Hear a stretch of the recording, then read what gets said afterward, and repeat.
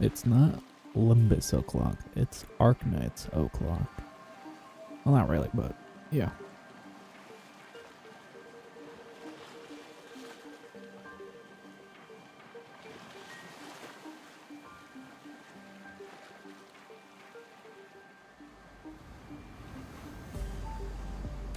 SJ Xcas. What that mean?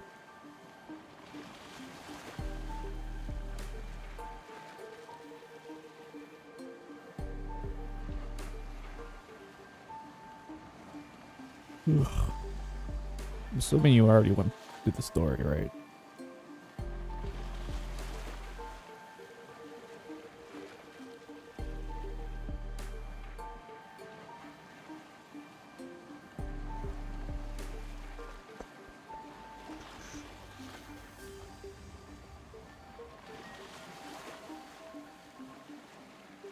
So, place this. Nice.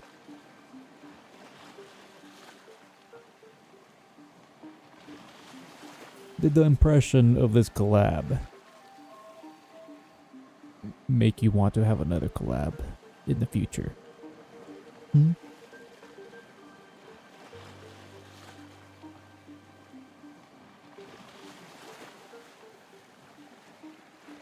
I can't wait until...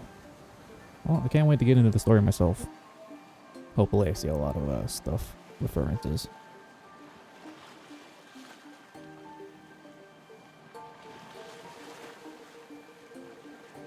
I'm just setting up real quick.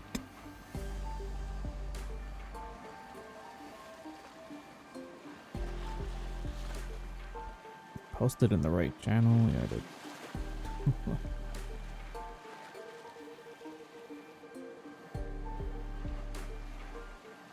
Alright.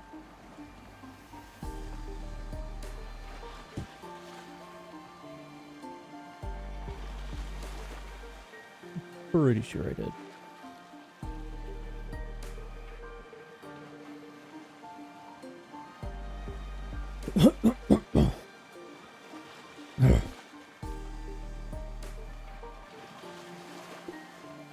Don't mind the cough. It's just old man things.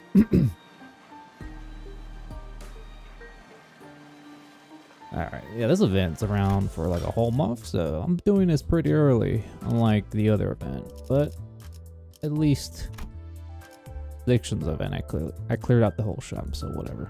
Didn't really matter. When's this gonna go away? 25th? What day is it? That was the 28th. Oh, never mind. I'm assuming there's a... whatchamacallit? Period of reward pickup before it goes away. Back hurting. Yeah. Sometimes. Especially when I have to stream. It's a pain in the butt trying to get a good chair that I can sit reliably in for a few hours without being sore.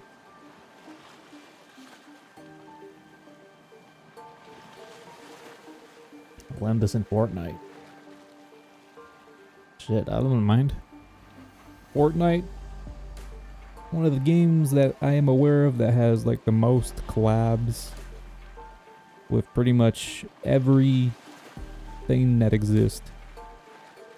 From anime to American comics to movies to video game characters to pretty much anything you could think of. It's ridiculous. I wouldn't be surprised if one of these gacha games eventually sneaks their way into that game at some point.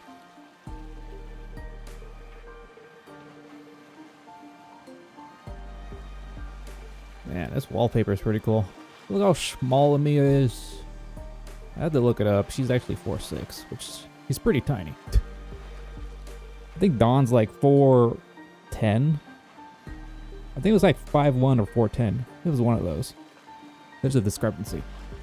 But yeah, very small rabbit. The Doctor is pretty short too. Dante's taller. Yeah, they're about the same elevation here. Limbus and lobotomy. Surely that's just not like the occasional Walpurgis.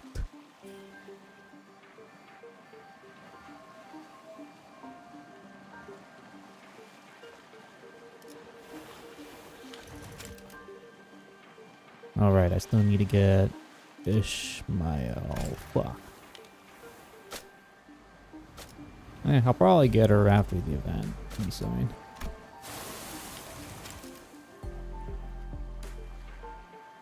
Well, actually, it doesn't even matter because I have these three. It's already capped out at 120%. Not like it matters. Let me see. Is this the right one? Not sure where to put the chat this time, but I'll just put it in the corner under the camera. Because I don't think anything really happens down there in the game UI anyways. It's not in the way of the game dialogue, so I'll leave it there.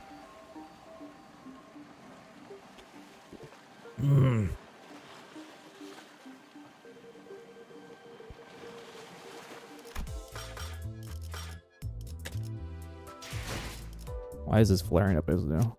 Did something pop up? What is this? Oh yeah, I forgot I had pursuance. Sloth. And heal.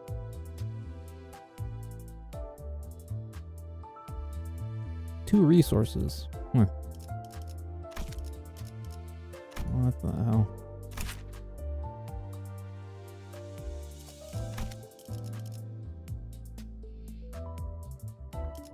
Limbus is so good. Is it? Lobotomy Corp is better. I highly doubt we'll get another actual game from them anytime soon. Assuming they divert it to another studio, I guess. Maybe. Alright, Ricardo will have to take the back line here. Only Amiya will be the announcer because it's canon.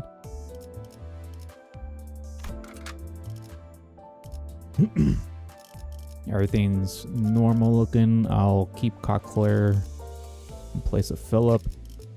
Philip and get the bench. Honglu has Ling ID. Ego. Post has Kalsit, Bus, Katu, Monster. Greg has Milner.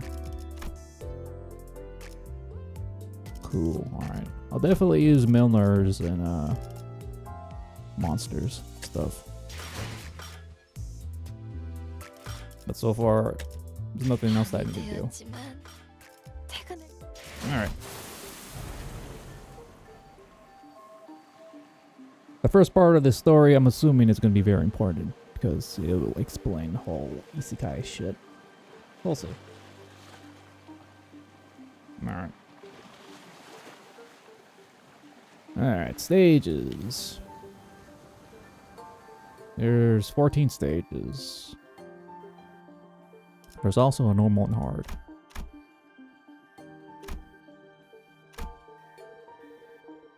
Oh, it just kind of sets you on hard on default. You get separate. Oh, you do get separate currency drop if you do multiples. Okay, that's good. First time they did this sort of thing, which is understandable with the collab. It's going away forever. I guess we'll do.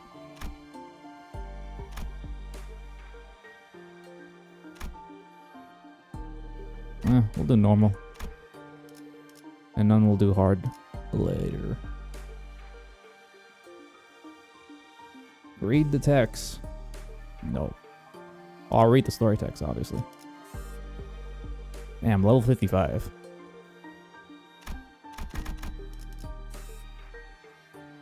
Okay, I guess that would make sense. Like, yeah.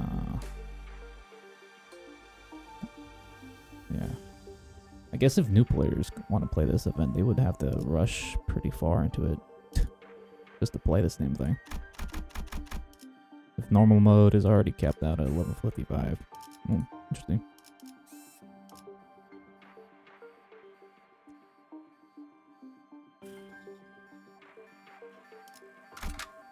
What the hell is this? Alright.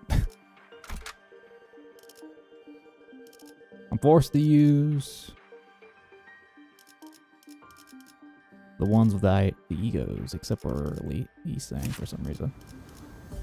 What the hell? Alright. I hate it when it does this.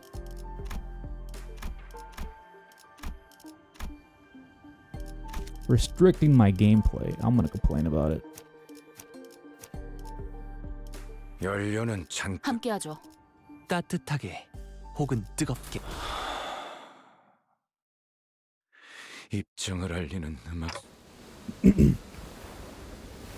I was exploring a lobotomy corporation branch when my consciousness sinks into the depths. The sense of cognition itself, a concept without form, floats into the shadow of an ever-widening river, swept up in its currents to nowhere. When we ran into an abnormality. But Sway told us that Hangyun's Lobotomy Corp branch should be free of any abnos. The abnormality, which had appeared out of nowhere, was more otherworldly than we'd encountered so far in our journey, and deep blue. It was fathomlessly blue and seemed to have a pool that endlessly drew us into itself. Just as I was about to recall this abno, a myriad of sceneries and a flood of incalculable thoughts crashed into my mind, like a wild waves before ebbing away from its shores. I was already lost and adrift somewhere within my own consciousness when I realized this. Just how long am I gonna be adrift? Was he just chilling on the ocean? Man, the sensation of my own consciousness floating away is quite the unfamiliar one. I floated about in that strange state for a while. I see the silhouette of your ears already. You cannot hide those ears. It's very blue. An unfamiliar voice seizes my aimlessly drifting consciousness. Dante. The fog of my visions clear as the voice breaks through the waves, and a concerned expression comes into view. Yes, I am. Ah, what a relief. Greg! I think Dante has come too. So who are you? I was about to ask further questions to the stranger with a particularly long animal-like ears.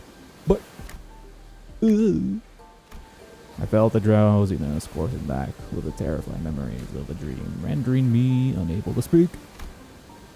I have to get a hold of myself. After an indeterminate amount of time had passed, I barely managed to wake myself up from slumber to get a grasp of my surroundings, only to find myself surrounded by more unfamiliarities. Why is Dante so hungover? Wow, look at Amia.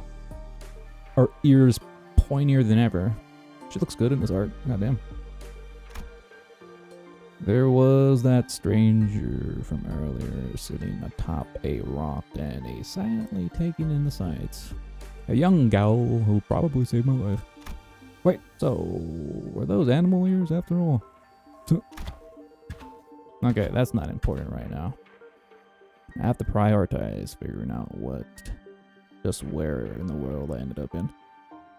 Assuming it's not too common seeing animal ears, like I know there's a few characters, especially from Rowena, especially that furry wolf chick, but I'm assuming Dante hasn't seen them too much.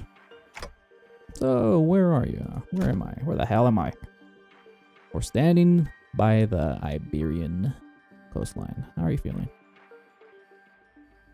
I saw Dante's the one that got isekai'd into the Arknights world. If they're in Iberia. Yeah, Tanya. There you go.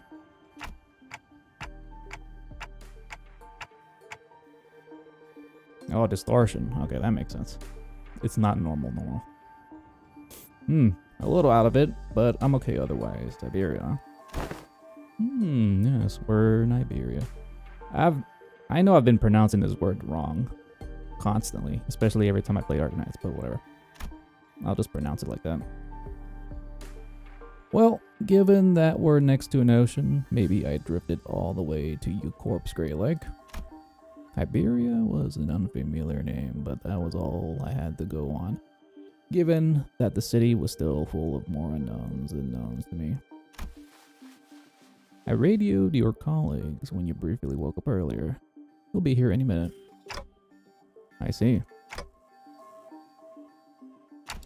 Wait, my colleagues. You must have run into the sinners then. I'm here. The fog of my mind immediately cleared as soon as I realized that the sinners were all nowhere to be seen. Sinners? I think so. I ran into them earlier. They were all looking all over the place for someone with a clock further ahead. That was a pretty unique description, so I could tell right away that you were the person they were looking for. I just barely noticed, like, she's having a clear conversation with Dante, so I guess she's able to use her telepathy pretty well. So this clock head does come in handy. Good manager bud. Dante. I'd woken up in an unfamiliar place to an unfamiliar face, and in the midst of this all-around sense of displacement, the faces that appeared before me were certainly a sight for sore eyes. Ka-ching. Greg! On.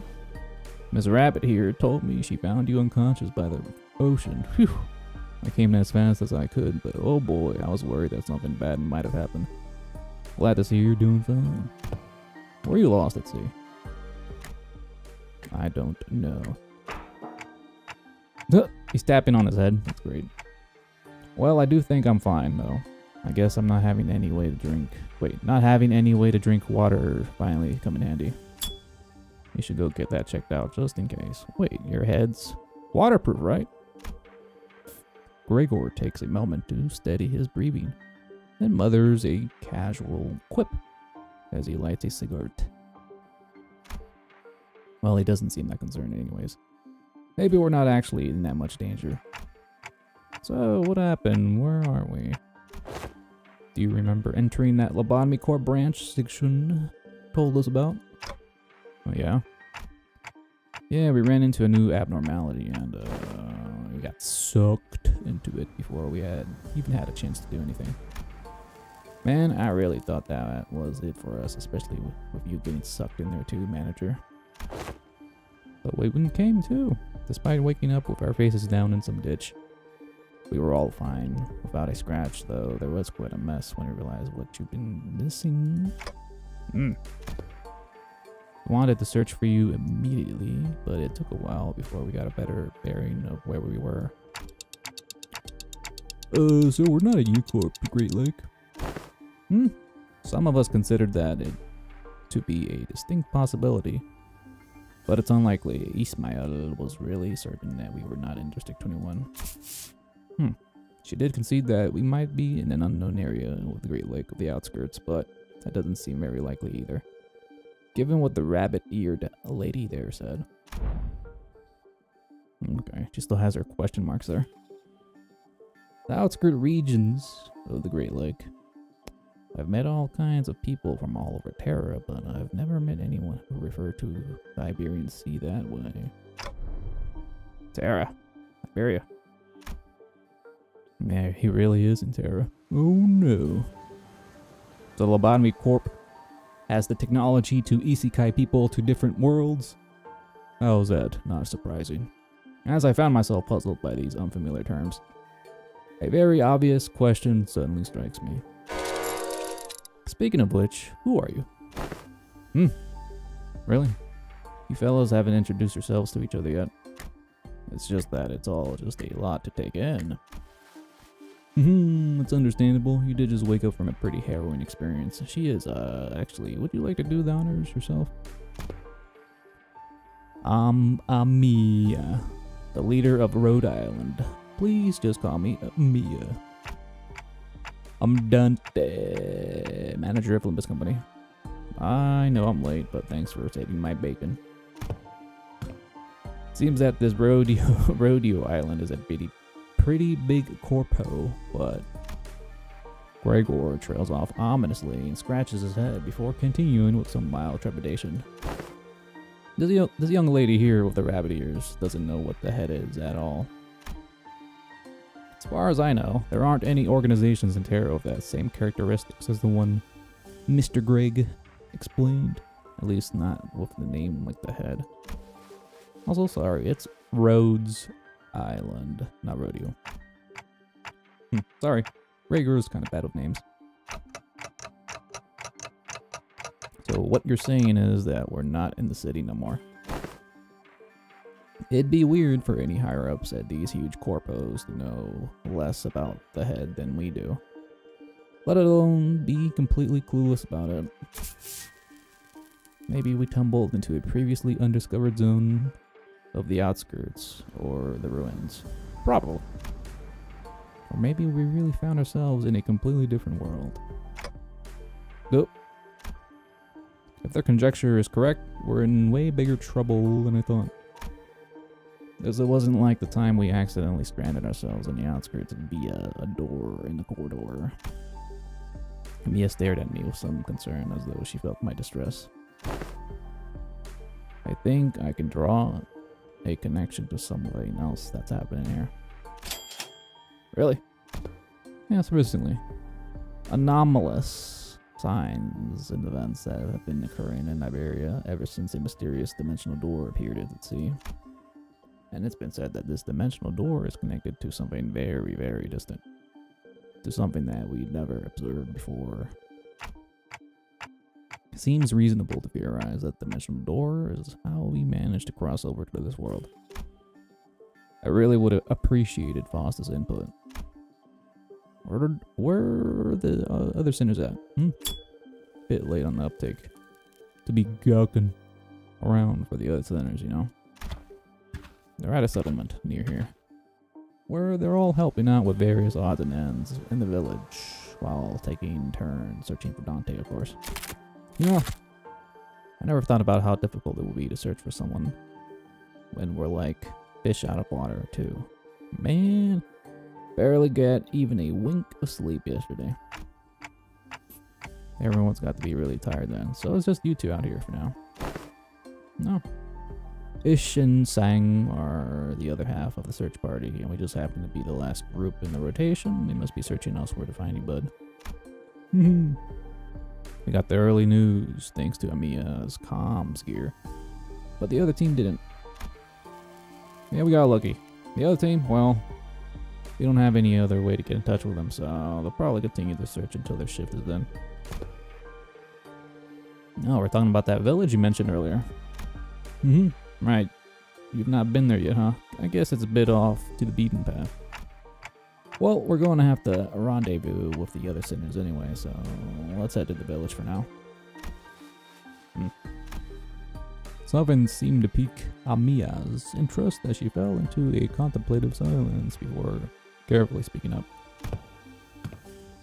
I would like to accompany you there.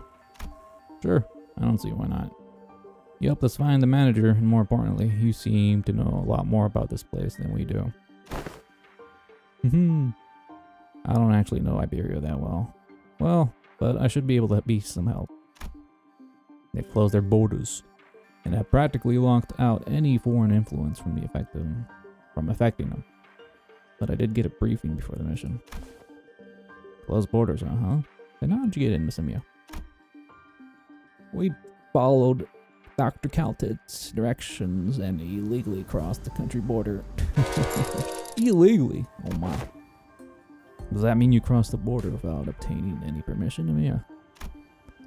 We had to cross the border somehow in order to investigate how and why the dimensional door came to be.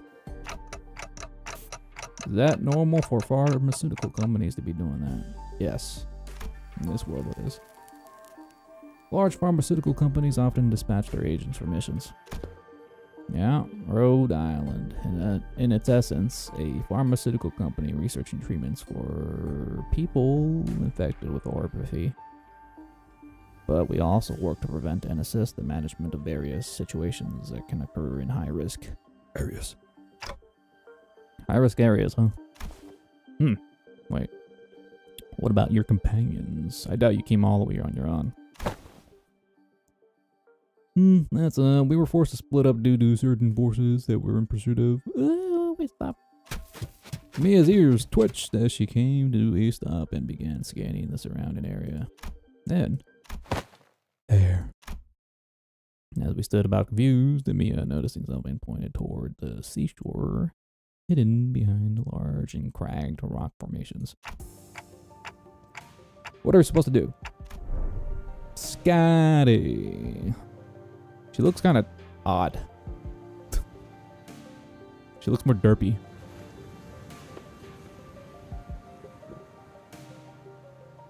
She is naturally head empty a lot, and this art shows her face very empty. There we saw someone wielding a lengthy greatsword, bickering with two familiar faces.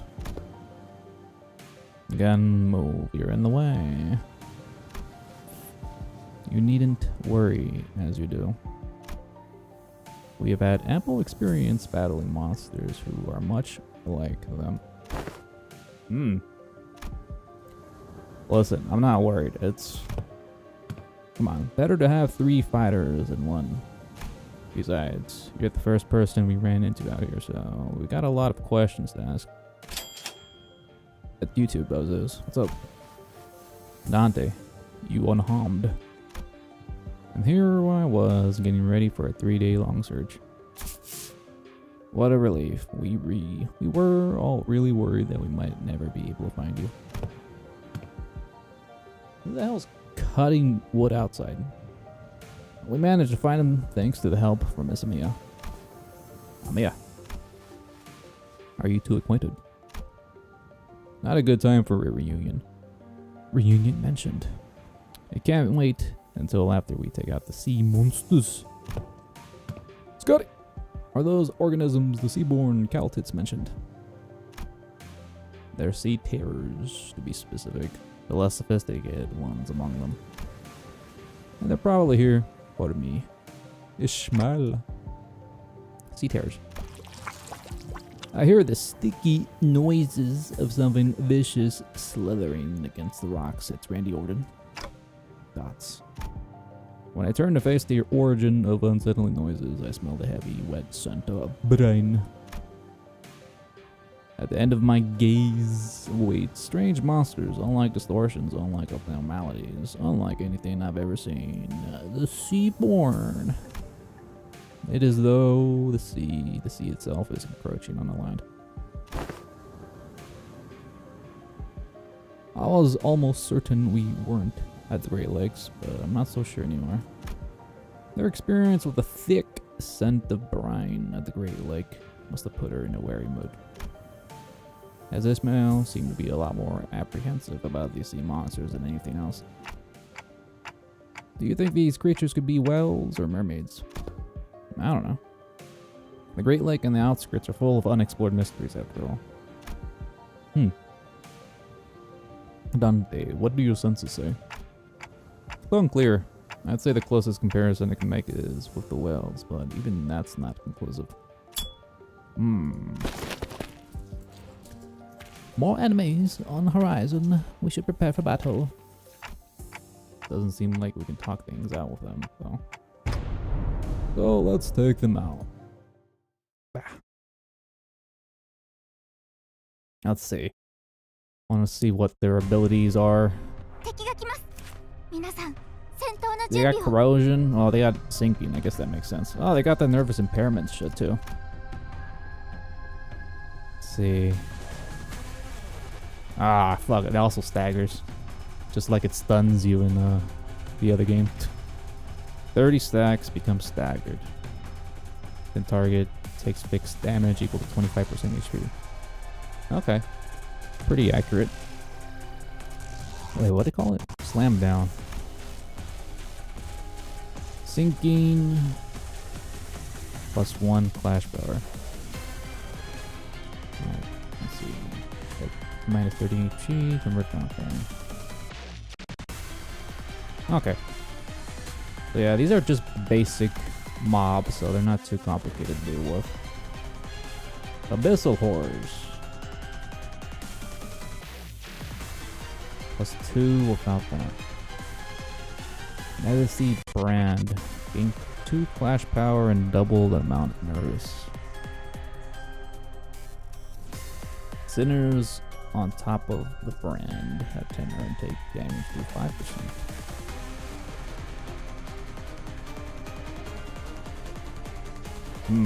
Alright. So basic sea sinking. Damn, there's a lot of them.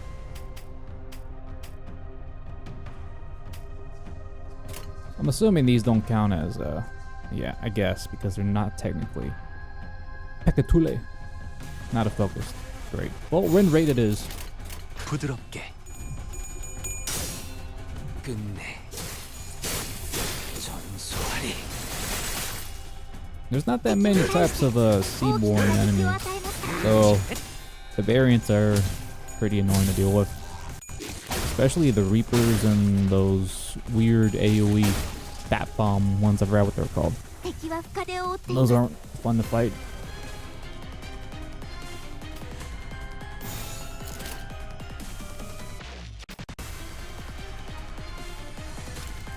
Nervous impairment, 1 stack. 화격검. How's the music levels? Assuming it's acceptable. It's in the green. 囚人の皆さんの状態を確認する必要がありそうです。管理人。 Music is in the green as long as it doesn't go in the yellow. 부드럽게. It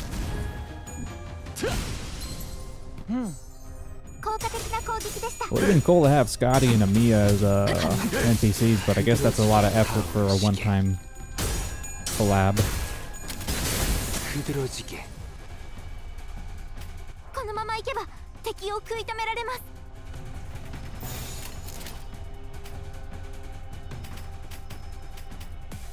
화격검. 끝내. 더러지 같은 놈들.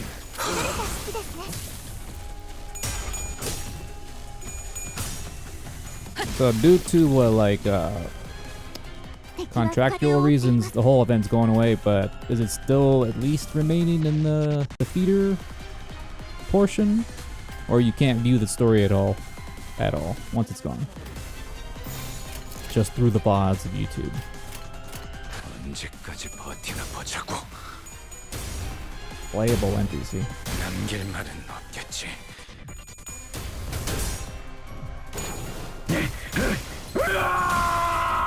더러지 같은 놈들. You have to go through this every time a collab happens with some random gacha game.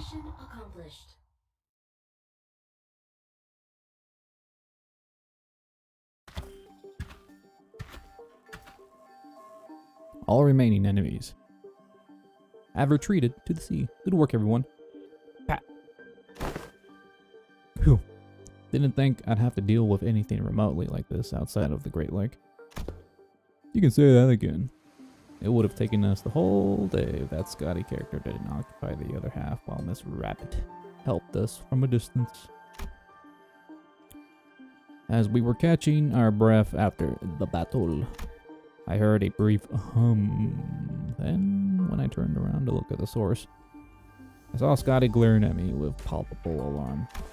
Strange people who transform. I'm guessing they witness the ID mirror world equipment thing. and ahead of the clock. I guess they're both technically true. The Kioskati has returned. She is indeed very Kya. Well, it's nothing more than a theory at this point. I think they have a lot to do with the dimensional door we're supposed to be investigating. Nice to meet you, I guess. Okay. Obviously, Scotty doesn't have the telepathy, unlike our rabbit here.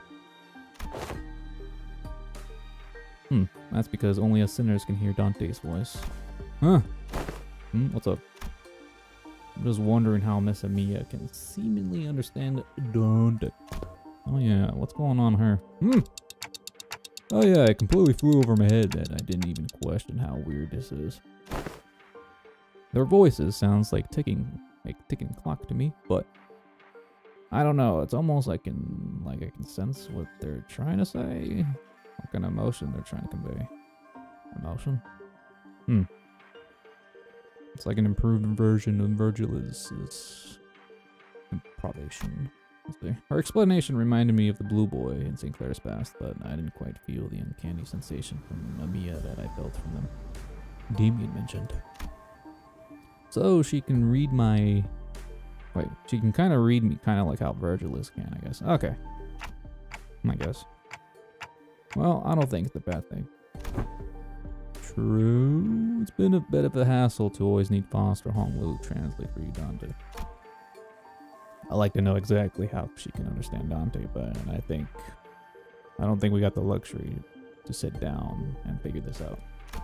So, are we heading back? Sounds like a plan. It's not like we know anywhere else to go, right? And Miss Rabbit here will be tagging along too. She said she'll help us find our way back. I'm glad to be working with you too. Also, Ismail, Mr. Honglu. Took the words right out of my mouth. You've already helped us plenty, and you clearly know a lot more about this place than we do. The journey is a long, perhaps embarking on it. The sun's fall would be wise. How long is the journey? No idea. It's not like we have a clock with us. I do not know that it's not very far though. We just need to walk along the coastline for a bit. I like how she's just staring at the clock. Scotty quietly points in my direction. Well, Dante can't tell us the time because they're not on time. And why the clockhead? His clockhead is just a smaller form of that plague doctor's clock thing. He just needs more sinners. I didn't exactly choose to get myself a clock-shaped head, you know. I looked away from Scotty's inquisitive eyes, which were quite solidly fixed on my head. The coast of Iberia, hardly a good place for people to live in. It's shit. There's cultists, there's seaborne churches around here and shit. There's all sorts of weirdos out here. Those things can go anywhere in this world, but they thrive at places that meet the ocean. So how did people manage to build a village at a place like this? The monsters are called seaborne or sea terrors, yes. While it is true that they pose certain difficulties, they were hardly the kind of monsters with the strength to bring scourge and drive out the local populace. Well, about that. Don't judge them based on that brief skirmish. She's just telling us to be on our guard, right?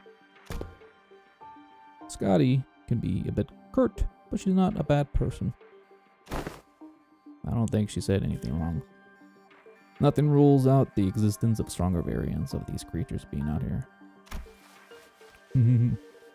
Scotty's concern only served to fan my curiosity, but something about her expression communicated that I probably shouldn't pry, so I quietly quickened my pace as we walked away to the village.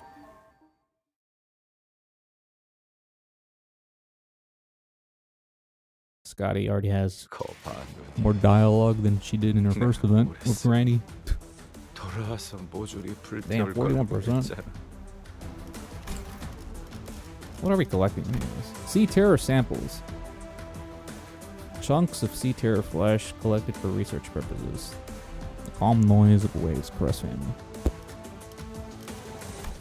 Taking your scaly bits.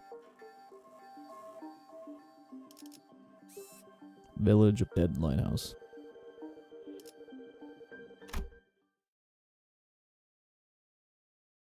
The lighthouse. We're gonna meet Loman, whatever his name is, that blue haired dude. This hardly looks like a village. It's more like the ruins. Ruina is in one. Doesn't seem like they've done any proper upkeep to the place. Not in a while, at least. Ew. They're really here, living together. The strange buildings tell the stories of former prosperity from a bygone era. Our steps leave no footprints on the wet, muddy ground on it. I see a rotting sign marked with a name, Faro Muerto. Anywhere I look in this village, I see evidence of long, silent abandonment. We don't see these kinds of abandoned-looking ruins often in the city either. Well, yeah, there's always someone or something out here waiting to capitalize on that free real estate. Be it a syndicate or a couple, it picks it up. Better than this, at least. So, where are the sinners? Ah, there's a clearing down there. Where we were entrapped betwixt a twain of great ships harrowing winds against ourselves. Ooh. And that is when young Ishmael boomed her command most resonant. Say no more. I didn't even have to try to search for them. That unmistakably sonorous and familiar voice echoing triumphantly through the empty buildings is none other than Don Quixote, sharing her fairy tales. There she was, standing atop a low podium like an actor on stage, regaling a group of people in rags with tales of their adventures like a traveling thespian. Answer, ye dogs, horsemen, 'tis the moment I, Ishmael, the first mate of vessel Mephistopheles, shall navigate. To Canto 5 flashback. Canto 5 mentioned again. Stop, hold on, just what do you think you're doing? Young Ishmael, unhand my mouth, for I was just about to regale them the most fantastic tale of adventures at the Great Lake. Manager Esquire.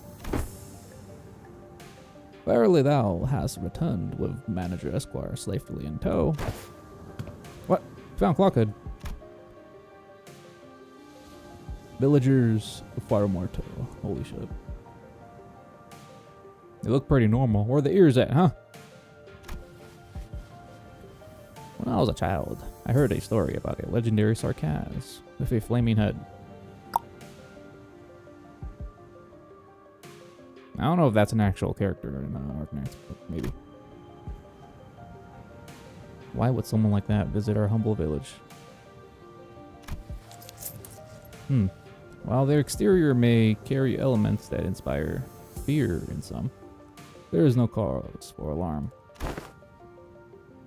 Yeah, they might look like that, but they're Dante, our manager, and the rest are bums. Oh, except Scotty. And Amir. Hello. I'm sorry, who are you two? It's fucking squishy sound effects, man. There are two very nice people who helped us find Dante. This is Miss Mia, leader of Rhodes Island. And this is Miss Scotty, their operator. They'll be coming along with us for a little while. With us? We believe that the dimensional door, which we at Rhodes Island are investigating, has something to do with why you suddenly woke up here in Iberia. As Amia was bringing the sinners up to speed. Boop. The villagers, who were staring at us curiously, approached us. Did our conversation manage to convince them that we're not a threat? I hope so.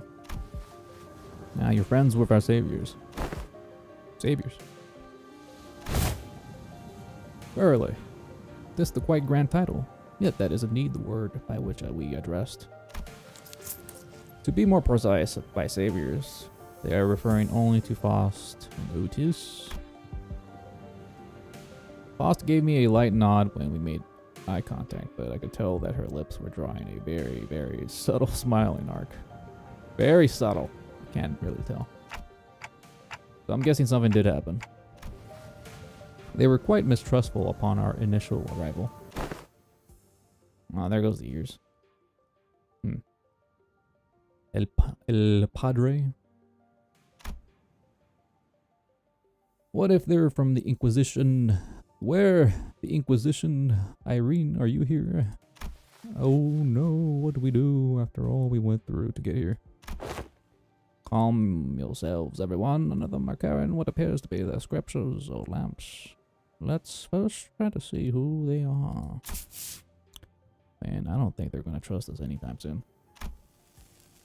They're all old curmudgeons. I almost read that as curmudgeons. What the hell? Let's stink and PTSD. You can't do that, Ryoshu. We can't pillage their storage depots. It looks like they've already had enough they already had enough hard time as it is. I don't think STNC is a good way to get started either.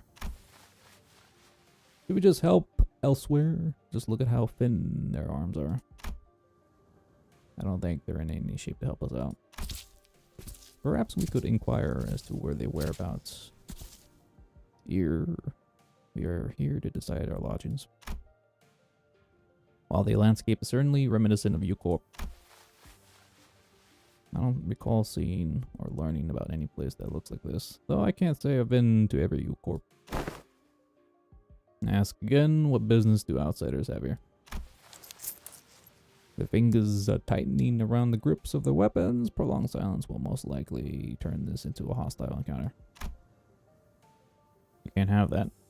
We're from Limbus Company. Fixers of justice. Yeah, that. Fixers of justice. Oi! Don't you know when to keep it down? Fixers. That over there is the ship blueprint, isn't it? Are you looking to repair a vessel by any chance? All these construction materials seem to suggest so. Chief. Yeah. This does not concern you. It's not something a mere outsider can understand. Curious, I've never seen an energy source like this before. Have you run tests to rule out any stability issues? It seems the power to the heat exchange method comparable to the utilization of fusion energy. Have any thoughts on this, Miss Faust? General design structure is somewhat old-fashioned, but there are certainly inspired parts to this design, particularly with the usage of the core energy source. While its stability would need to be further studied, this technology seems to be incredibly energy efficient. Oh. You identified all that merely by glancing at this blueprint. You must be the village chief then. If so, I have a proposition for you. In return for assisting in their ship repair, we promised a ride on their vessel. Miss Faust has theorized that perhaps by going out to the sea, we may be able to find a way to return to when we came. Does that mean we can find a way back somewhere out there in the sea? Nothing is certain, Dante. At this moment, we were working based on a hunch. Sensing the implicit omen in her choice of words, I slowly turned around to look at Faust, who nodded solemnly in response. If we're really in a different world, even her gazelle shaft have to be disconnected. No issues were encountered in the repair process. Faust smiles faintly as she looks around. Then she pulls me in by the hem. She whispers in a low voice.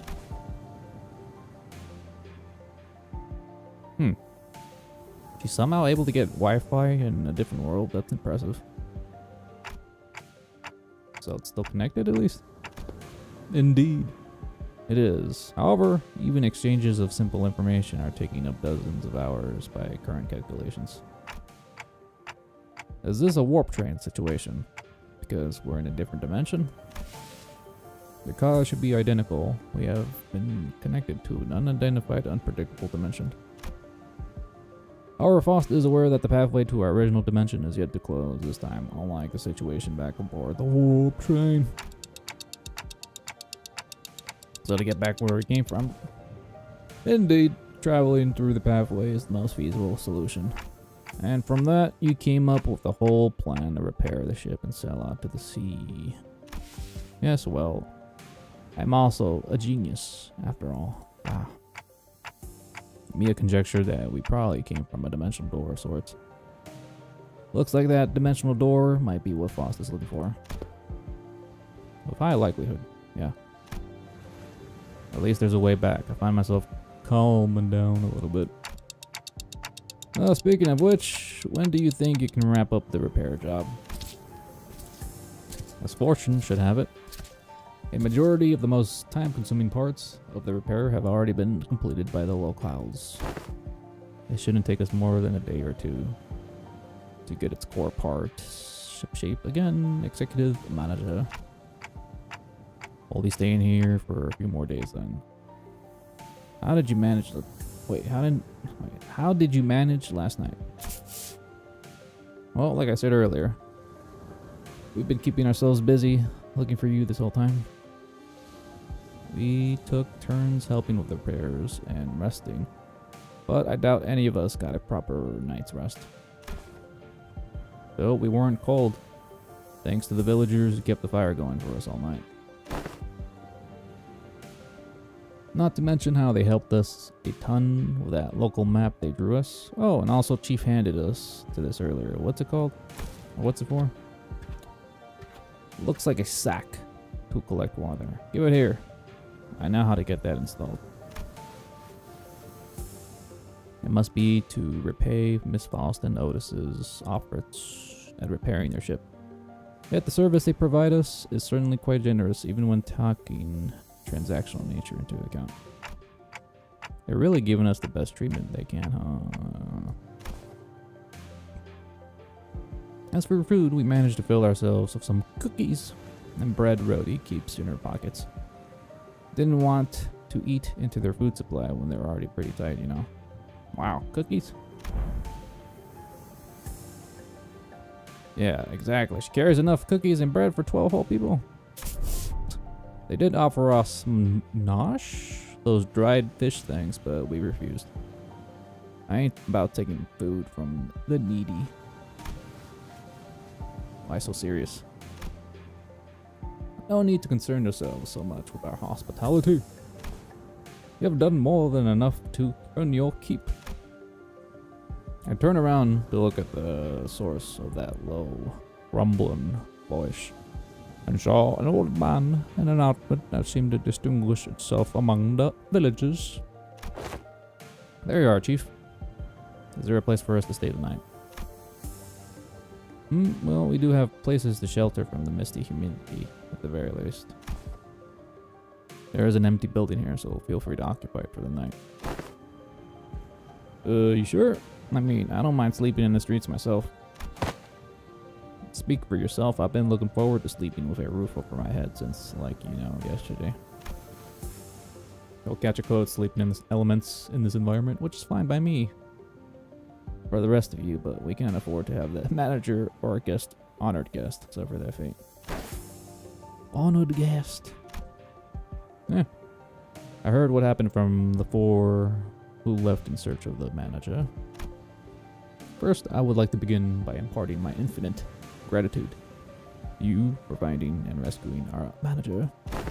I hear that you are a leader at a pharmaceutical company. This acquaintance shall be coming in handy in case our stay becomes significantly prolonged.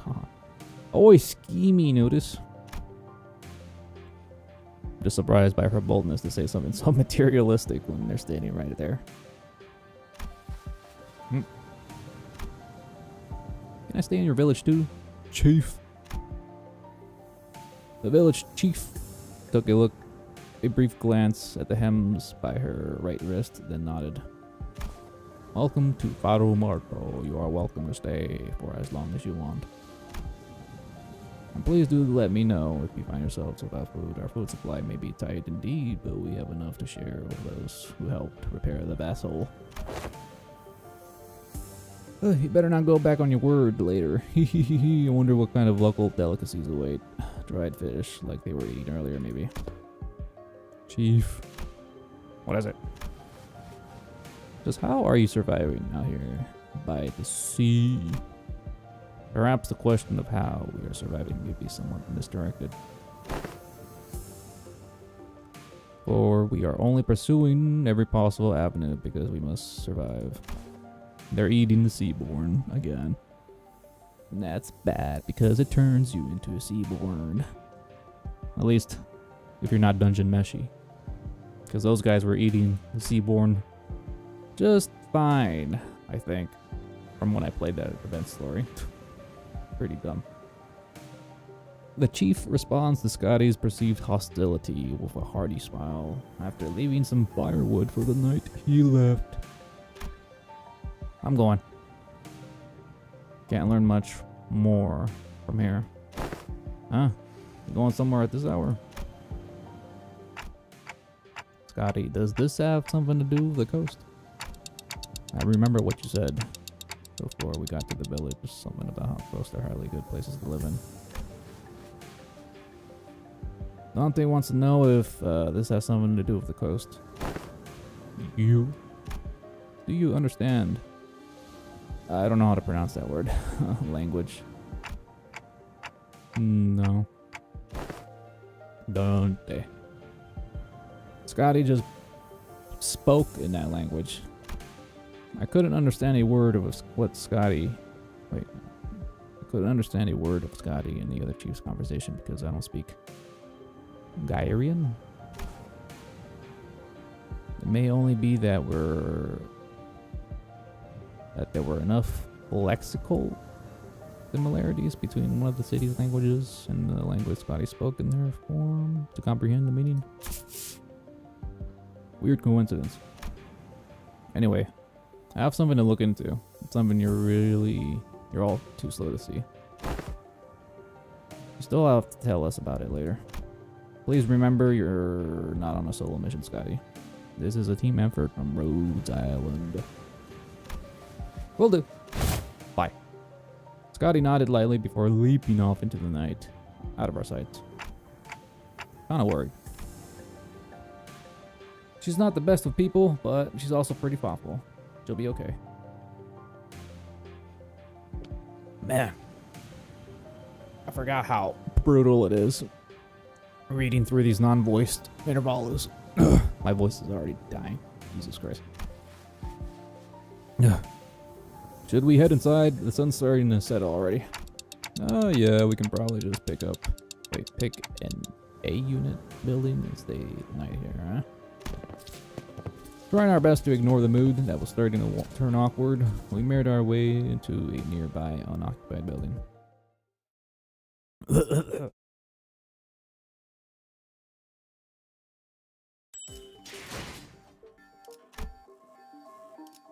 Oh, alright. Shit, more reading. Alright.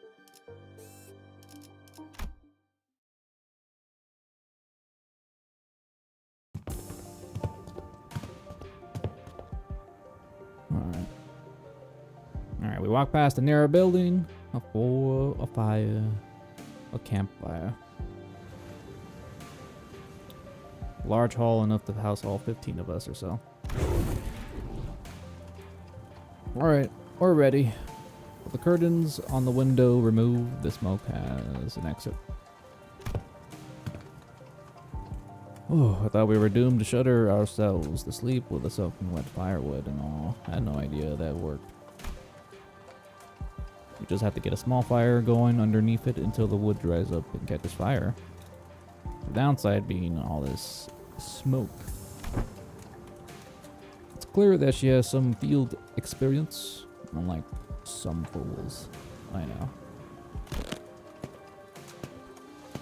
I should sit here and let her carry the burden of labor alone. Bequeath upon thine ingredients, young Rodion, for I shall conjure 3 a pot of special fixer soup.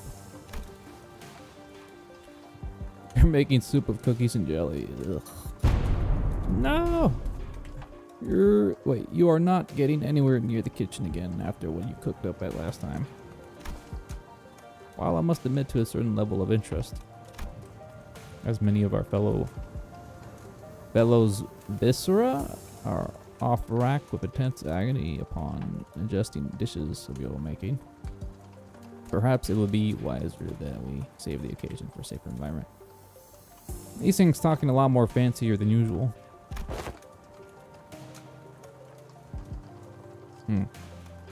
We agreed to leave cooking to Moe or Udi if we're ever in a situation like this, remember? Did we? I don't remember that. See, I think it's become sort of an unspoken rule after everything that happened. Remember back during the last year's cooking contest at K-Corp? They were the only 2 people who managed to get remotely positive reviews. Bang chicken. Does that mean we'll get to try out Otis cooking once again?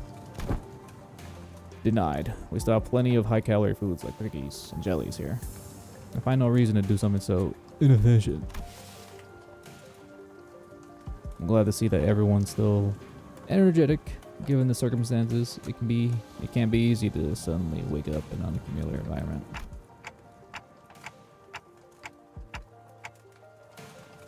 Well, we're all kind of used to it by now, getting thrown into unfamiliar places.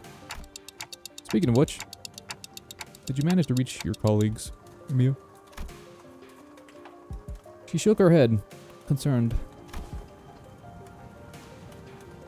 They might have lost their comms devices, or maybe they ran into some other trouble. Could they be in danger? I don't know, but I'm sure they're okay. The doctor, the Caltits, they're both more than capable enough to look after themselves. Long have this curiosity lingered within me, thus allow me to inquire. Corporations are by their nature organizations in pursuit of profit. Yet the activities of your corporation resemble those of a charity organizations. As opposed to a pharmaceutical company, is there aught that might explicitate that blurred distinction? We're a very armed St. Jude's Corporation, right? Just leave it at that. How come a pharmaceutical company like Rhode Island's helping people? Something about what Hong Lu said bring back unpleasant memories. The horrible experiments seen through the cascades of flowing tears in the face of the suffering, the embodiment of greed, and what? That left a terrible wound in Hong Lu's fathoms. Oh. Alright. Yeah, that whole bit with the policies. I kind of see it. The pharmaceutical companies I've seen in my journey were corporations that, despite possessing the capacity to heal, those who chose to obsess over profits and the red. There are many in Terra who are suffering from a disease or a pipi. The disease crystallizes you. It spreads deeper and deeper into the infected's internal organs, eventually culminating in her death. Yay, rock cancer, aka orpathy. Amia showed me the back of her right hand, dotted by what appeared to be obsidian crystallizations. Its appearances reminded me of the bio-treatment from the back streets, but there was something more to it. Something more restless, more sinister. It's a terrible, painful disease, but there haven't been any recorded cases of full recovery. There's even a worse problem. Pray tell, what could possibly be worse than an incurable deadly disease? While it varies region by region, discrimination against the infected is widespread across Terra. Those who suffer from it must face unfair treatment. Isang began with a dark expression. Some are quarantined in places with terrible, inhumane conditions, and there have been massacres too. I don't mean to be callous, but is this Orbifi highly contagious? No, there have not been any recorded cases of infection by contact, as long as the subjects are alive. But when the infected dies, the crystal grows into their body, decay, and turn to dust, scattering, which is what spreads the plague. Then barring environments like active battlefields where casualties are to be expected, staying within close proximity of the infected in daily life seems to pose hardly any risk. So what's the problem then? They're already past the point of They're already past the point of caring about what the problem is. Once people start feeling iffy, all logic goes out the window. Then Rhodes Island's goal has to be, yes, it is important to develop a cure for Orbifi, but I think what really matters is that we change the circumstances for the better for the infected. And that's not going to be an easy endeavor. Though, that is what gives your effort meaning. I hope you can achieve that goal, Amaya.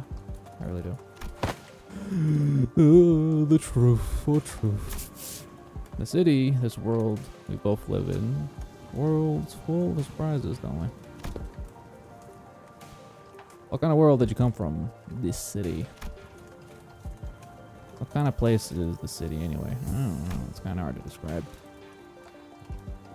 The kind of place with too many pointless rules. Fucking Mersault. The kind of place where the moment you think, isn't this too much, you see something even worse. Sweeps. Wow, what was this guy's name? I forgot already. Try as I might, I couldn't think of a single positive thing about the city. Yeah, can't blame you. The sinners seem to be in agreement, as most of what came after was quite scathing. The kind of place where good deeds rarely go unpunished. Where sympathy is a good attitude to have if you like getting stabbed in the back. Nothing good ever works out there. It's a shithole. Oh, need water.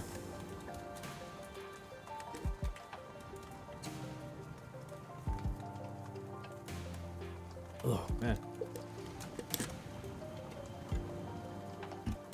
Whenever the next interval comes out, I'm probably not going to scream that shit, because I don't want to read. It's an irrational place full of absurdities.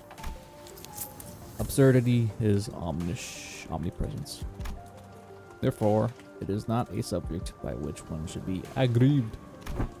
We can at least grouse about him. Though, I mean, it's the only thing we can do. It would be more correct to experience more and acclimatize oneself to it instead of complaining. Mersault's having a lot of dialogue, surprisingly. You did say something about that like last time. Just as the mood was starting to turn rather sour, Don Quixote shouted through the awkwardness.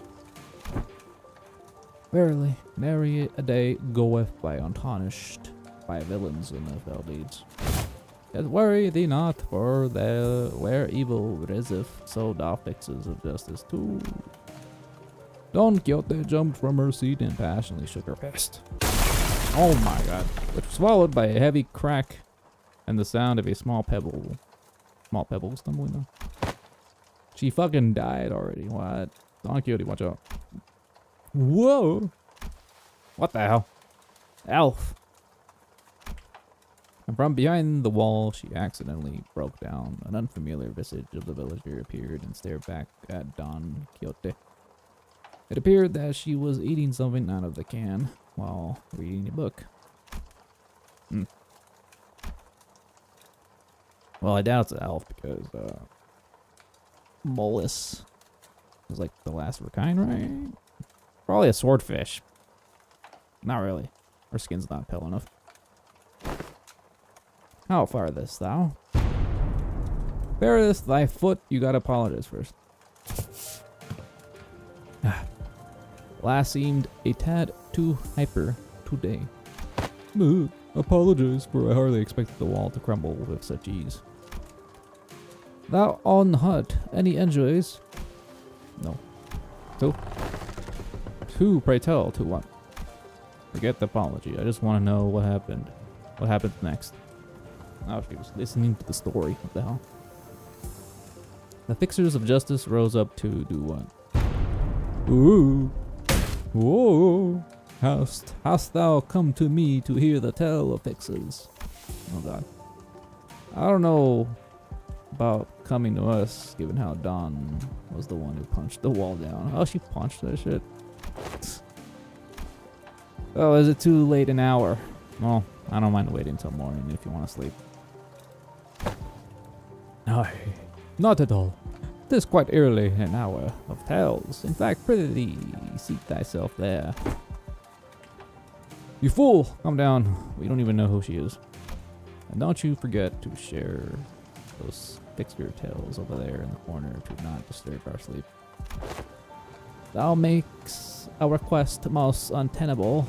These tales deserve to be announced to the world with the greatest gusto from the center. Yeah, that's the best way to hear those kinds of stories, but we should probably introduce ourselves to each other first. Mayors. Mayors? Not other mayor. Different mayor. Alright. Did you meet the village chief earlier during the day? He's my gramps. Oh, that nice guy. He had a granddaughter. I have not seen you once, Miss Myers. Under the sun. Oh, you're right.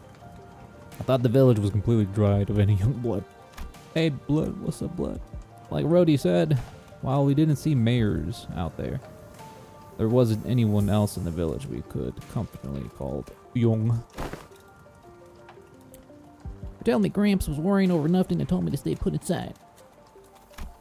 Going on and on about the dangers that outsiders pose and everything. It seems that they do not give full faith to their saviors. These are things you cannot share even with whom you trust with your life. I would like to know why. My. So, there are a bunch of other kids who are stuck indoors in this village. No.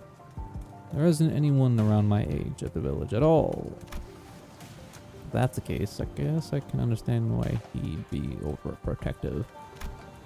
Anyways, it's our turn. We are Limbus Company. I'm good. I heard enough. Yeah, she doesn't give a shit who you are. You did? Oh, pray, how didst thou hear us? Via a listening device, most secret upon our chamber. Mayors tapped a side of the wall, the part of it that was still standing anyway, and smiled ironically. Bad soundproofing. I could hear pretty much everything. Dawn, right? Everything Dawn practically sang during the day. Barely, I see. I think you could really do some sense. Wait. I think you could really do some sense of embarrassment for once. Well, I guess that's good enough for the self-introduction, so care to regale me with the tales of fixes who bring justice to the evils of the city. They both have the starry eyes. Look at that shit. Indubitably. Yeah, this shall do. I shall regale thee with a tale in which the legendary fixer, the arch magnificence herself, the Red Mist, well, the Red Mist mentioned again. I suppose that killed any hope for a good night's skip. Huh? Don't you usually pass out within a minute if you're back hitting the hay, no matter how noisy things are? What? Do you take me for some kind of hibernating bear or something? Look, even I have trouble sleeping when there's noise all over.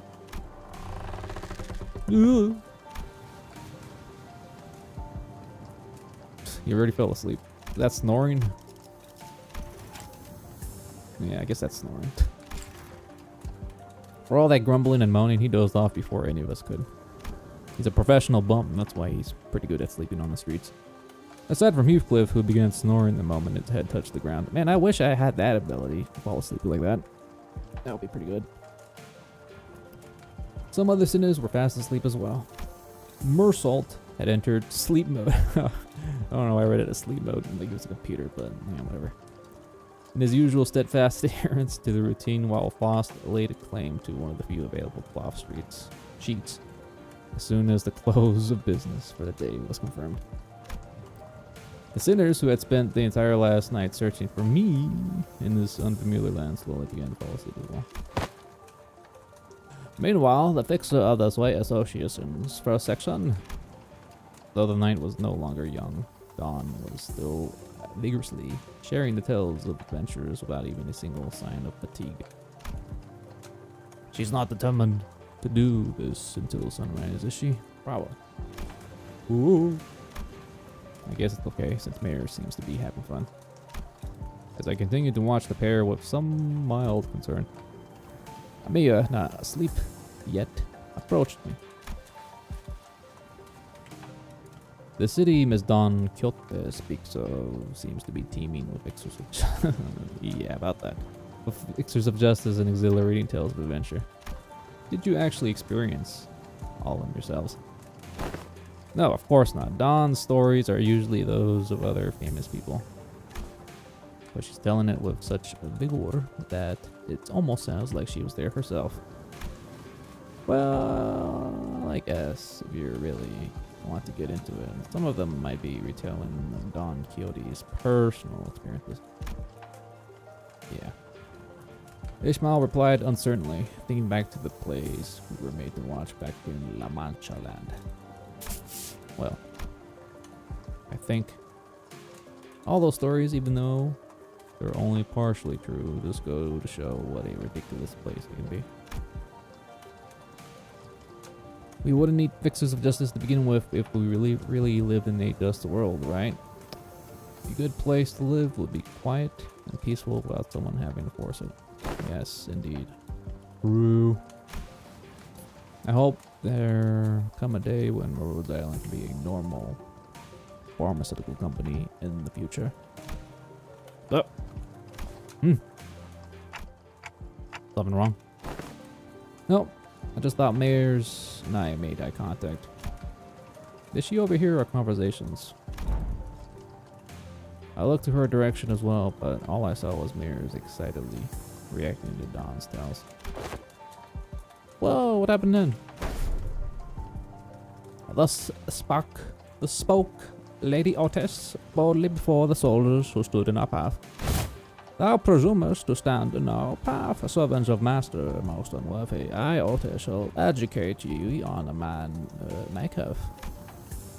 Dawn was now retelling the stories of Limbus Company's adventures in Hunyan, and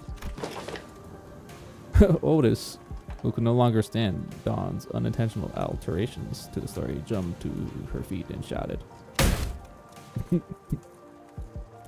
What kind of nonsense are you feeding her? I never said anything like that. Verily, verily. Certain aspects of this retelling may have been exaggerated. That's the tales of adventures for you. Things are bound to get a bit dry when a story is too told as realistically as it is, right? You know, nothing. Not even anything resembling a record. A book remained once, and the profound silence swept through this village. Silence. So I've always had a craving for these kind of stories.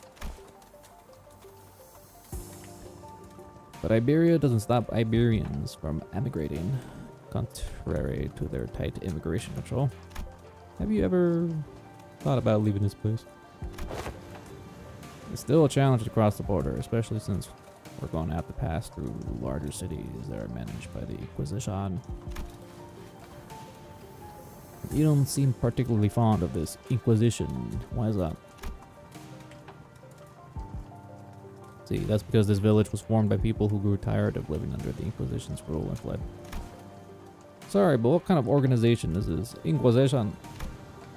Sinclair asked, face turning cold upon hearing the word Inquisition. Oh yeah, Cromer. And what people that fled from it. The hammer we saw back at Collab? Collab? Aren't the kind of memories that were so easily forgotten. According to Caltits, the Inquisition is what filled the power vacuum once Iberia fell into chaos. That its inquisitors are with rapiers and lamp-wielding protectors of Iberia cities from lawlessness. Cave? I thought you pronounced that shit. Calf? Cave?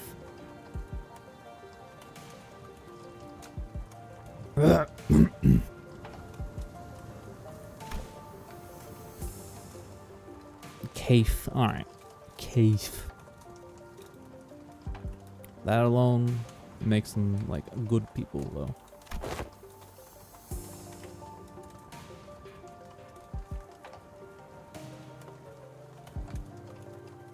Oh, calf.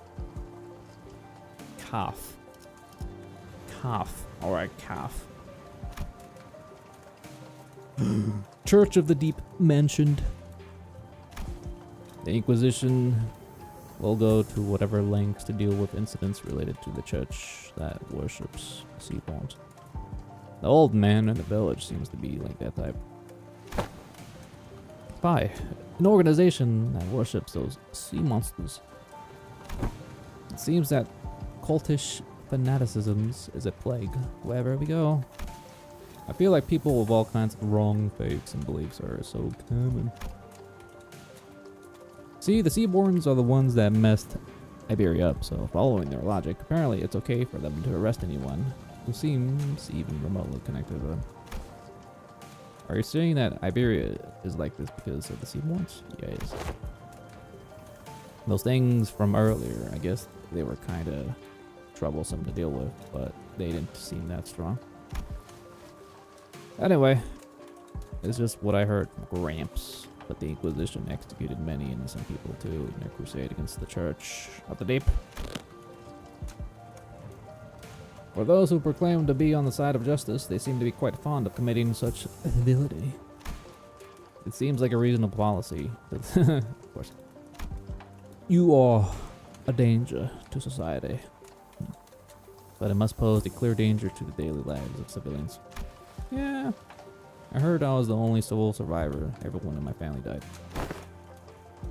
You must have had to endure such a long period of pain to be able to say something like that with such composure.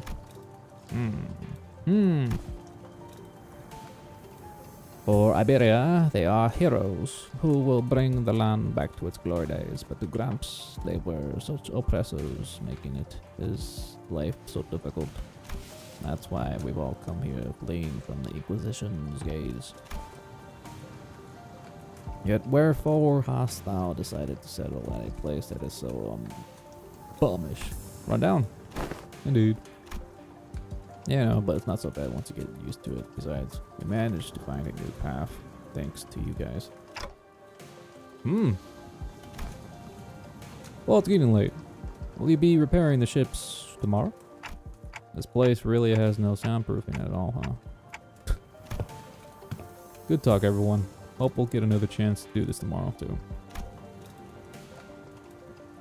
After seeing Mayor's to her own room, the other sinners, who were still up anyway, and I laid ourselves on the hard stone floor with only a thin layer of cloth between our backs.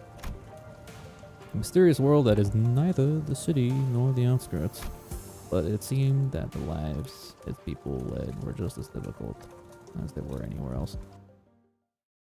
Oh boy.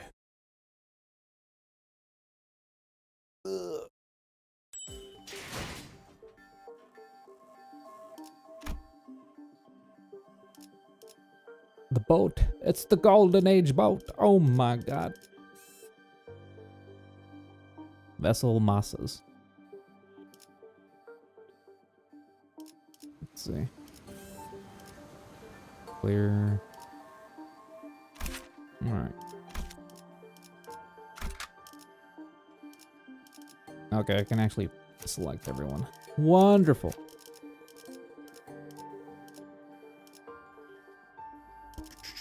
주군께서 모이를 뿌리셨으니 주군께서 모이를 걸맞는 곳이어야 할 거다. 차! 연료는 잔뜩 준비해뒀지. 함께하죠. Need to keep track how much event currency I have. 준비는 항상 되어 있습니다. Oh, wait. Yeah. 이번엔 어떤 준비는 항상 되어 있습니다. 함께하죠. 잠깐만. 일이라면 따뜻하게 밧줄 단단히 가자. Now I 죽이라. gotta watch this guy here. The Inquisition ship. That's a fancy ship. Is it made of gold too? They really like making their golden boats. It's so big. Oh, I gotta zoom in. Ooh. Amazing. I don't know there were remaining vessels of this class in Iberia. SB, her name here. 'Tis called by the name of Rebellion de la Masas. Rebels of the Masses. Revolt of the Masses. Meh, close enough. A name very much mired in peculiarity. Hong Lu chimed in that he was rather fond of its size, being about the same as the boat from his home, while Ishmael quickly jumped in to correct us that its size alone wasn't anything special at the Great Lake, but it was still pretty big compared to Mephi, or the Indigo Elder's dinghy. I thought it was just going to be somewhere around Mephi's size, but at most, are you sure you can get this ship fixed in a day or two? As I briefed you yesterday, the great majority of the time-consuming repairs had already been completed by the villagers. The extent of our repair that only concerns a few components with the vessels the villagers cannot repair, which shouldn't take as much time. Unless parts that are unfamiliar to Faust are also malfunctioning. Such as the core engine, remaining repairs should be sufficiently managed by Faust. Despite Otis's confident declaration, I could not help but feel oddly unsettled as I look at the ship. I don't know why, but something tells me that we don't want to linger here for too long. So please be furry about it, just in case. I'd rather not sit on a sinking ship again. My experience at the Great Lake was enough. Do not worry, Dende.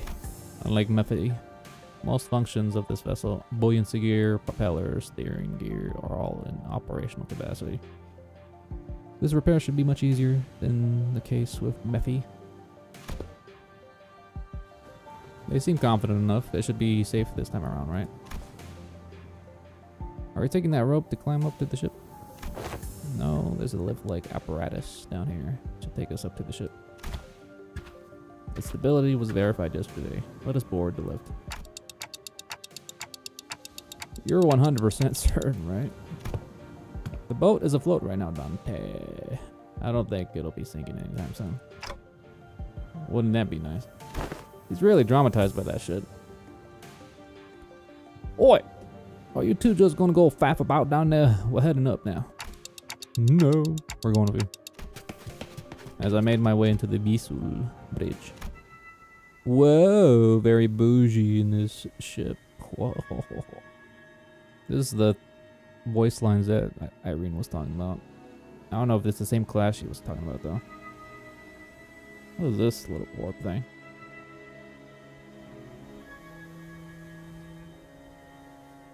Very jarring. There's like hella holographic UIs. What the hell? I was greeted by the extravagant interior that was as gaudy as the exterior. This isn't real good, is it? Sure, it's shiny as heck in there, but I got butterflies in my stomach. Ass. Aesthetically satisfying, she says. But too ostentatious. Not quite my style. Our young Mephi is also quite the excellent vessel. Yet, I imagine the adventures we could embark on aboard this vessel could most lavishly decorated. As Faust and Otis were working on one of the control panels, Ishmael walked up to another and interfaced it with before giving a knowing nod.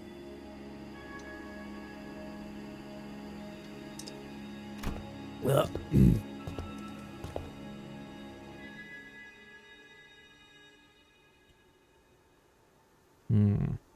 This must have been an investigative or research vessel of some sort. But it does seem a bit extravagant for one of those, though. Look, coordinates updating in real time. Whoa, that's pretty high tech. The coordinates seem to have been set to somewhere out in the middle of the ocean. Maybe it points to the small islet. Nope. No islet here. Whoa.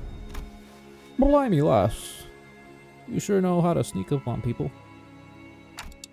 Ayers. Did I actually surprise you?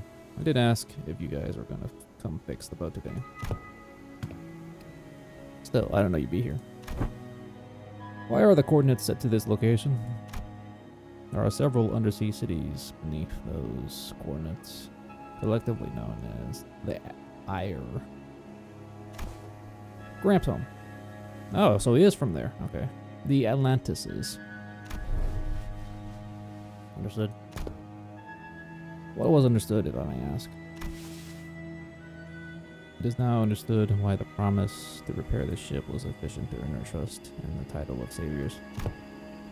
What's she on about? Someone get translating. Consolidating and cross-referencing the observed particular circumstances of the village and the statements from the village chief alongside the, oh my god, what is all this smoke? God damn it. Yeah, alright. Don't pull up. Calcit on me,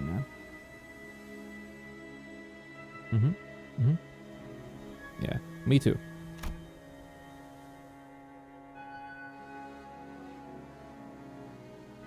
Alright. No TLDR for her. Lower the baton, I implore you. I shall explain it in full. I was wondering when Miss Smartass would start grabbing like that again. So what's she on about? Heathcliff's shoulders were relaxed. It didn't seem like he was actually going to swing the bat. He placed it lightly over his shoulders with a sigh. A brief observation of the village seemed to suggest that their subsistence situation was quite dire. Much of their daily sustenance consisted of dried food, most of them made for long-term storage purposes. Considering what Scotty said about the coastal areas are full of danger, maybe those dried seafood aren't around from here. Maybe it's food they packed when they first came to Faro Muerto.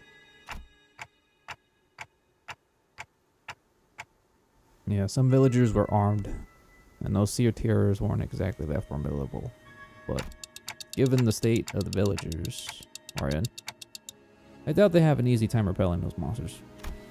Indeed.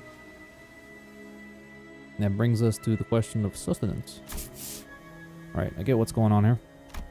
The lass and her granddad are about to visit their hometown, and they're trying to get some food supplies from here to feed the villagers and to convince them they're planning to use the fact they're from the same neck of the woods or sea, I guess.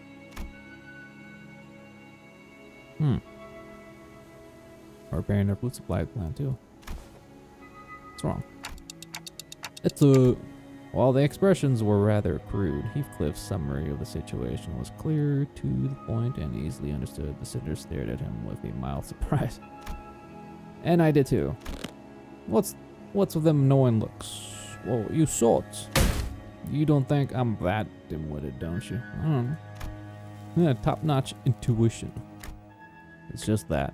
It's been a while since you've shown this side of yourself.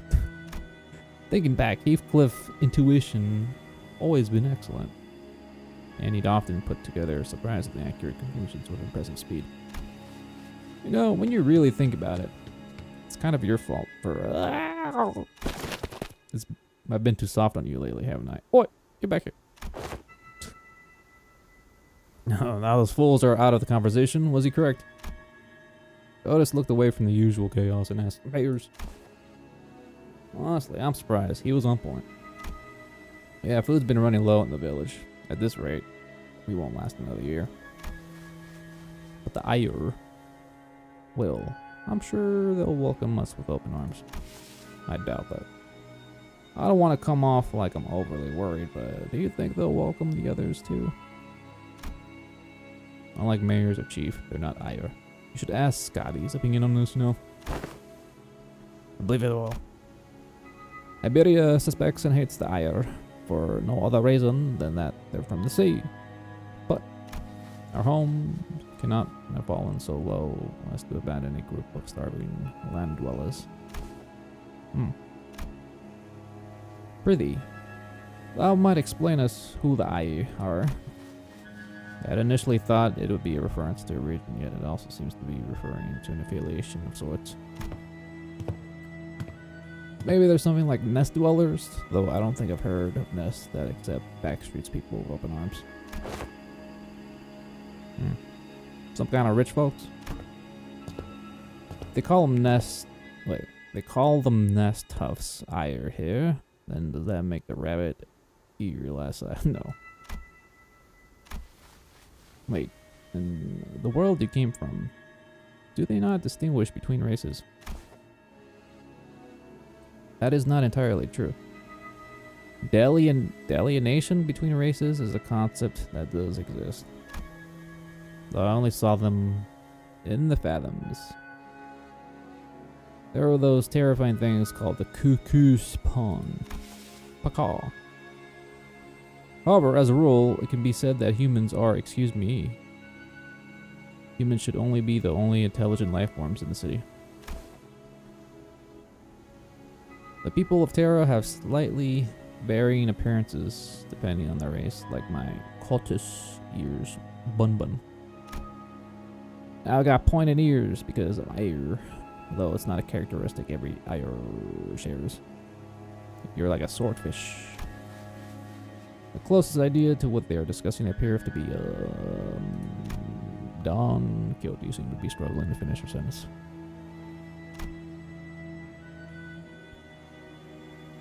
I wonder if Dawn had, like, flashbacks seeing the pointy ears. I was like, oh shit, are these guys kindred too? Probably not. Mersalt stepped in to continue. By context clues and the manner of the word usage, including the means of classification, the closest example in our world will be blood fiends. Similar external appearances to humans. Humans, different natures, comparable sapiens. Blood fiends don't have pointy ears? I thought they did. Could have sworn one of them had pointy ears. Maybe I'm tripping.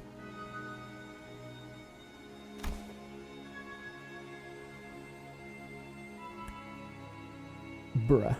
'Tis of my belief that blood fiends are ostracized due to the nature that make of coexistence with humans difficult. It may be that Ayur are also. I'm sure some of them do possess qualities that make coexistence with others difficult, but they're probably rare. Then where foul are they made subjects to suspicion and hatred?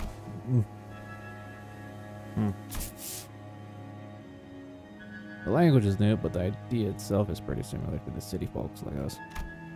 Think of feathers, of fallen wings, kids born in the backstreets, people who replace their body parts with prosthetics. The form differs, yet in essence we find the head. Something about how we keep finding these similarities in the ways of our lives, despite finding ourselves in a distant world with different rules, races, and humans. So oddly discomforting.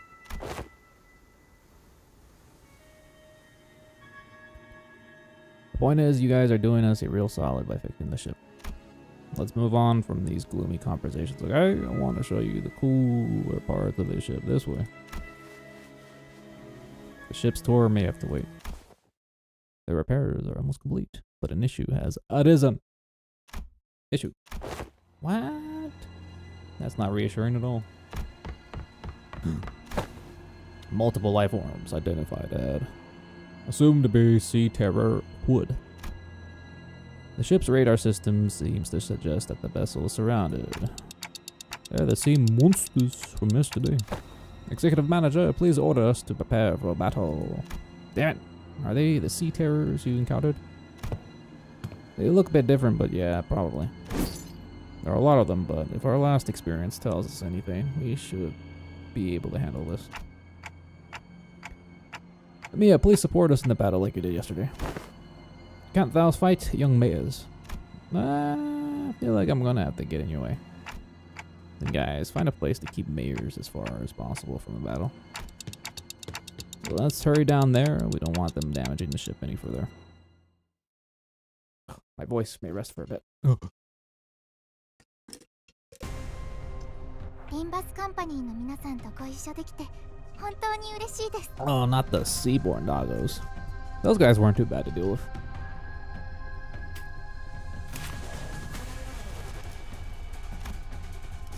Yeah, they're just as shit as the other generic seaborne. Slider? Runner.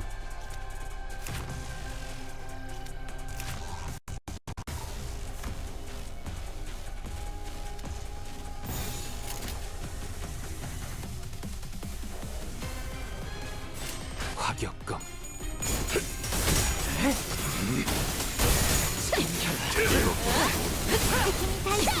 大きな打撃を与えました。 The music kind of reminds me of 敵は深手を負っています。 Kanto 6 Dawns kind of reminds me of the Carnival for some reason. 効果的な攻撃でした。 타오르시게.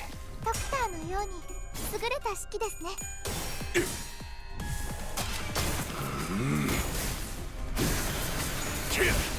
전탄 격발. Bang. 타오르시게. 죽었네. 다음은 어디로? 대체 소각되었습니다. 敵は深手を負っています。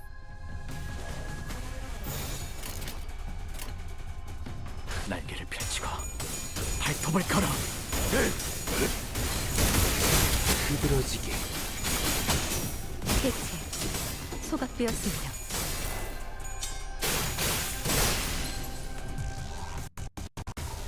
エリートオペレーター並みの腕前です。 Elite Operator.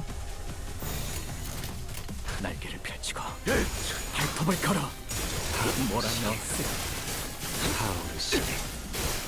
죽었네. 다음은 어디로?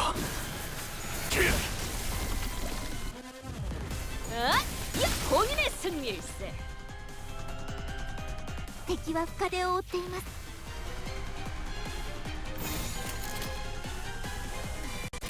날개를 펼치고 발톱을 걸어.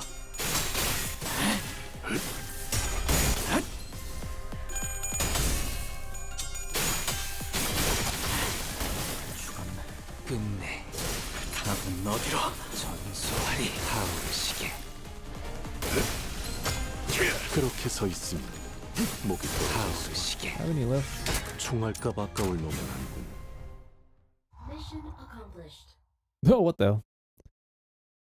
Did that play last time? The Rhode Island mission accomplished? 나를 들뜨게 hell? 만드는 일은 많지 않지만 Probably missed it the first 이번엔 time. 그 귀중한 경우의 수에 들어맞았군. 잘 놀다 간다. Did. 회수하지 Wow. 않은 That's pretty 탐피. cool. That's a nice little Keep it detail. Damn, barely had 374, but small tide.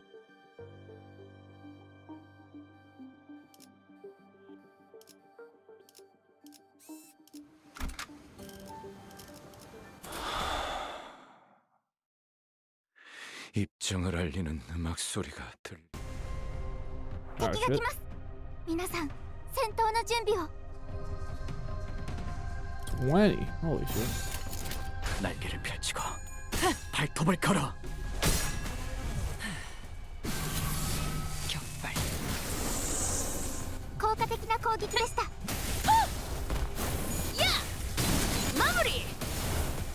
適した攻撃でなくとも最善の選択だったはずです。 걷잡을 수 없이 타올라라. 敵に対して大きな打撃を与えました。 Oh wait, what the? I didn't even notice the Reaper. What the fuck? Oh shit. クドロ事件 囚人の Oh, 皆 this さんの guy's 状 sneaking 態 here. を確認する必要があり I そう hate です。 these dudes. 管理人 Let me see what he does.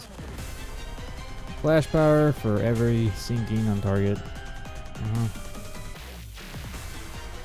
What's red form? Like to sinking. Nerves impairment.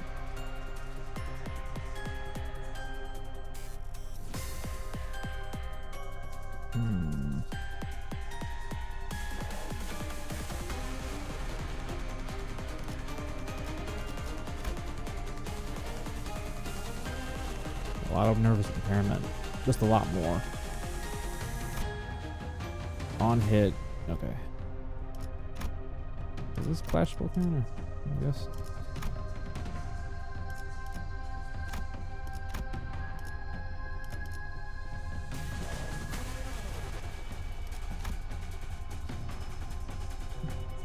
When in standby state.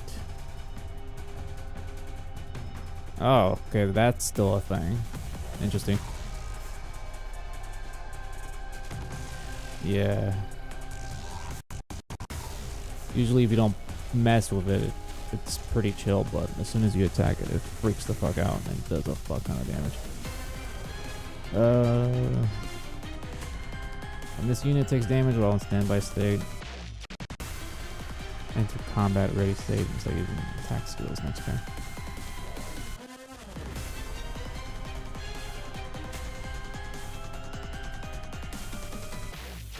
Turn start. Inflict 3 impairment to all enemies within less than 15 minutes. Ah shit, they also gain attack power for every missing HP. Oh, okay.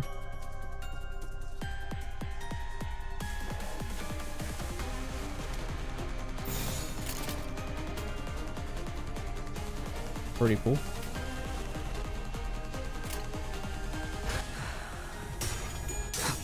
완벽한 한 발을 위해 끝내 전소하리 하오르시게 ドクターのように優れた式ですね。 Cool. 전탄 격발.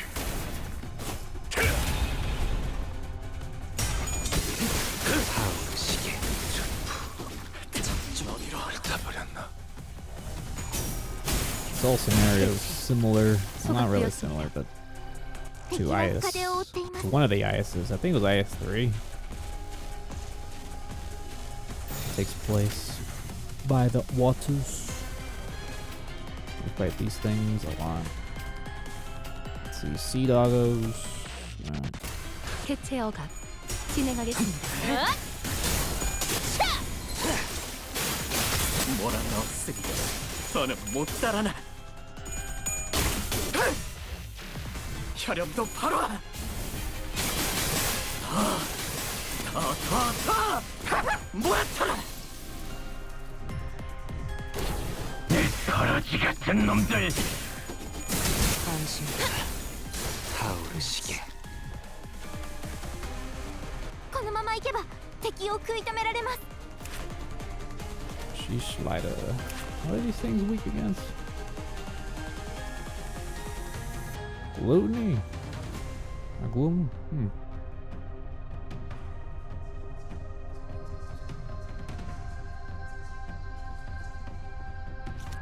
That endures everything.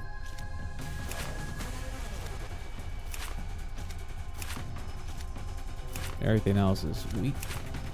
Makes sense. They are pretty tanky.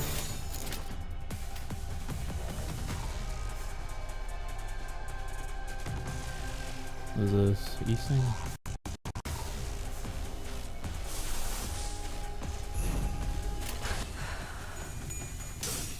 완벽한 한 발을 위해 태우고 싶은 것을 태울 뿐이요 I think that was the wrong enemy. Nah, whatever. Hello, Ismail. 그렇게 서 Happy 있습니다. to be by the sea again.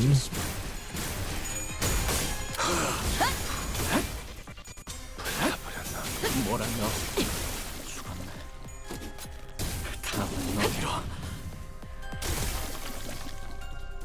エリートオペレーター並みの腕前です。 These two, easy peasy. 언제까지 버티나 보자고. 타오르시게. 끝내. 전소하리. 타오르시게. There you go. Mission accomplished. 2 difficult encounters. That's pretty much how it is for any intervalo or any game, really. Same thing with the events in Arknights. You just save for the final battle on the last node for the boss. You have a question. What's your question? The remaining entities have all returned to the sea. Is everything okay? It's just like our last skirmish. Sea terrors that have surrounded the ship returned to the sea even before the battle came to an end. Who is white squares? Redacted? I don't know who it is. So I need to have a certain amount of insight to read that. Sea terrors that has surrounded the ship returned to sea even before the battle came to an end.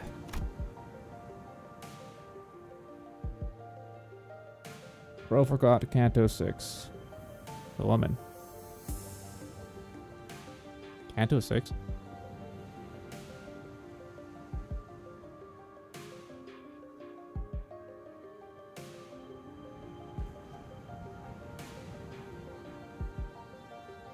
I'm drawing a blank here. What are you referring to? Canto 6.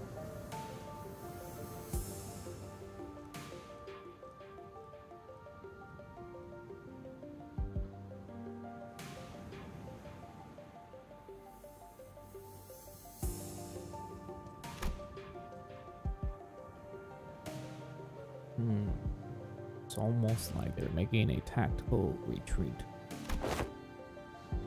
They're doing Horichi. What about the ship? Wow, was the ship okay? Oh. Jesus Christ, I completely forgot about the whole Catherine thing. Yeah, you know, it works because I completely forgot about her. And I mixed up the Cantos.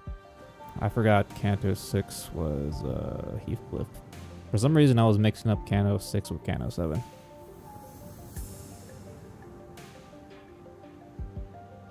Why are you asking about Catherine, though? Minor damages to the hull, but nothing that will impede the ship's operational capabilities.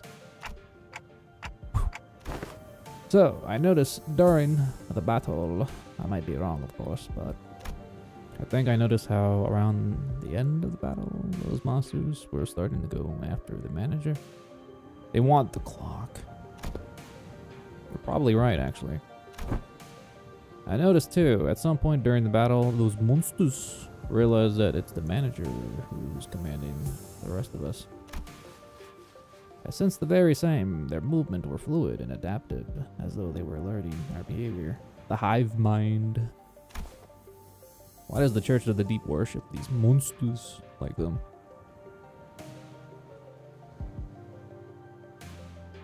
You're staggered forever by eyes. Well, just build like a little bonfire under you. I'm sure it'll melt away. You'll be fine. That ain't much of a question, in it. They must have all gone mental. I'm sure they have many reasons, but seaborns are beings of infinite potential, so much that there's no superlative big enough to properly convey the skill. As organisms, they can endlessly evolve and adapt. Every time they encounter a new environment or a new element, they transform themselves into other seaborns. Maybe that's their draw. That fascination may be an attitude most befitting a researcher, yet the transformation of the fascination into idolatry is, if I may be frank, not entirely positive. I find them pretty uncomfortable. They just remind me of whales. They can adapt to learn a language to communicate with us, kinda.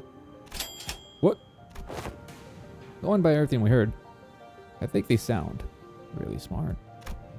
Mayor's eyes went around at Honglu's suggestion. She brought her hands to her mouth, surprised. It sure was something. I heard there was a seaborn who could talk. If non-humans speak of languages of humans. Is that like a reference to Ishmarla? Ishmarla? She's technically seaborn in the bad timeline. Regardless of its testament to their intelligence, I can only think of two possibilities as to why they would. One, to communicate with humans. The other, to deceive humans. More often than not, it's the latter. What about distortions? Some of them already know how to speak. Distortions are phenomena which humans transform into monstrous form. First observed after the White Knights and the Dark Days incident. Therefore, that example is irrelevant to Otis's suspicion. White Knights and Dark Days. She whispered quietly, but as we were standing rather close to her, we all caught on the hint of joy in her face. The pillar of light in the city, did it really? How have you come across this knowledge, Miss Mayers? Oh, that's... Ain't it obvious? We got the culprit right here. The storyteller lass has been grabbing on with no end. Yeah, she's been talking non-stop all morning about all kinds of stories, hasn't she? Yet I have not gotten that far. You again. You didn't get so lost in your own stories that you blabbed out all of our company secrets, have you? No, Faye, I would simply not. As Dawn was subject to yet another round of scolding, Amiya stared out towards the sea, wary that sea turtles might start crawling to the surface once again before turning toward us. I wonder which of the two the Seaborns are. Their sense of self is really, really faint, so I don't think they'd be in either category. Oh, I think it's possible that they learned human language out of instinct, that the power of speech might help them survive. It appeared that you, Miss Mayers, are quite the expert on the subject of Seaborns. Your knowledge of them goes beyond what peers of one's survival may yield, therefore, or thereby suggesting a different meaning of acquisition. Do you by any chance worship the Seaborns? I don't worship. Seaborns don't have any hopes or wishes, just desire for survival. Ms. Mayer, does that mean if Seaborns were to somehow able to help? Maybe so. That's so. The repairs are complete. As we were conversing, Voss descended from the ship with a neatly organized set of tools borrowed from the village. Repairs completed. I'm guessing repairs are done? Yes. The ship is ready to set sail. Wow. Did you have any departure time and date in mind? I would prefer if we could depart as soon as possible. We don't have a set time or anything, but I think we should be able to set sail this late afternoon at the earliest. That's As you've seen, we don't have a lot to bring with us. By the way, how far out to the sea do you guys need to go?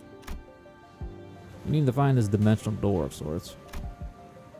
I could see the dimensional door's light from the beach at night. It was faint, but given how the light's strong enough to break through the sea fog, we should be able to determine its location somewhere around the coastal waters. So we can go back tonight? The first order of business is to relay this news to the villagers. Yeah, I'm back to the village for now.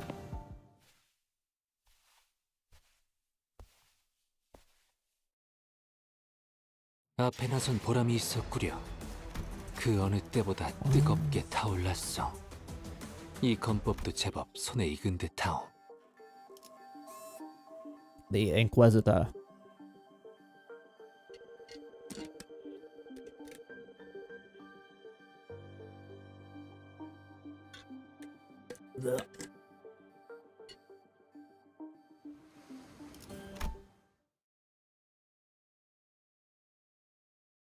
Ow, my leg. There's something going on in the village.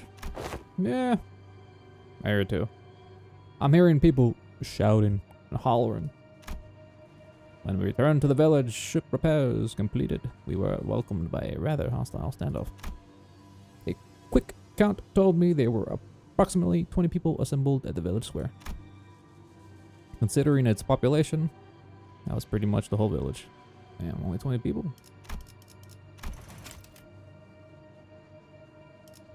Damn. Who's that over there? Inquisitor! I think we've been found. Holy shit. Irene. She looks pretty cool. Damn. The Inquisitor, dressed in a well-kept uniform, was about the same height as Don Quixote. Damn, really? She's that short? I need to check her height again. The sword and the lamp hanging from her waist sits in a stark contrast with the more run-down, ramshackle village.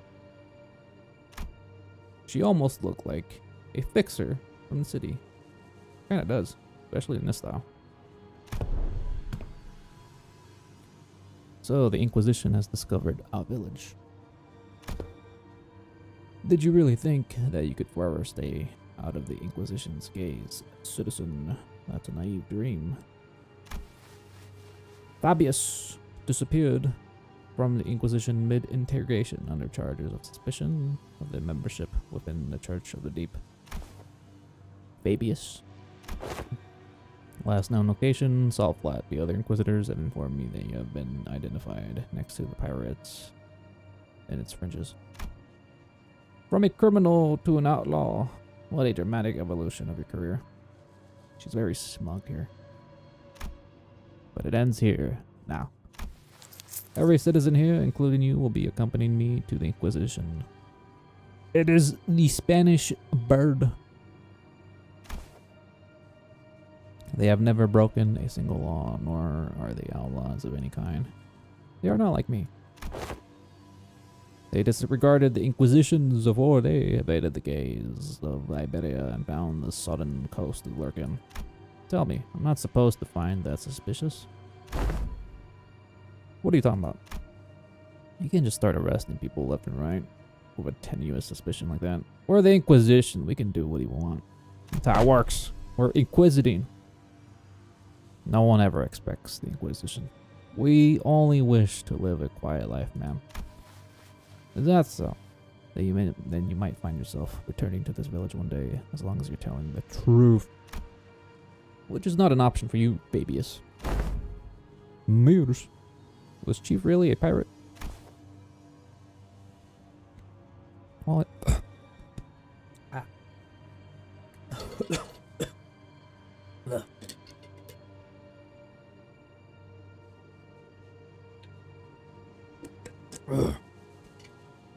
have to get another drink. As far as I know, he's been out of the game for a while. And even when he ran with the pirates, all he ever did was share fin beast jerky. Woo. Or carry irons between them. Even if you're telling the truth, Mayors, I doubt the Inquisition will be lenient. Well, what now? I have but one question to ask. That Inquisitor, is she following the proper legal procedures? I don't know much about the laws of Iberia, but Kalsa told us that the word of Inquisitors are pretty much the law here. As Emilia, not yet. Irene, at this point of time, I thought she would recognize her. She seems pretty unfamiliar. It is likely that she is following the proper legal procedures. Procedures are precisely what the villagers have fled from, after all. Then it is decided. Otis quietly dragged me to the side and whispered outside Mayor's earshot. The sinners who were right next to me seemed to have picked it up, though. Executive Manager, we best return immediately to the ship, take command of it, and sail out on our own. It is unwise to involve ourselves in this conflict. Are you serious? Suggesting that we just let them arrest the villagers? Didn't you hear what the Inquisitor said? It seems quite cut and dry for me. If this is just the standard procedure of no local laws broken, we are no place to involve ourselves in. Our best hope is to take the ship before they impound that too. We can't do that, even it's standard procedure. Even if they're working within the law, it's not. You stayed up to hear Mayor's story too, didn't you? You know, the N-Corp Inquisitors were working within the law too. Then they came for the village. That was the standard procedure too. If anyone had stepped in then. I know what you went through, but I'd rather not take a risk in this unfamiliar environment like this. I'll try my best to figure out how to sail the ship. If I cannot, then I have faith in Ishmael to quickly learn its controls. I can't say that you're wrong, but I don't know. Neither you nor I know anything about the ocean currents here, Otis. We can get the ship going, but I can't guarantee that we'll reach the dimensional door without any trouble. Do you know anything about the sea currents in this region? Not much, but I know the coastal sea somewhat. And you can't fight the Inquisitors directly here in Iberia. Fleeing with the ship might be the better option. Should we do, Dante? Yeah, I guess it's kind of awkward for us to just take the ship and go, huh? Yoink! How about we try talking to the Inquisitor then? I think we should at least try to hear them out first, and being the Inquisitor and the Chief both. If the discussion goes well, we might even be able to get the Inquisition's support. Like Mr. Hongbo said, we should hear them out first and try to convince them. I agreed with them both. First, let's at least see what the Inquisitor has to say. Rawr. Rabbit's right, he says. Are you certain that translation was accurate? Right, there's no way Ryoshi would choose anything other than violence. Idiots! It's because the other options are pointless. Inquisitors seen us, we are already under suspicion. He'll doubtless try to stop us if we were to flee now. So talk first, lower her guard, then attack. Pretty sure that's not what Emilia meant. Well, if she's already onto us, then we shouldn't give her an excuse to attack us by running away. Irene! I was wondering what you were doing here. Going there, lurking in the background. A clock-shaped head. Are you from the Colombian Union? They're wearing a clock for a head due to reasons, but they have nothing to do with the Colombian Union. Colombian Union. I don't think I've played that part of the event to be familiar with this. Now that I think about it, yeah, that event type story. I don't think Emilia was even on that mission. It was just Scotty and what was her face? The shark lady. Yeah, they weren't even a part of that mission event. I guess that makes sense why Emilia doesn't recognize her. Regardless of whether you're from the Columbia or not, you're clearly not from Iberia, let alone this village. You're not wrong, but I think there's a bit of a misunderstanding. I'm quite certain you don't know enough about these villagers to stand between them and an Inquisitor. How long have you been staying here? 2 days. Buddy, don't tell her that. 2 days. Alright, enough of this chicanery. Get out of my way, outsider.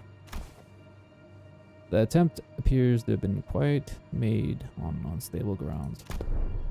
Please lend us your ear for a minute, Inquisitor.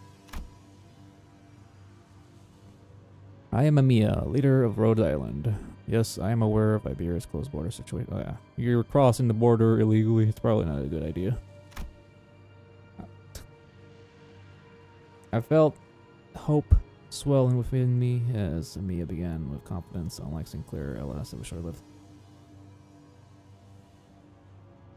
Chicanery. That's my first time seeing that word.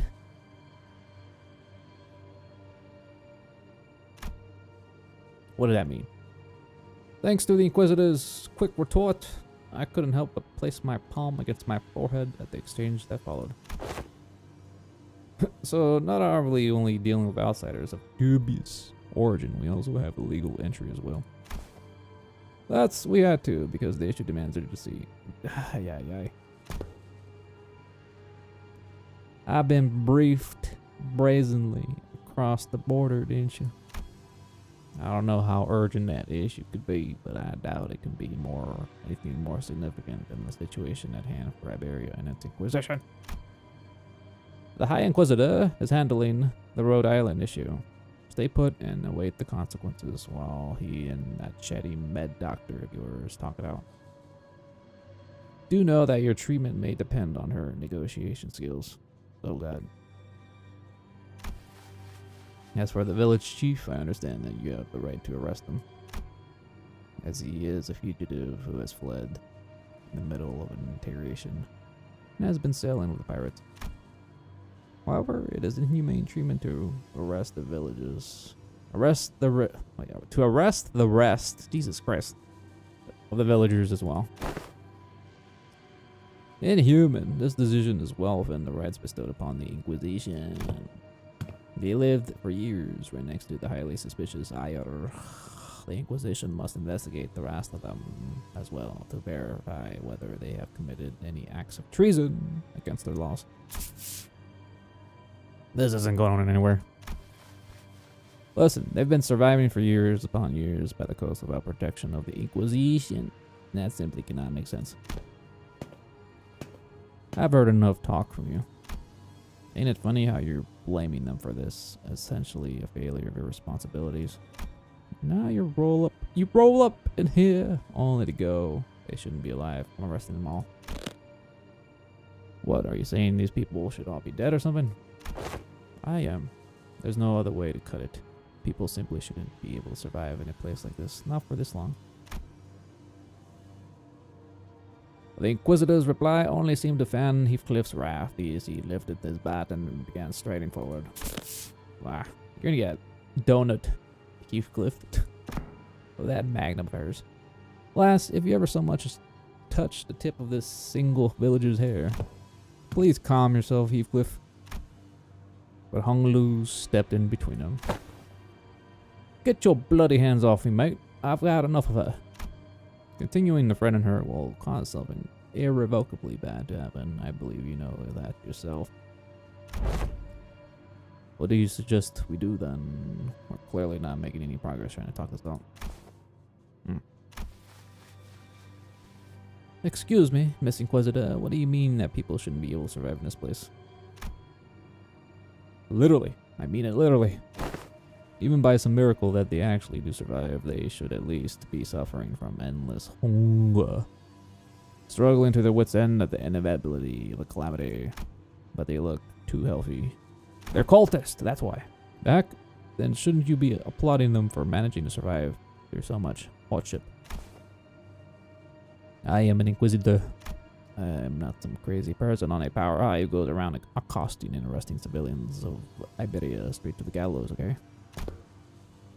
I have more than enough probable cause to take them into interrogation. It's just that I don't have the time or energy to explain every single one of them to you outsiders. I promise them a fair judgment.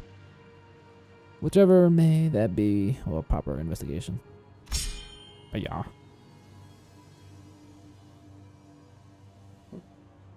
She is doing her job, okay. I can just imagine her spewing all this with her thick-ass Spanish accent. Stop! Stop with the name of this obstruction of justice.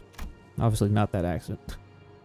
I can't really do a Spanish accent despite me being Spanish, so The Inquisitor brandished a rapier threateningly, her voice shaking with frustration.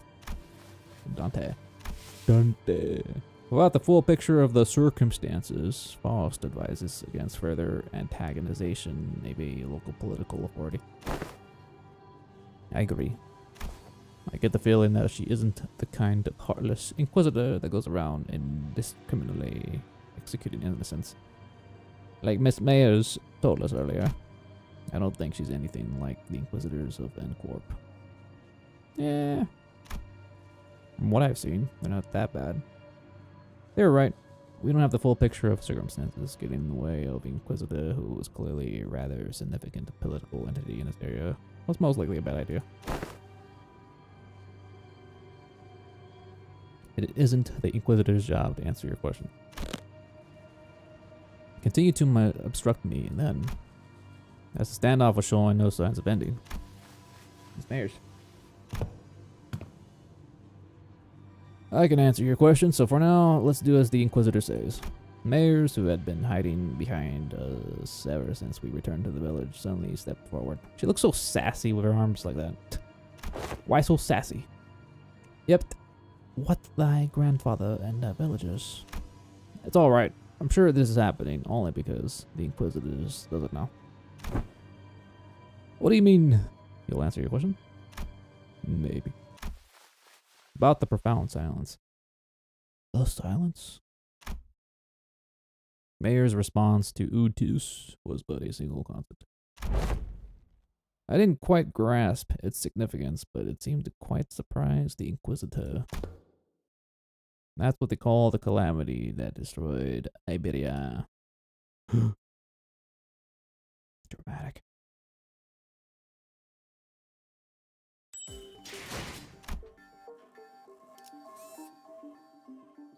Are you gonna fight Irene? That's gonna be interesting.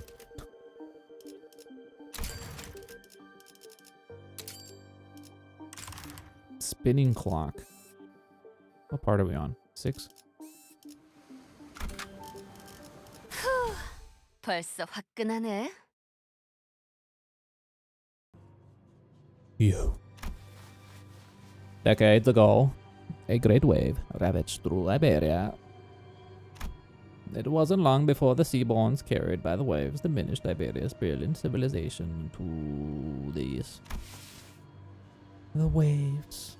The profound silence. It must have reduced the village to its current state as well. Is there any reason it's called the profound silence? That doesn't seem to be the most appropriate moniker for a calamity like that. It's because the sea went dead silent before the waves came. Oh, that's terrifying. The silence then claimed ships out at sea, then the cities of Iberia, then the Iberians. No one could say a word in the face of an ineffable calamity. What are you? No average Iberian citizen should be privy to any of the information you're sharing. And the Church of the Deep is really capitalizing on the pandemonium that followed the profound silence. They pretend to be Ayur from the sea, delude the citizenry of Iberia, and sowing chaos in her lands. So that's why they were arresting the Ayur. Left and right. I can see the thought process, but what? So it's understandable why the Inquisitor would want to arrest us. Dante. This isn't good. Sharing that seems to be some kind of taboo-like thing for the Inquisition. The Inquisitor wordlessly stared at Mayers.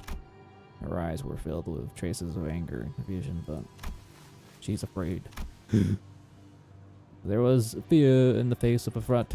Not the fear of the terrified, no, it's the fear of someone who's suddenly confronted with something they must destroy. The High Inquisitor once told me that should I come across an Ayur who knows too much, there is a silver of a chance that they may be an assistance to Iberia. Cease thou threatening innocent by brandishing thy firearm. But most are seduced by the allure of the sea. Thus they are, with little doubt, our foes. I've got a bad feeling about this. Get out of my way, outsider. Final warning. Right. quick on the uptick as always, Rhodey slung mares over her shoulder and ran past the villagers, while the sinners scattered in all directions to distract the Inquisitor. The Inquisitor draws her firearm. Oh. She's gonna go all Dante. Bullet hell. In the midst of all that action, Don Quixote rushed over the Inquisitor without a moment's notice. Done! Thou shalt go no further. I, fixer of justice, shan't abide by thou persecute them. Forsooth, 'tis a battle delayed, not avoided. This clash is inevitable. That moment of crisis, seconds before this, could heroically make us a new enemy. Monster! Oh, there goes the green Caltits. It's Callie. Boss cut! Why does that character back there look like... yeah.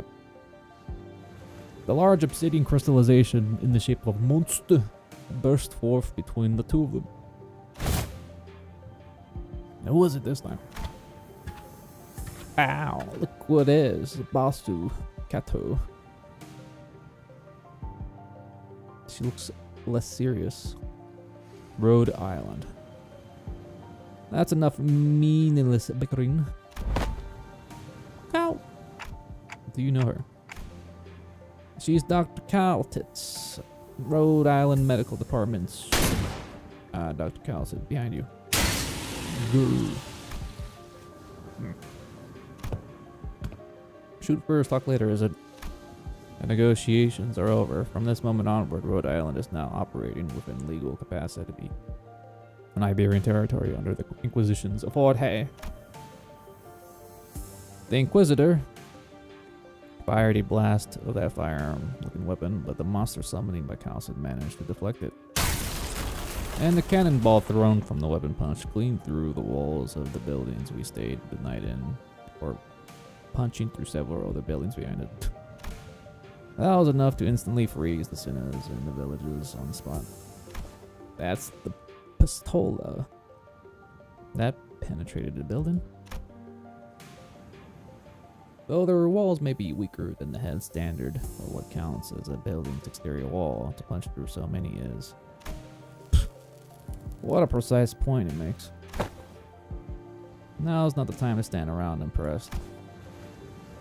It is a violation of a taboo to have that much penetrative power in a firearm. Is it? We're not in the city. Don't lose your heads over this. Taboos don't apply here. My head knows that to be true, but yet my heart finds it difficult to be still. That is enough of that discussion for now. It is advisable that we carefully observe and grasp the situation at hand instead of deliberating on the taboo, the jurisdiction of which does not reach this far. Yeah, so the situation's gotten slightly better, right? If she's Amiya's friend, she's our ally. She's got some super powerful looking prosthetic. Yeah, I guess you could call it that. Prosthetic gear looking thing too. Monster! She's actually a cat, alright? Is that what you think? I apologize for the disappointment, but I am not on anyone's side. In other words, your particular denomination ally might not entirely be correct. However, I must identify my allegiance. Then let me inform you that the closest label would be that I am the Inquisitor's Irene's ally. Celtics. Amiya, outsiders. As much as you would like to deny it, the Inquisitor's suspicions are true. While it can be said that the process by which she reached that conclusion is unfair, the conclusion itself, without a doubt, is correct. Wow, that's a big surprise. They're actually cultists. Of course they are. They've been eating seaborn this entire time. This is one way to put it. To be more precise, they aren't connected to the Church of the Deep. They are the Church of the Deep. Perhaps the village itself is a dilapidated church of their congregation. Our village? A church? Just look at the buildings. Where would we even congregate? Results fast. There are not many resources by which we may analyze this. However, the fact that Mia's colleague has made the same argument as the Inquisitor brings the accused defense in question. I can hardly believe that young Mayers is lying to us. Hold on, you've been chatting plenty with the Inquisitor or whatever. How do we know you weren't aligned with them the whole time? I see. You really are entirely in the dark. As expected outcome, given that all you may be from a place far beyond the dimensional door. As fortune should have it, there is no need for you to know it anyway. Truth is truth when changing without the acceptance from an errant group of outsiders. Besides, soon... Alright. I'm sorry, it seems that we've mired you in this trouble. Oh, I say, no such thing. We shall not abide by one so justice is perpetuated before our eyes. The village has already been identified by the Inquisition, and the Inquisition has been brought an ally. It seemed quite unlikely that word shall resolve this conflict. But we promise you, we shall take responsibility for what it is. We benefited far too much from your work and kindness to not do so. The village chief, with a benevolent look, pulls a dagger from his cloth, and I immediately knew what Carlson was about to say. Ooh! Take responsibility. You don't have to go that far. Ah! Blimey! St. Clair's been London. Oh no. We are not departing for the sea yet, as we cannot bring ourselves to leave you here. I must ask you join us for this journey, become our bloodkin. What is this? What are you doing? Stop. The unanticipated, or perhaps I was simply in denial of this rising dread, ambush did not end there. Ugh. We're all getting stabbed. Damn, the Inquisitor was right. Of course. Ooh. The villagers suddenly began shanking the sinners with every weapons they had concealed in their cloths. And it seemed that they were coming for me as well. Ah. Mia on her left. And Mia materializes a black ribbon-like apparition, parrying away the dagger flying in my direction. But another villager rushed in, taking advantage of the opening. Ooh! The charging villager's back made a visceral, crunchy noise. Someone flung them away. Scotty! Oh my god. Didn't mean to be this late. Scotty, let me catch you up on speed. I know the situation. This fishy smell was what I went to investigate earlier. What about the sinners? Unlike Amia and I, who managed to survive the initial ambush, the sinners weren't doing too well. At least we had a silver lining in that the Inquisitor and Callus quickly understanding the situation, and the subsequent retaliation led the villagers away from the sinners. How? Well, I didn't notice any hostility or aggression. What an odd thing to say. Why would we hold any animosity against you? Why would we intend to kill you? We are not trying to hurt you, we are simply trying to give you a form better suited for the sea, but turning you into more seaborn. I see he opened his eye until we were obstructed. I apologize for the unfamiliar that has called Inquisitor. I won't make a big stink about what happened. What's truly unforgivable is that the heretics tried to take advantage of the ignorance of outsiders to flee the Inquisition. And even if you are outsiders, any lives lost on doing so are my responsibility. It is my fault. I'm sorry it came to this. I've lost. We're still alive, you know. We can shake off a stab wound like. This is most unfortunate, outsider. Huh? What? Your friends are either going to die or turn into seaborns. The daggers that stabbed them were laced with the flesh of the sea terror. Once that happens, most die, and the survivors become overridden by their cells, becoming nothing more than sea monsters. Well, that's not a very big deal. Everyone was acting like this was it for the sinners, but day. I should be able to deal with this by turning the clock. Not that bad. My only concern is that I didn't know what would happen if I tried to bring them back after they're fully transformed into Seaborns. The golden bowl helped deal with the whale's palletification effects, but I had no idea how it would interact with Seaborn transformations. We should just kill them before they turn. I know this must be very hard for you, but what? Sorry to bother you with this, but can you kill my friends? And preferably in the least painful way, you know.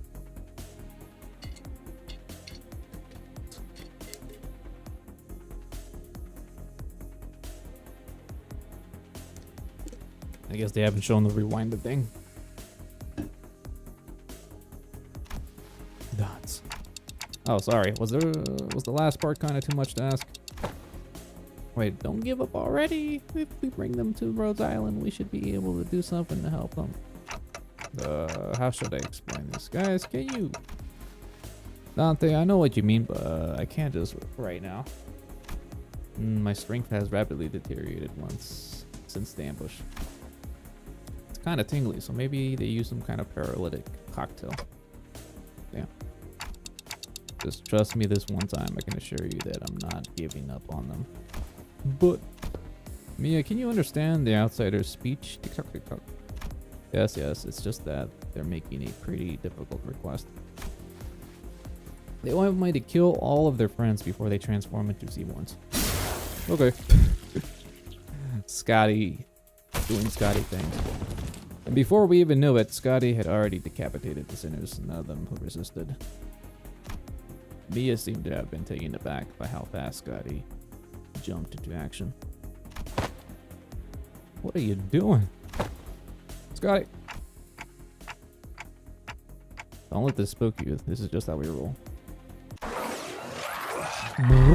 Clock turns.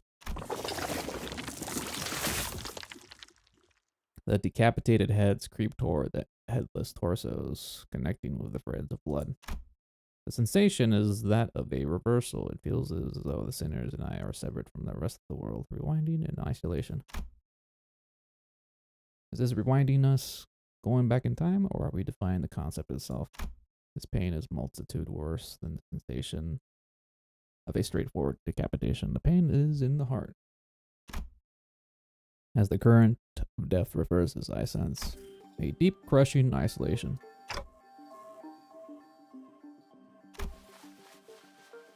Their wounds are disappearing. Resurrection. Metempsychosis, or time reversal. Puzzling. I have no knowledge with which to interpret this technology. The cost seems to be that the pain is transferred to the one who rewinds. But that seems too small a price for such a great power. Though the discussion of whether this can be categorized as power should be explored later. Calcit's pretty smart. She gets the gist of it. I couldn't stop shaking. All of my limbs were trembling from the icy solitude. Still, I took a moment to collect myself and order the sinners. I don't know just what they were thinking, but... the little blood. Their heads popping back on. And Mia's looking like, what the hell? Why does Dawn look so evil? We should be able to find out once we take them down. You dare deceive our executive manager and try to take their life? Prepare thyself, or thou shalt now pay the price for making a mockery of business. We won't let this slide, you know. How unfortunate. I had high hopes that all of you would become fine bloodkins. Wow.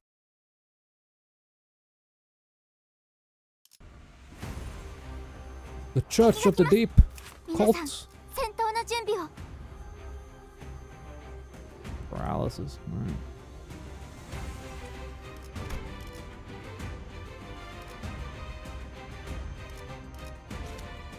Oh, this guy.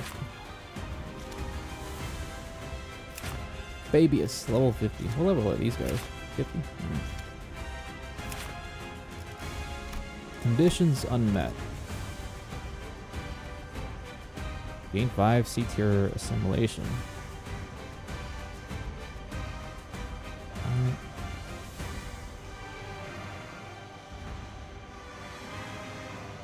If an allied sinner has 5 stacks of its effect, it escapes battlefield. And an allied sinner has a defense skill equipped while it has its effect, they escape battlefield.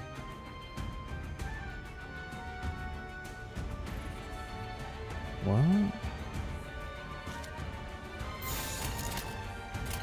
Is this? Oh, it is. Alright.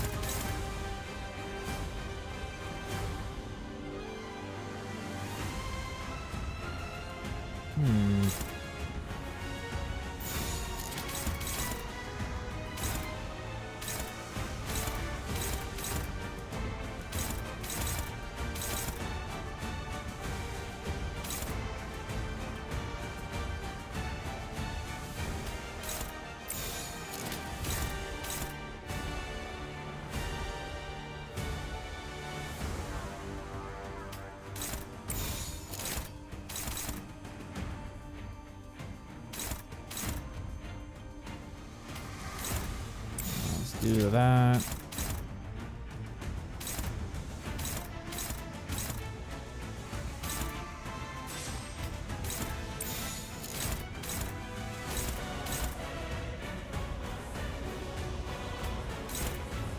Really? All right.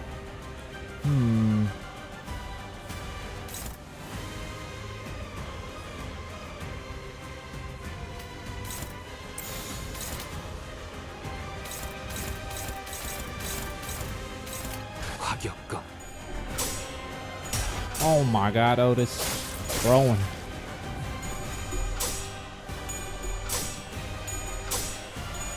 I just noticed these guys start out with 18 standings. What the hell? ドクターのように優れた式ですね。キャレンとパラ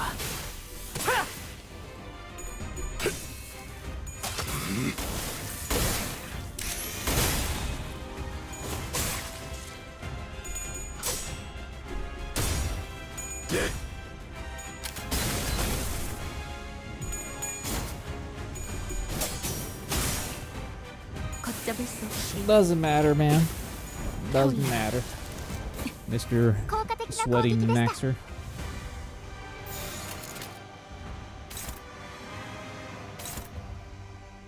Let's see, what is this?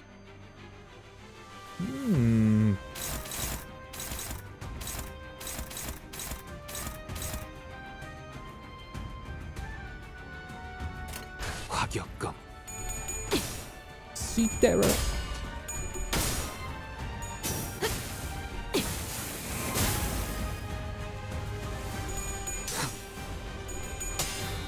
Well, I want to, so that's it.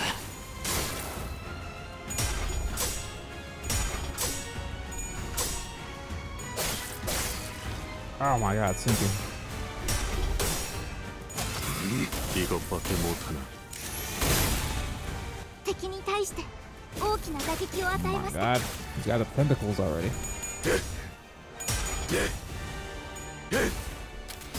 남길 말은 없겠지.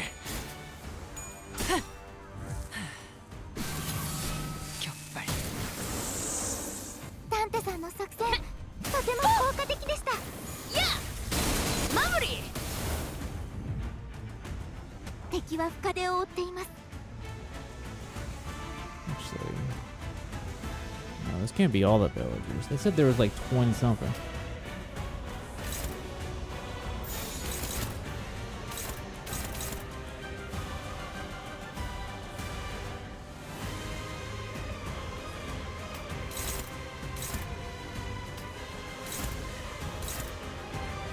Mr. Churchman.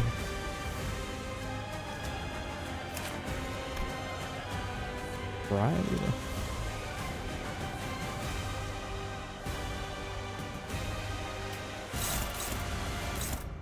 Damn.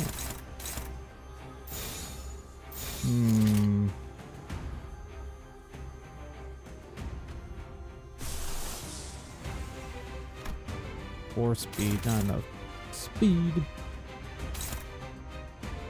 This is aiming for. Oh, decent.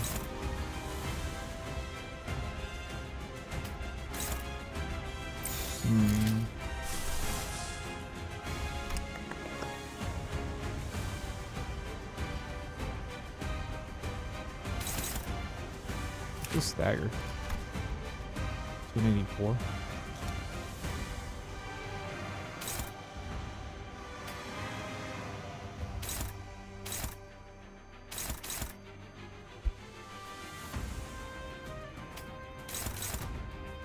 Well, we'll see how that goes.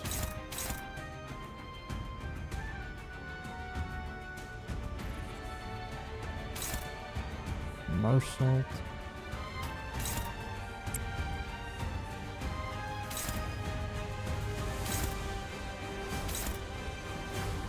Okay, the rest of the unopposed, you attack them.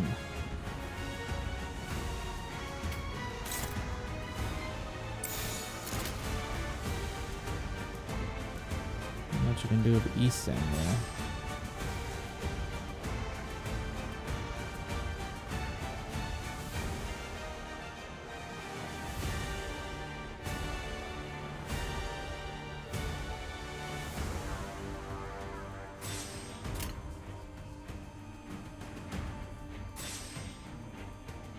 받아볼 텐가.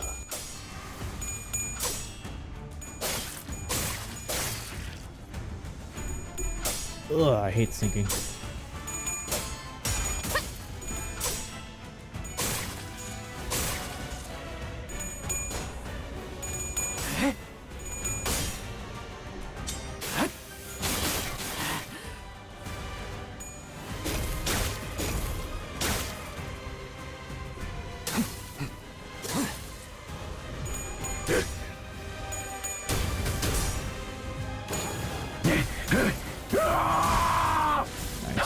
같은 놈들.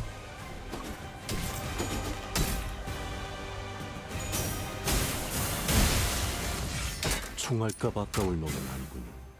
このまま行けば敵を食い止められます。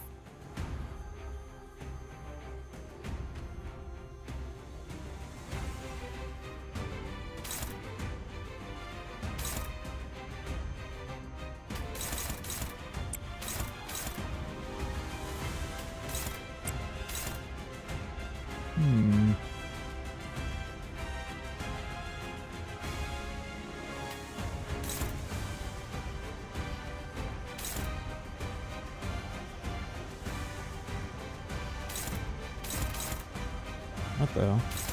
Priority very high. What the hell? Is that a new thing? I'm assuming that's hints.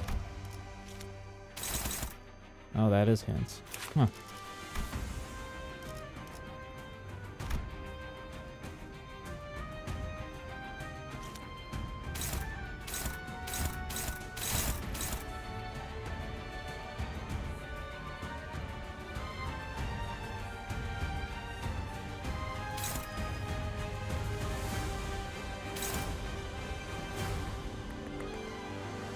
This guy doesn't have any.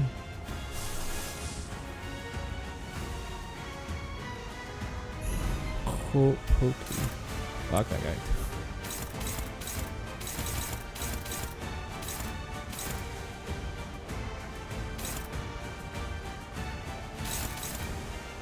Let's see.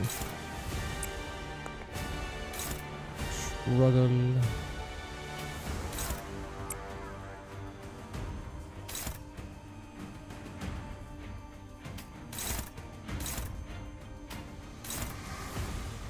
Neutral.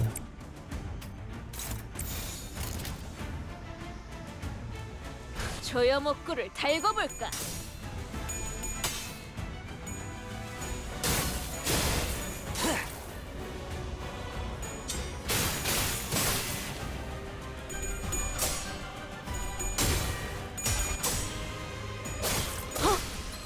The sanity is fucking me up.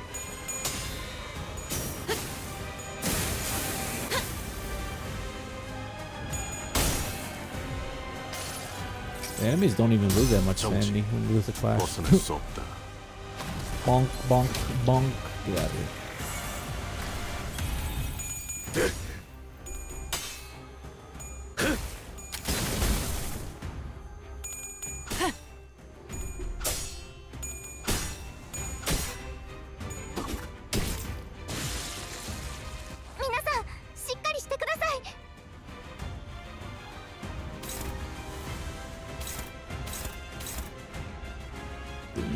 So many buffs.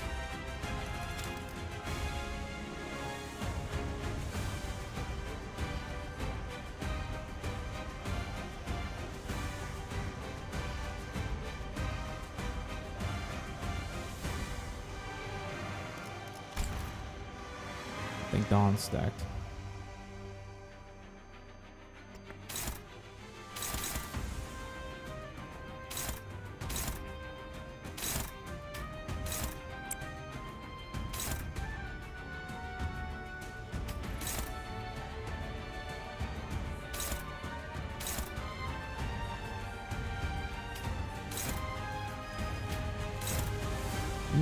Shit.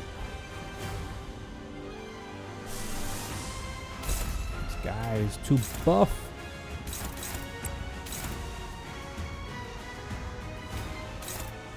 Hopeless, hopeless, hopeless, hopeless.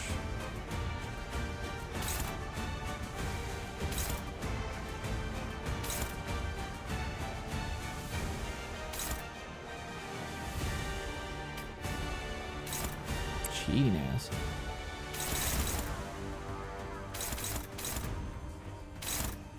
I'll do that. Let's see.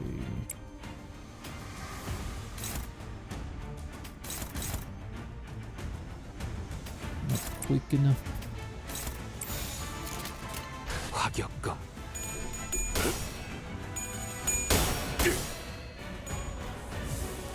전력으로 상대하마.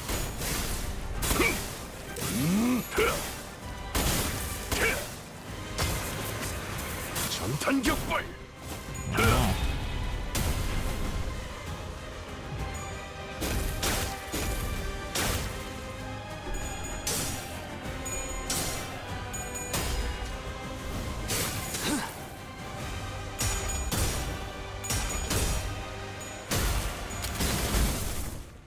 He's almost staggered. Bulleted. 역시 니놈 말대로 어떤 사람이라도 맞출 수 있는 마법의 탄환이로군.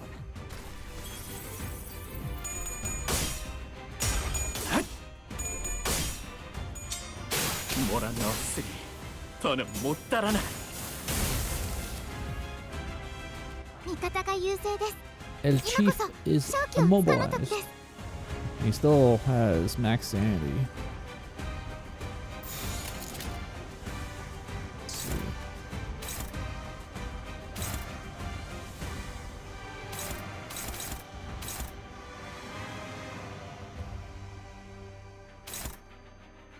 Yeah, should be good. 언제까지 버티나 보자고. 대체 소각되었습니다.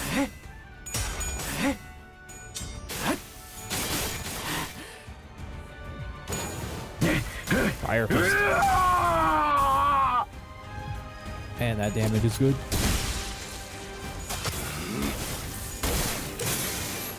그렇게 서 있으면 목이 떨어질 수. リンバスカンパニーの皆さん、 He この勢い lives. に乗って勝ちに行きましょう。 I like the details that his tentacles are all fucked up.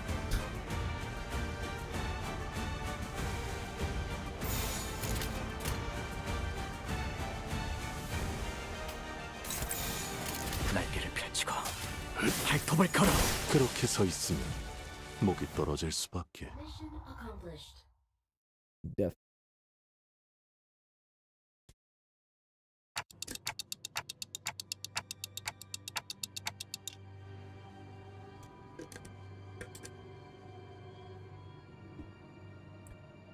Wait, I think they're heading to. He's running himself into a dead end. Yeah. Are they seeking refuge at the sea? Hey, that's where the ship is. That's where they're headed. They're trying to board the vessel Masas. Wait, but we never told them that the ship was repaired. How? It's the seaborne hive mind. They can communicate everything they see. Ain't it obvious? The whole village is on it. And ain't a surprise that they sent someone to spy on us. Or they know a way to get the ship floating even in its broken state. Vessel Masas? Vessel Rebellion de la Masas. The ship is moored at a port in that direction. Wait, it can't be. Irene, who was preoccupied with battling the rest of the followers of the Church of the Deep, who were in hiding, quickly gave chase. But Fabius and the villagers were already aboard the repaired ship, slowly departing the harbor of a horde of sea terrors between us and them. How can a vessel of that size become operational this vast? The exterior, the name, it must have been constructed during the Golden Age of Iberia. But how are we supposed to chase that? What if we build a raft and rowed after them? Mate, come on. The sea's full of terrors, you know. It won't get very far before it sinks. Well, the Golden Age will return again. It already did. Do you see something, Amiya? You're deep looking in that direction. Oh! The vessel Masa soon disappeared into the mist. And the village was left empty, with nary a sign of people ever having been there, as though this gateway had all been premeditated. Look who it is! Leaving only mares.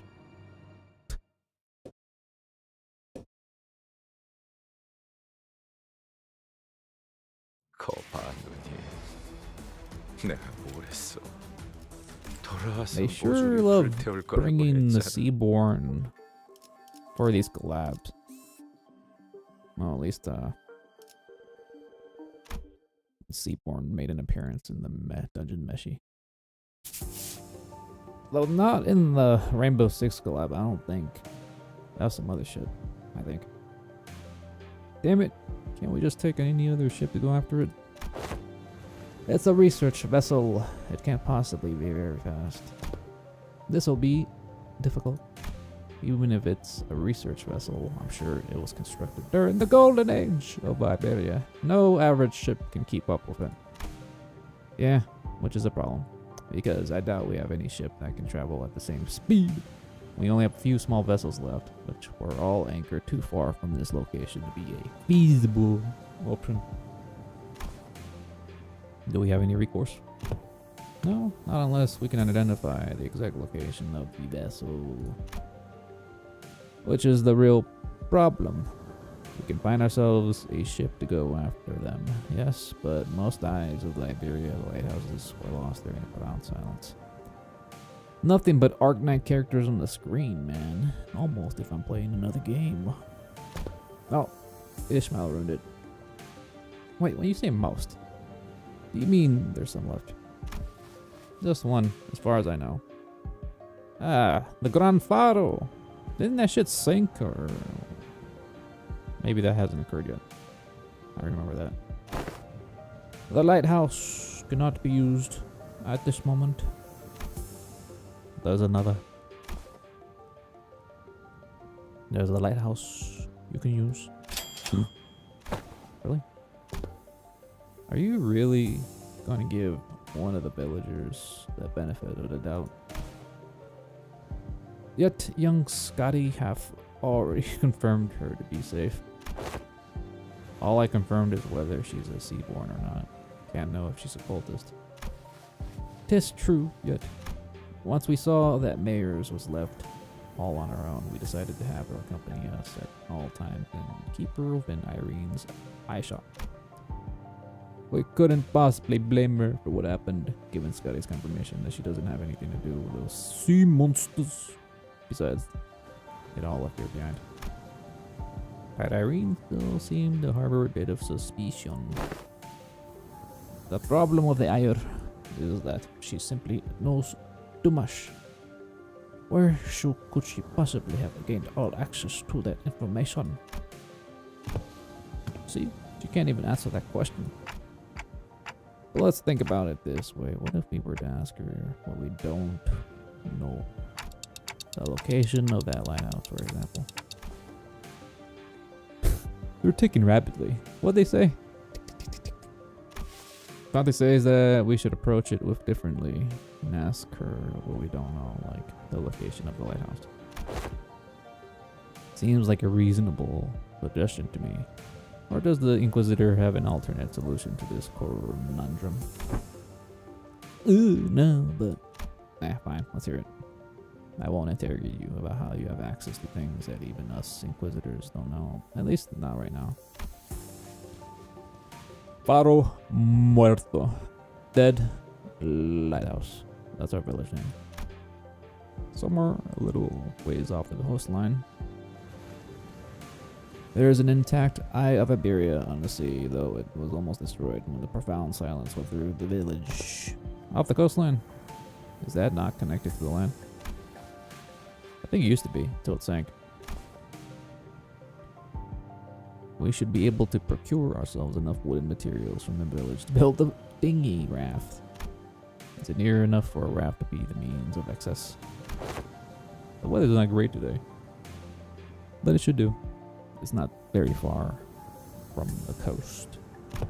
Even you're gonna trust the Ayer? I don't see why I shouldn't. I understand that Iberia mistrust of the Ayer. It's quite profound, yet such sentiment is hollow to the rest of us.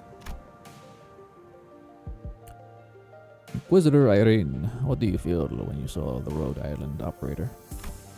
If you're talking about the Cotius, nothing in particular other than slight annoyance when she accused me of being inhumane. So you didn't harbor any hostility nor distrust. Not that you would have felt any sense of sympathy or empathy either. I thought. I have no history of feelings for you or against the Ayer. Such must be the same for outsiders. What is she on about?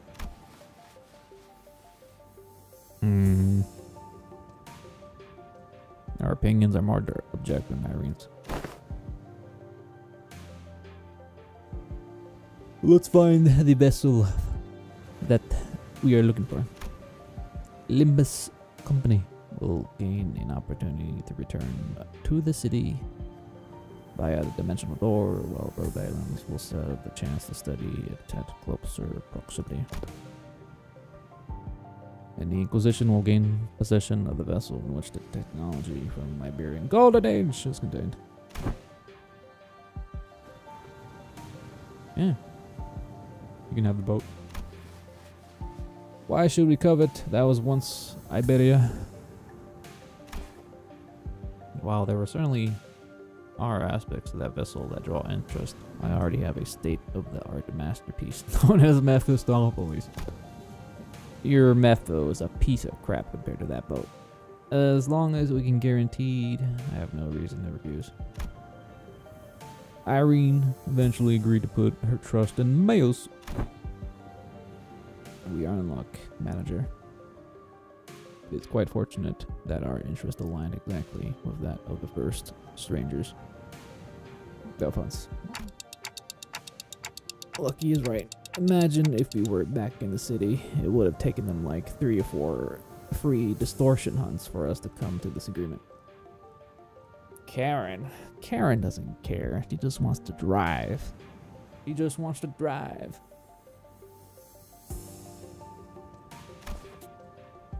Sorry about having to saddle you with this, Mayos. Please lead us to the lighthouse. Okay, happily. So we said almost destroyed. How almost destroyed is it? I heard that the light faded from the lighthouse in a time long ago. But the ship still stands, at least.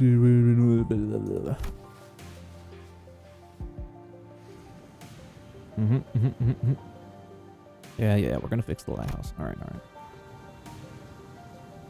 Completely divorced from the popular application of Originium technology.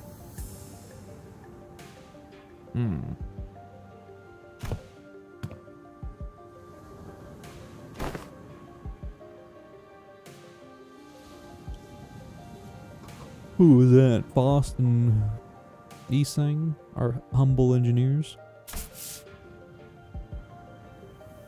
Revelation after revelation, huh?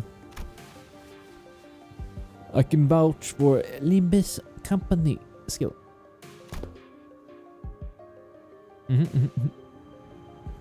Gramps. Gramps, a traitor. Let's all head to the lighthouse, eh? No, actually no. I'll be leaving the group for a moment. Emil will accompany you instead. Cal said always wandering off again. She's always lone wolfing. Where the hell is the doctor at? Haven't seen the big man himself.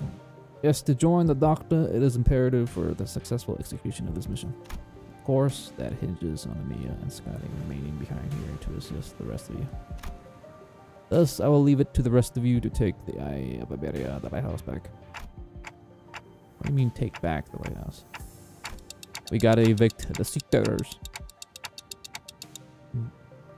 Is there something out there that's taking over the lighthouse? Yes, most likely. Amir, what did the manager of Limbus say? They're asking if the lighthouse has been taken over by something. Not a bad intuition. Yes, there is a high likelihood that the structure has already been overrun by seafarers. I don't know about overrun, but I've encountered them a few times when we approached it over closely. Normally, this is hardly enough personnel to attempt the raid on our lighthouse. Answer me this, okay, Kong. Are there any limitations to the revival? There are no restrictions as long as Dante, the manager, survives. However, do note that the battle efficiency depreciates with prolonged battle due to the mounting mental stress on the manager. No need to change the plan now. Mia, use this communicator to alert me as soon as you're able to identify the coordinates of the vessel from the lighthouse.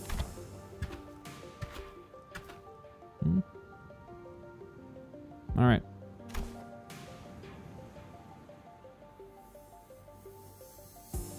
Go ahead.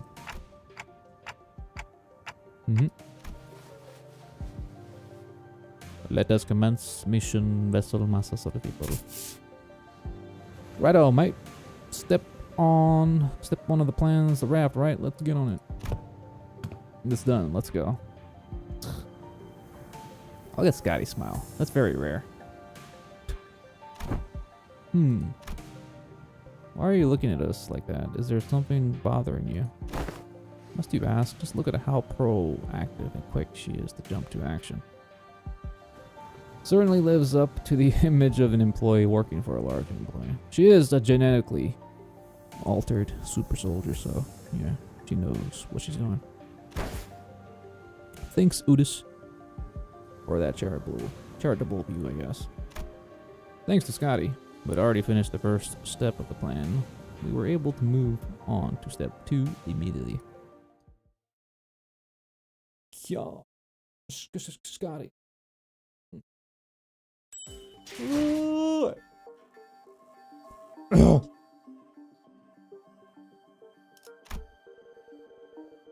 How much?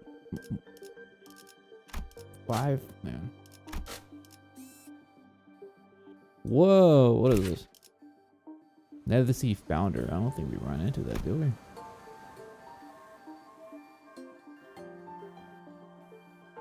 Still the same as the other ones, though.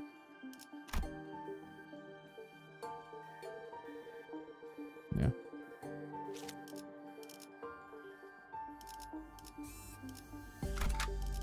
개체 유형 확인.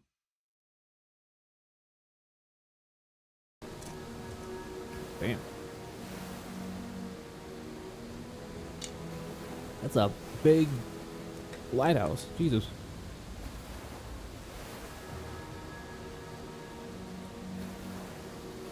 After a while of carefully sailing on Scotty's raft along the coastal cliffs, a gargantuan shrouded lighthouse emerged from the thick mist.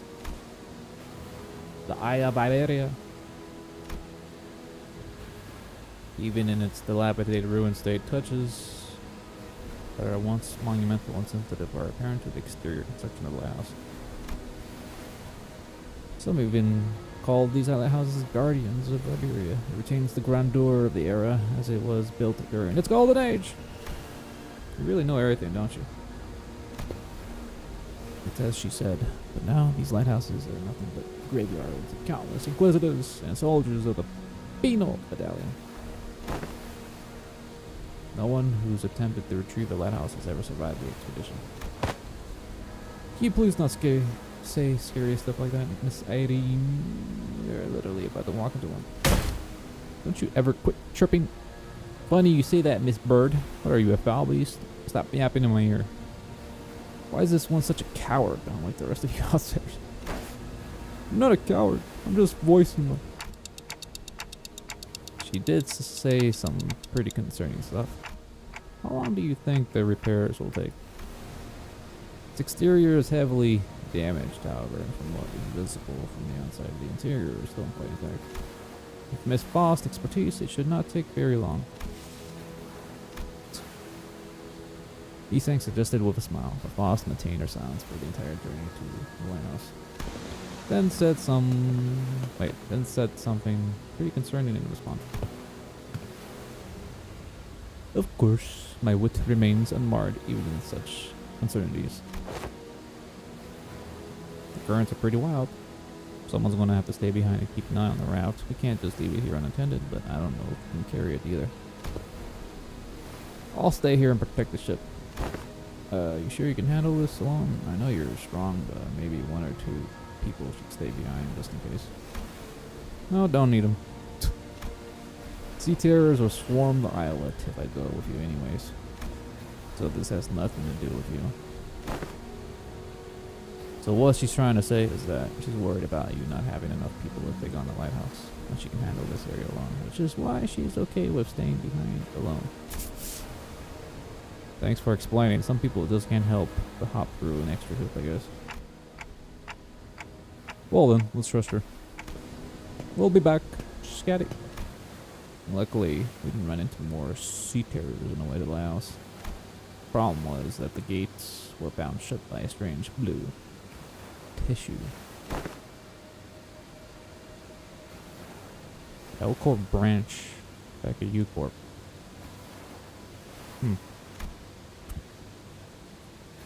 I don't think I can do anything to force it open myself, but you probably open the doors. Oi! Move over. I'll pull from the right side. I don't know if you want to be touching that stuff. We'll pull together. 1, 2, 3. 1, 2, 3. Something's off here. What are you doing? The door is firmly secured in place.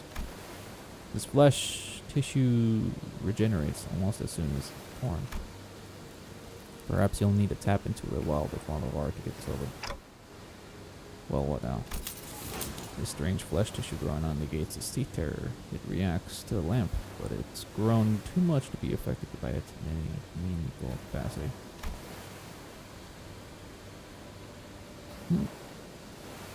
Oonga boonga Scotty. Should I go fetch her? But I think she's already fighting off the sea terrors from sinking the raft. So we're all on our own. Maybe there's an identity card or ego I could use to get through this. So which one?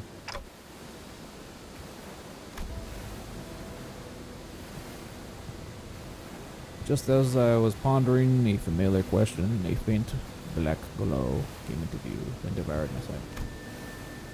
It's no intuition or inspiration, it's different from those sudden flashes of realization. And it's not the star of that day that I think from time to day. Yeah, that star. It's not the horrible door that I see every time I turn the clock either. A formless and black space in which I am not permitted to see a green noise, a whisper that cuts through it. Through that opening, I see light. I reach out to the opening and see Scotty, born from a very, very warm gaze. Scotty? Powerful imagery crashes onto me like the waves. Scotty, the staggering dancer, wields the blade. Scotty, who flaunts her flowing walks. And Scotty, the singer, humming in a low voice. Beyond the fringes of cognition, Scotty's existence has become engraved. The sinner who can wrestle and control this oceanic tidal power is... You're right.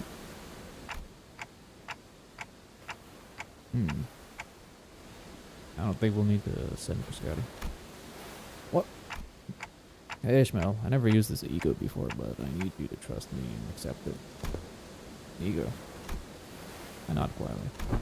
Well, it's not like we ever get to have a practice run with the ego, whatever it is. It seems our man to find a solution. Her confusion is short-lived.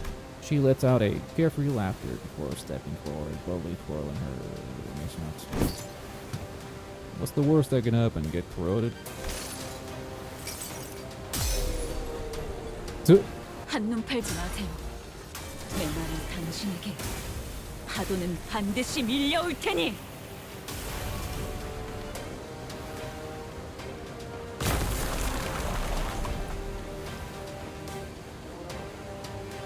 Is that how he's able to manifest ego from people of different worlds?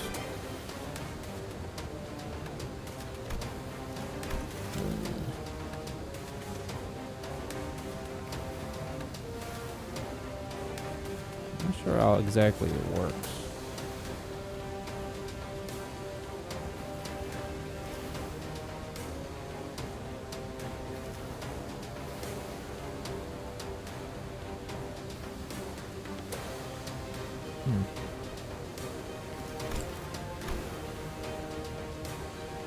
I think she destroyed the door instead of opening it. Sorry, I didn't think it'd be this strong. Well, the door is open. What are we waiting for? I mean, what was that? The part where you... Or the part where I suddenly changed into a different outfit and equipped a different personality? Yes, that. I can't remember this. I don't know. I'm not sure what Dante's mental process is for acquiring egos.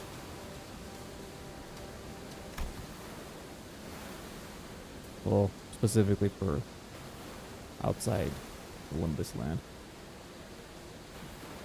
Most fascinating that an ego could be drawn here in lie the mirror of Mephistopheles. I think I connected to Amia's subconscious mind. Therefore, was a strange, unfamiliar light, and I saw Amia's emotions attached to her memories and experiences. So I just reached out to them. Subconscious mind. I just had this feeling that it would work. Sorry about peering and without asking first. But I didn't see anything other than things about Scotty. All I needed were memories and emotions that can be used to understand the being that is Scotty.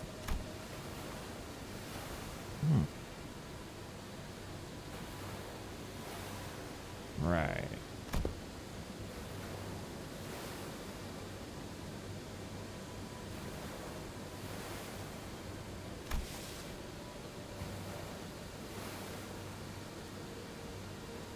Well, he managed to do that for Scotty in this situation since he actually met him, but imagine it'd be a lot more trickier for the other egos that he has not met yet. It's like Ling and Milner, but I guess he could just access her mind like that.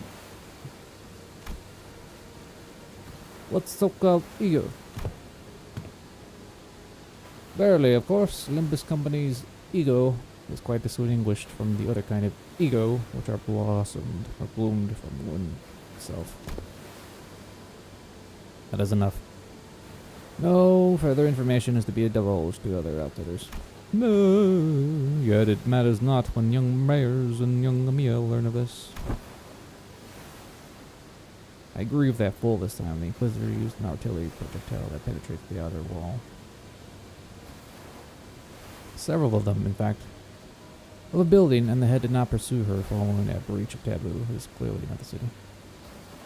They're still on about that bullet. Ain't it better to let her talk her heart out than to hear her moan and whine about not being able to say anything? I'm convinced. Do as you will then. Faust's reply sounded almost sulking, but Dawn immediately began to expound upon Ego to Irene and Mayers anyway. But everyone was too busy to pay attention to her, as wet, slithery noises came from a distance that put on everyone's edge. We'll do that later. We got some cleaning up to do. There are more seafarers. Faster die. I think any sea terror from the sea are all converging around Scotty. Which means our only roadblocks are sea terrors still lingering around in the lighthouse. Let's go. Let's take the lighthouse back. Manifest Ego. リンバスカンパニーの皆さんとご一緒できて本当に嬉しいです。 25. Holy shit. What the hell is this? Hand of the Saint.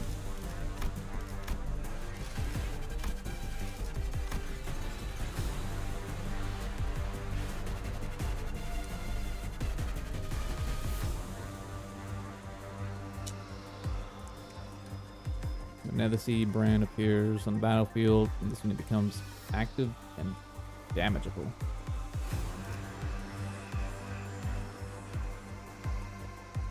I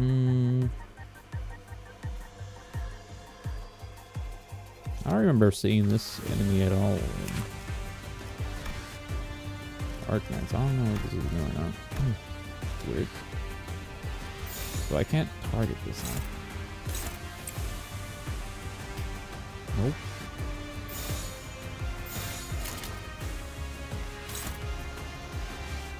Alright, let's not attack the Reaper just yet.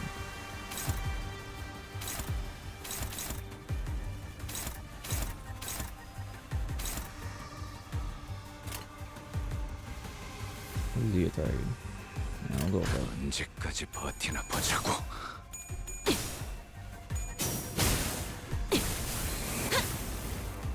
敵に対して大きな打撃を与えました。 끝내. 전소하리. ドクターのように優れた指揮ですね。 I need help. Not much, 이것밖에 못하나. but there is a lot of them.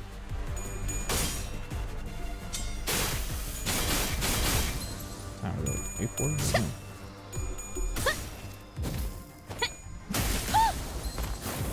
It's already been 3 hours? God damn. 効果的な攻撃でした。 Jesus Christ.「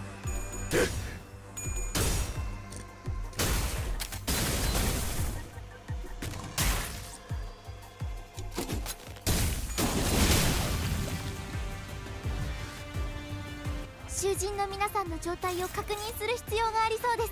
管理人。 Oh, the Reaper is awake now.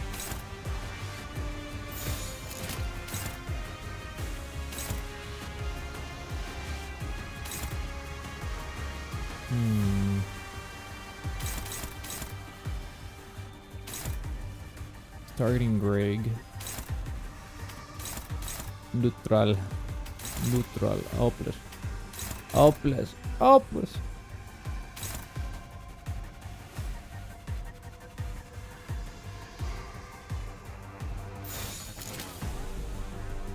I'd rather not have that thing hit me, but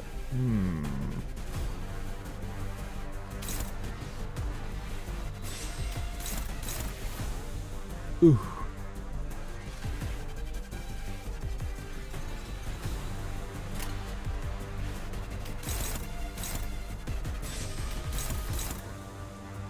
Let's see. Yeah.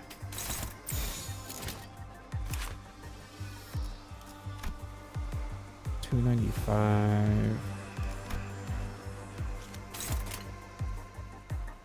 How are these guys? How are you guys doing here?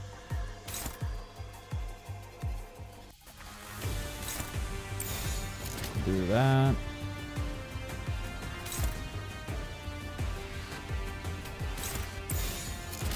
Do that.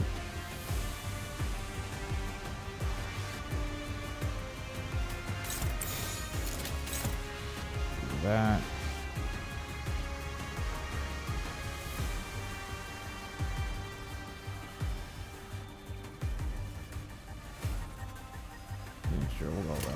받아볼 텐가.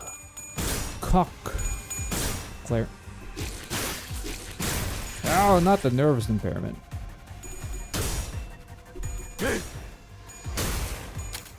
남길 말은 없겠지.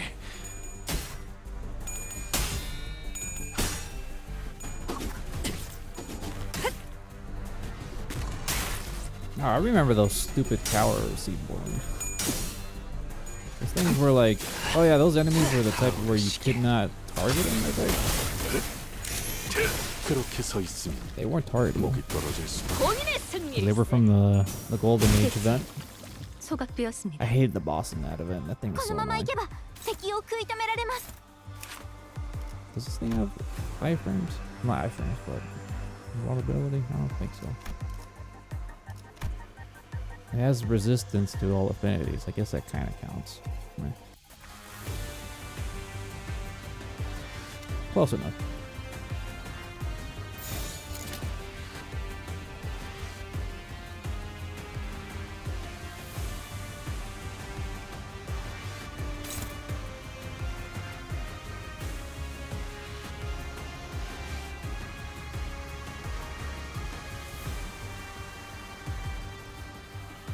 Combat ready. Greg.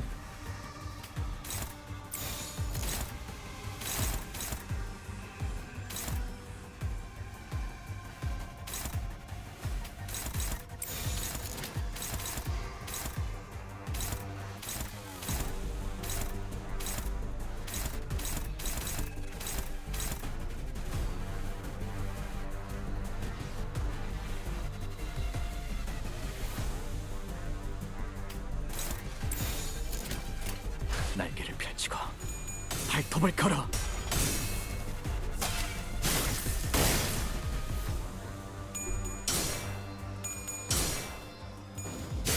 흐드러지게. Deep sea slider. Sounds like a burger. Sliders, 이 결투. but pure themed. I want a slider. Give me a burger.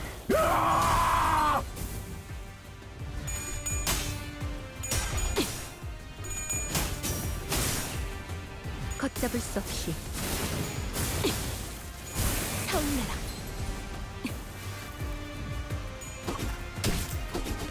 안심해라. 고통은 없어. エリ Damn. ートオペレーター並みの腕前です。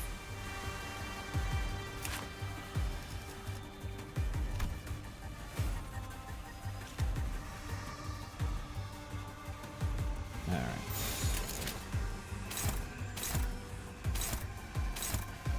I am kind of digging this music. Doesn't really stand out, but it's good.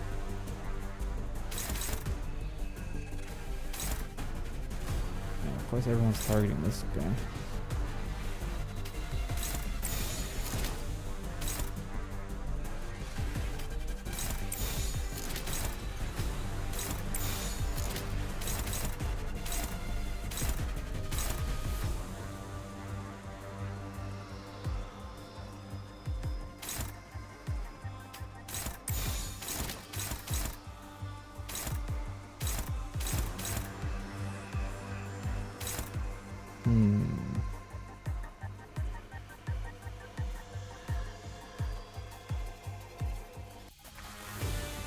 I'd rather target this guy.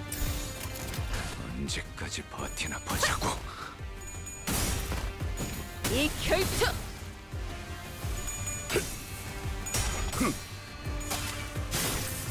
이것밖에 못하나.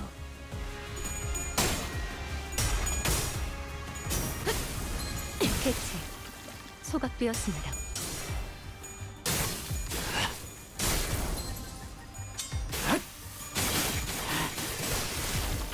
See?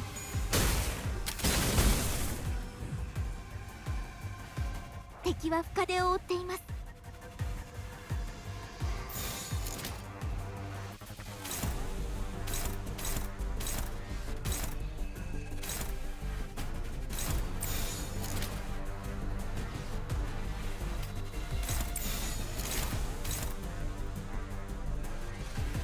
I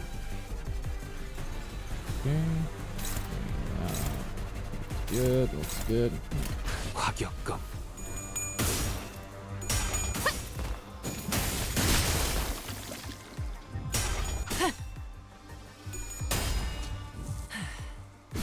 Bullet. ダンテさんの作戦とても効果的でした。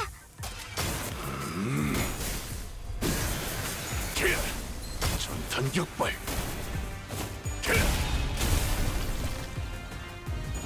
타오르시게.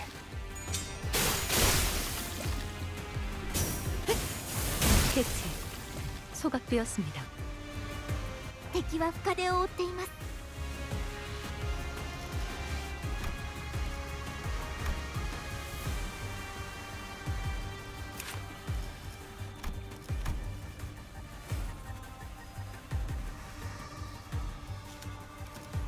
Nether sea brand.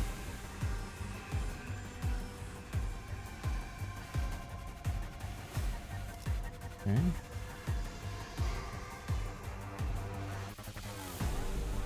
I'll watch out for what this place.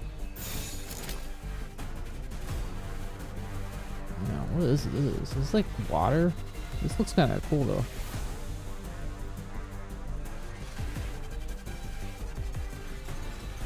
I like the graphics for this field.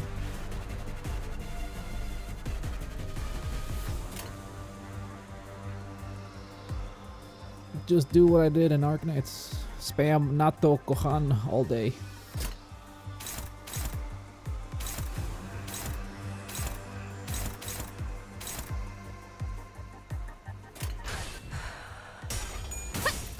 완벽한 한 발을 위해 이 결투.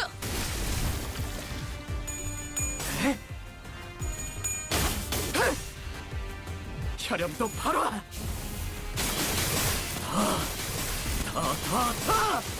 모아쳐라.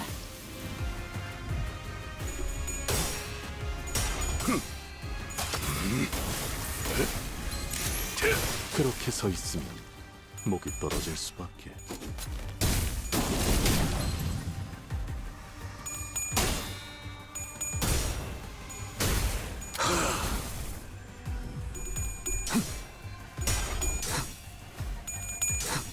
끝내. 전소하리.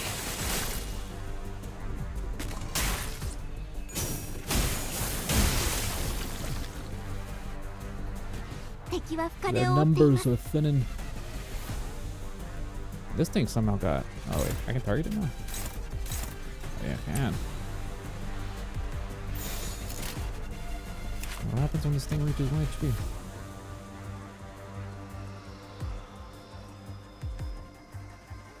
Drops to 1 from damage, triggers Hand of the Saint, and removes all this. Okay. It removes that, I guess.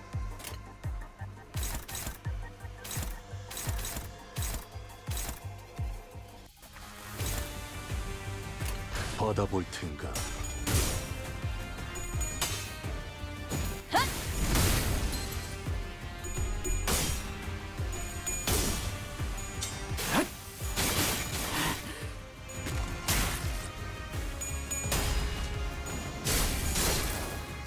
Never realized those little tower enemies were actually like they had the heads of a bird. Now I got a better look at them. このまま行けば敵を Wow. 食い止められます。 Whoa. 4 Faust. She got hit pretty hard.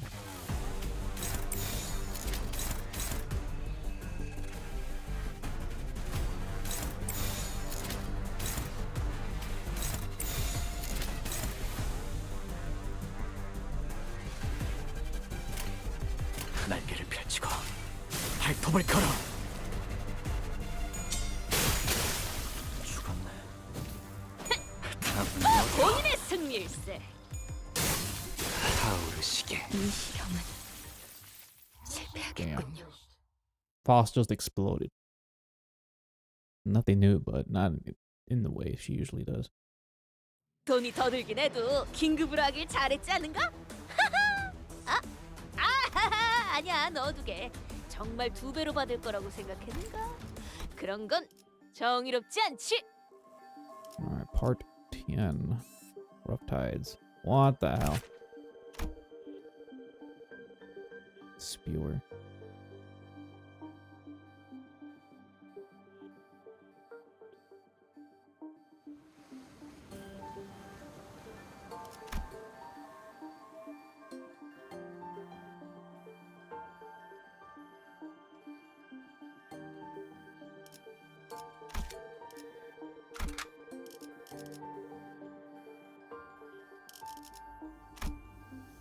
I don't have 1,000. I'm broke. What are you talking about? I need 275 or 85.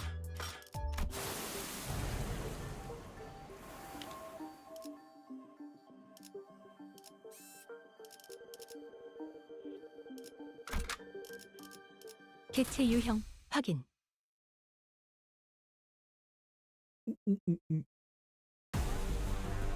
敵が来ます。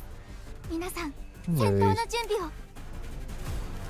Is this the one that just chills on the map and just spews the nervous shit? I think this is the one that hurts you when you attack it. No, I think that's a different one I'm picking up. Meh.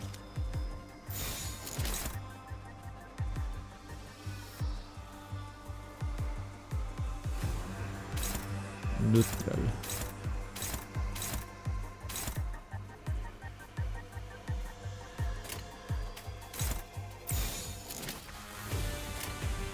조여목구를 달궈 볼까? 형태 붕괴. 敵に対して大きな打撃を与えました。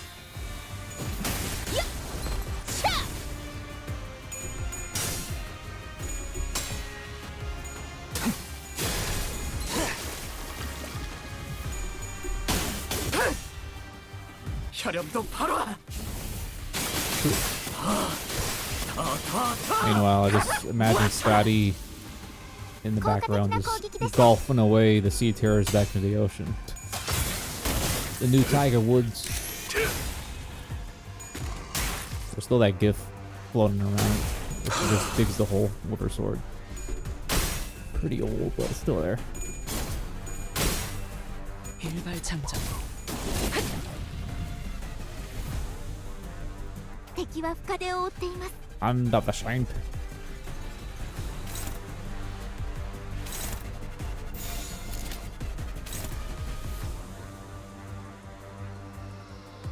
Okay. I don't know why the Reaper got aggroed last time when I did target it. It's probably like an AoE thing. Probably St. Clair.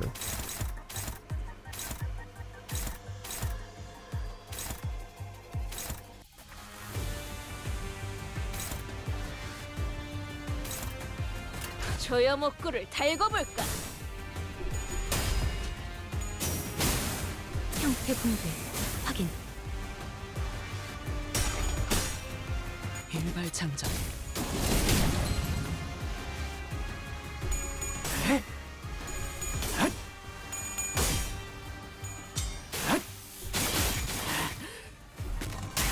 Ooh. Kind of cool while he deflects with the sword like that. 전탄 격발. Bonk. ドクターのように優れた式ですね。 Excellent command reminds me of the 間違ってん doctor. 飲んで敵は深手を負っています。 The Reaper is still chilling. That's good. I'll deal with him later.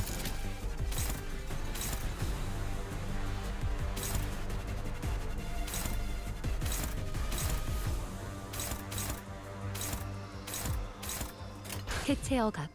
진행하겠습니다. Fork found a kitchen. サンタさんの作戦、とても効果的でした。 형태 붕괴. 확인. 끝내. 빨리.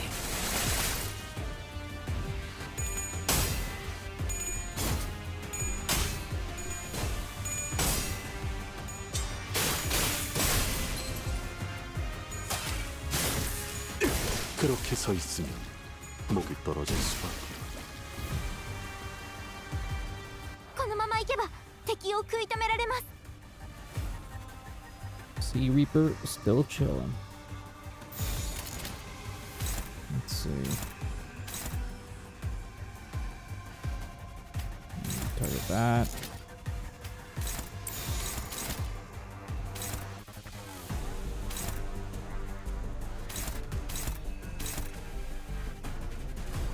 화격검. Oh, magic bullet. I don't know if this is gonna reach that Reaper. I don't think it. No, it woke him up. Fuck. It did. He's angry.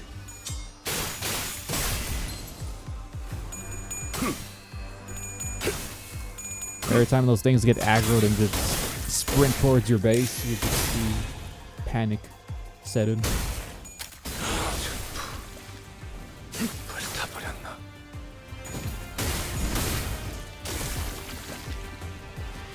囚人の皆さんの状態を確認する必要がありそうです。管理人。 Let's see. 25. Let's see what he does. I got. I haven't really got a chance to use Let's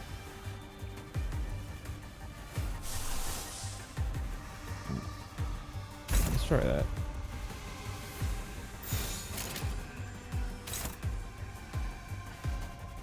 Actually, no, this.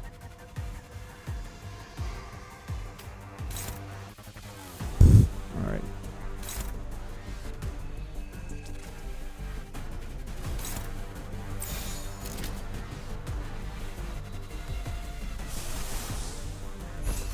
Gotta use magic bullet on this dude.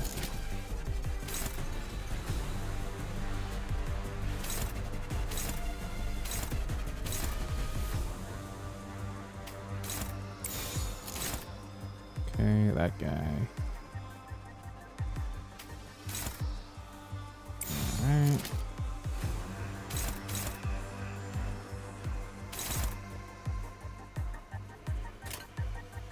언제까지 버티나 보자고.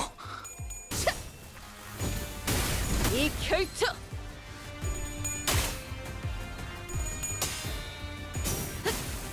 형태 붕괴 확인.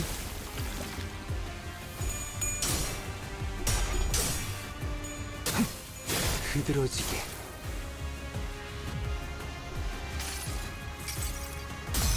눈부시지 않다고 두려워하지 마. Milner charging up.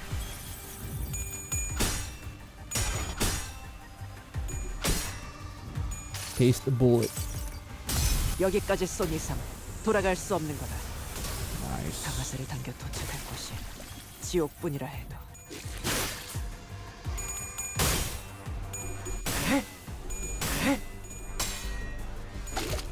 Not nice. Holy impairment.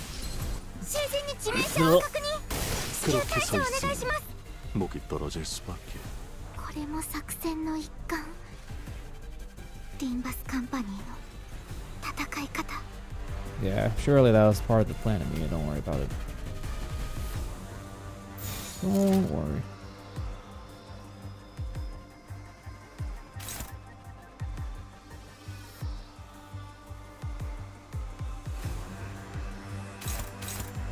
First of all,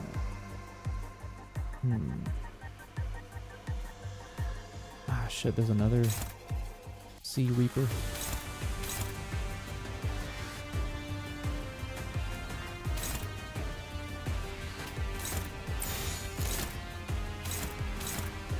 Okay, let's concentrate on this.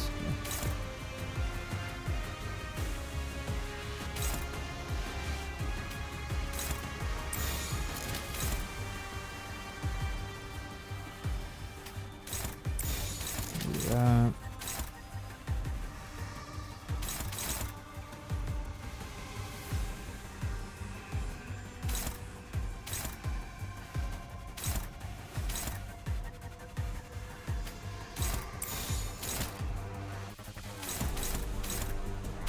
do that.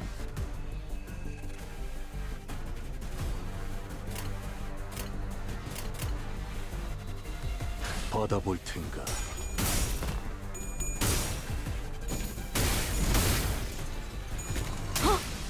God damn it.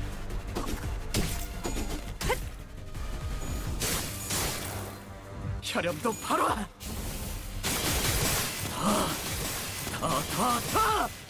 모아쳐라. 그렇게 서 있으면 목이 떨어질 수밖에.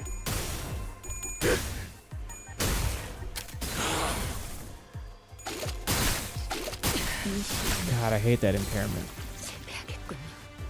囚人が死亡。どうすれば。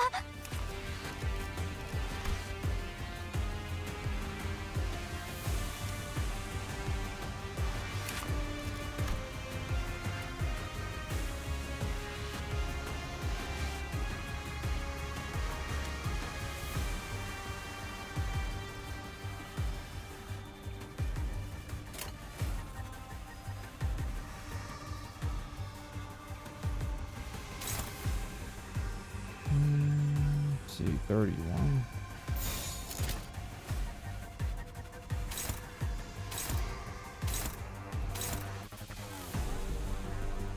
The Roomba. The Roomba.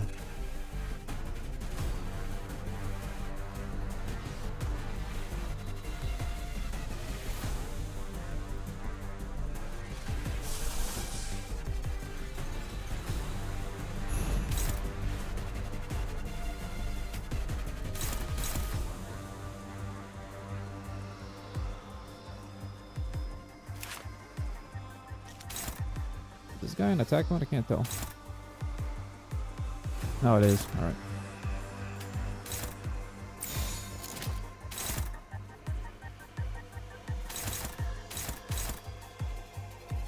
Well, he's saying he's not playing his target anyways.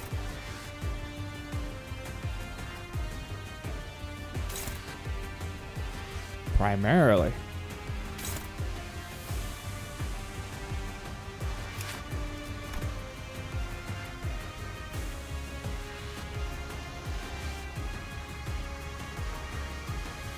Only from skills mainly targeting. Sure, I guess not. Why not?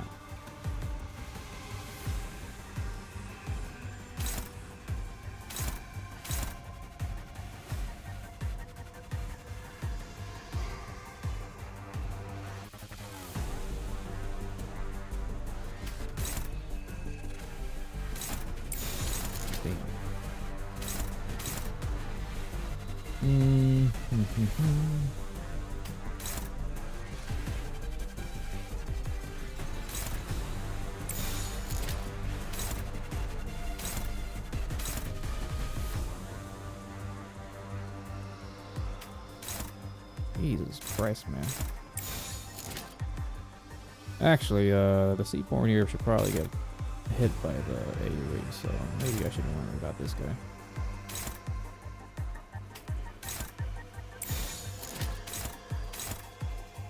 Let's see.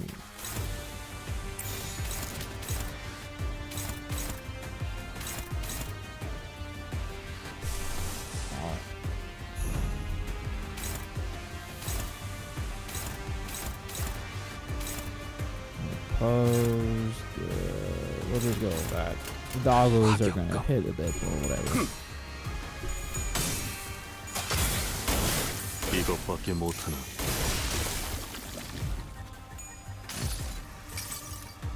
태우고 싶은 것을 태울 뿐이요. 適した攻撃でなくても最善の選択だったはずです。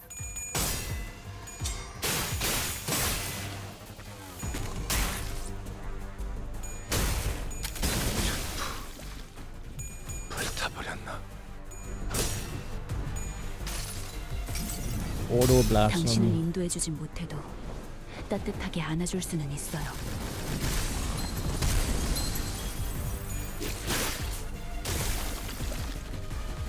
敵は深手を負っています。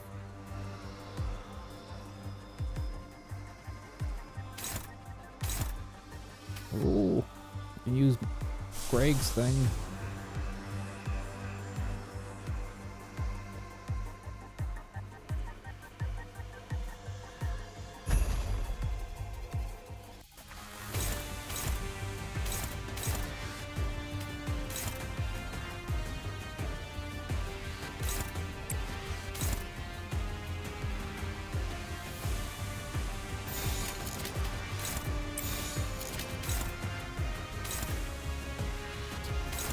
Why is everyone targeting this guy?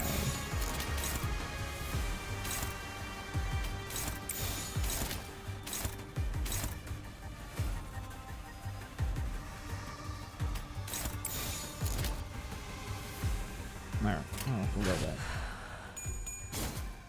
완벽한 한 발을 위해 이것밖에 못하나. 흐드러지게, 타오르시게. 본인의 승리일세. Ooh. Milner. 이 검은, 이 명예는, 이 영광은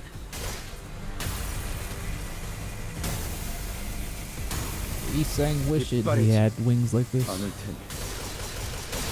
Ah, my eyes, holy shit.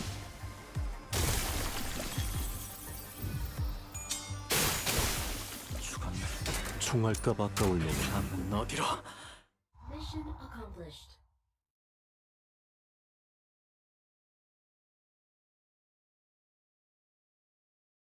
관리자님이 명하는 것이라면 탄원은 어디든 무엇이든 누구든 관통해냅니다.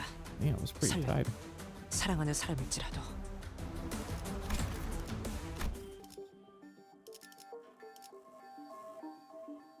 $800. Still need more. The Fabled Knight. Night. Last night. 사냥감인가 몸이. There are more sea terrors than we expected near the lighthouse. Thanks to Irene's lamp, the light of which paralyzed their nervous systems, which, with the rather narrow passageways, we were able to handle them without much trouble. Also, as the control room was like under exterior wall, mostly undamaged. What the hell? That's what it looks like. Boss shared the good news that the repairs most likely won't take very long. Isang was right. Fortunately, the inside is barely damaged. Barely. How are you progressing, Miss Faust? It is almost complete. We best prepare to leave. And I'll radio the doctor. The tremor shakes the building with a loud boom, and debris begins to fall from the ceiling. The lighthouse's precarious floor suddenly collapses from the shock. Ah! The floor is giving away. What's going on out there? Something rammed against the Io Iberia. Let's see. Hot shattering through the ocean surface. The sheer explosive force turning water into mist. And it is charging at us once again. As Isang noted, I saw the shadow of a dark figure through the ruptured outer wall of the lighthouse charge ferociously at the ruined structure. The figure looked like a lot one of those knights the city's western region Don Quixote will talk about. The lighthouse might crumble at this rate, and we might have no choice. We have to stop whatever's out there. So I'll stay here. The rest of us will descend the lighthouse in. The lighthouse is almost fully functional. It'll only take some finishing touches to have its light shine again, which I can handle. Seems entirely unnecessarily to leave the rest of you. I would rather much leave it to Frost, who is an expert. I've read about that Seaborn before. The fables and legends say that he is the last knight. No, but it is actually the last knight. What the fuck? And if those stories have any grain of truth in them, you're going to need all hands on deck to even have a chance. You better prepare for a few days of interrogation once I bring you into the Inquisition. Inquisition Executive Manager. All hands on deck. Let's leave the lighthouse to mayors. We have to put a stop to that night's Holy shit. I've only seen this guy in IS-3 or the Seaborn IS thing. He's like an optional boss. Surprised to see him in this shit. Uh-oh. Waves crest high and violent behind the spear wielding knight. We have to protect the already precarious lighthouse against the knight. The knight begins to charge at us, his steed splitting the very sea, and I instantly know that this isn't gonna be easy. Ooh. Oh, what the hell is it? One day, wheat grains he planted did not sprout. One day, he stopped feeling the scent of life between his breath. Thus, he rides against the currents, hunting after waves. He seeks the waves, approaches them, and eventually brings about their destruction. Faint memories have been blinked through Amiya's fathoms flash briefly before my eyes, and the seaborn knight wields this great lance against the surfaced sea terrors. He shudders as though with repulsiveness, but he does not stop. You obstruct process and cover the lands. That is impermissible. This is the land. The knight and the sea terrors don't necessarily seem to be on the same side. Perhaps diplomacy may be a viable solution here.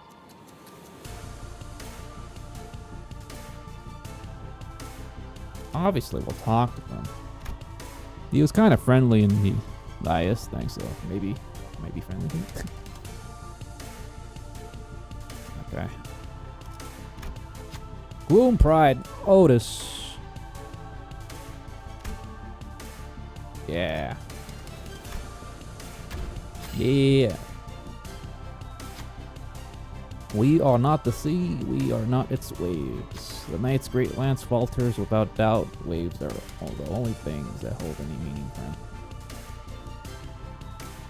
The last knight gains 3 offense level down. 무엇이든 맞출 수 있는 탄원이니 말입니다. Oh, we're still fighting. Just debuffed. For this turn only.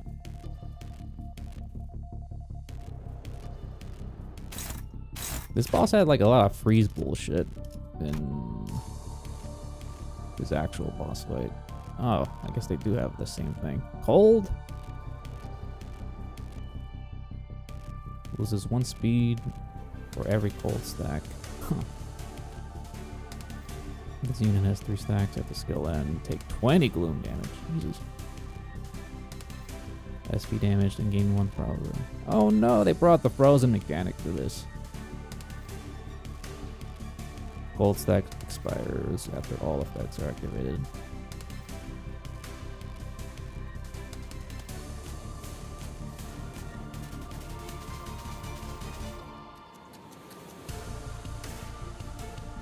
Base power, blur. Base buff against cold status. Deal minus 50% damage. Damn. Only 50%. Holy conditions.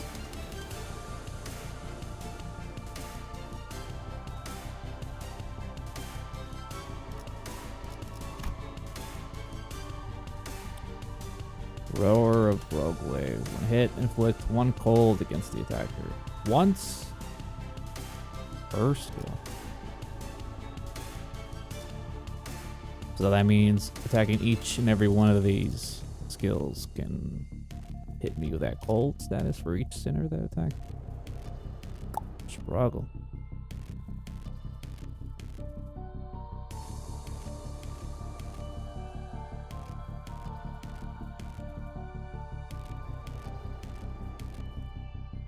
And this unit is healed back to 100% HP and SV.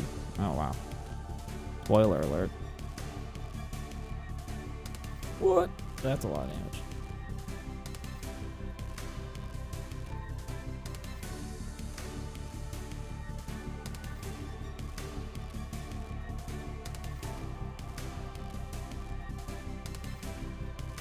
Blizzard Calamity. So yeah, he does have a 2 phases. I'm assuming he has his Seahorsey of Doom. I'm not sure about this going about getting cold for attacking him, but let me see. Maybe I can status him.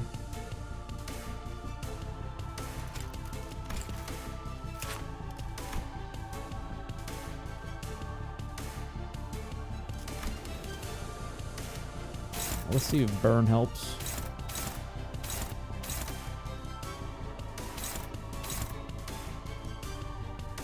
Flashball guard.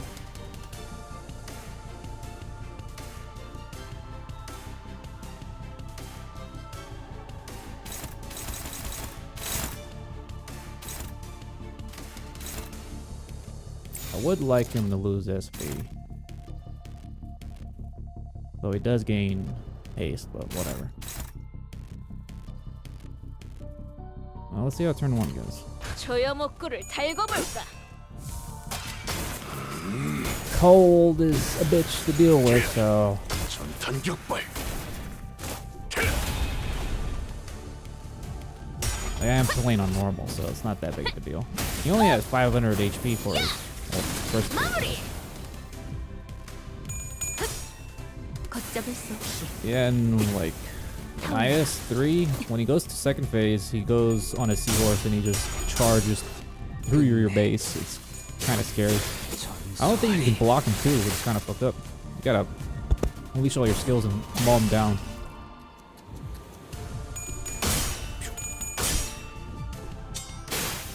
Mansa, you're in normal mode. I'm pretty sure I'm in normal mode.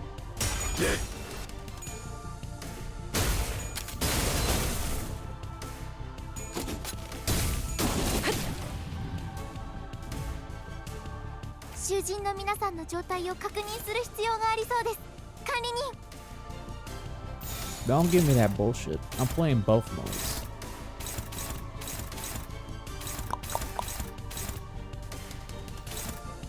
Let's see.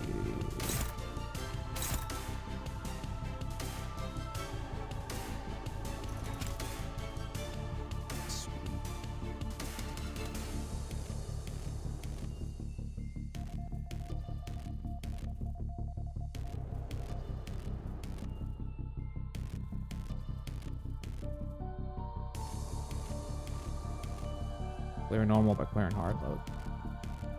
I didn't know that.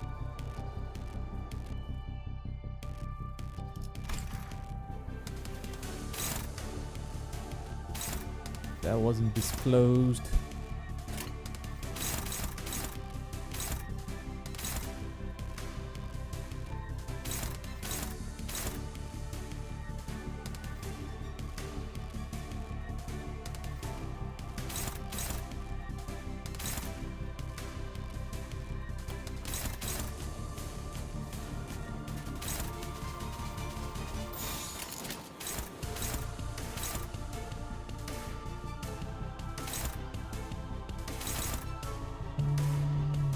Tiebreaker.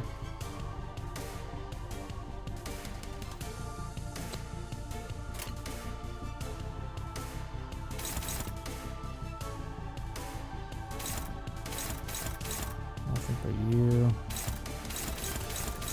Nothing for these guys. Well,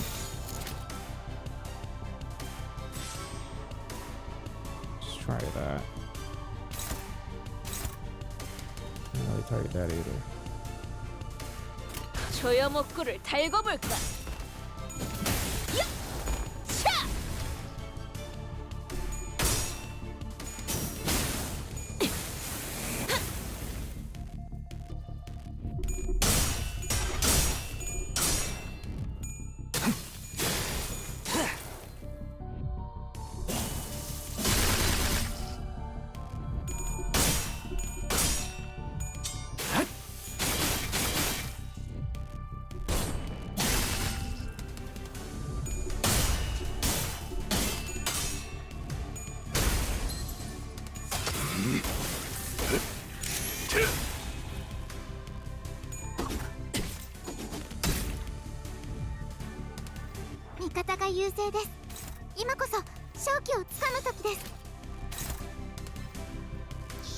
weird. 받아볼 텐가. Oh, frozen. 격발. Fuck's sake.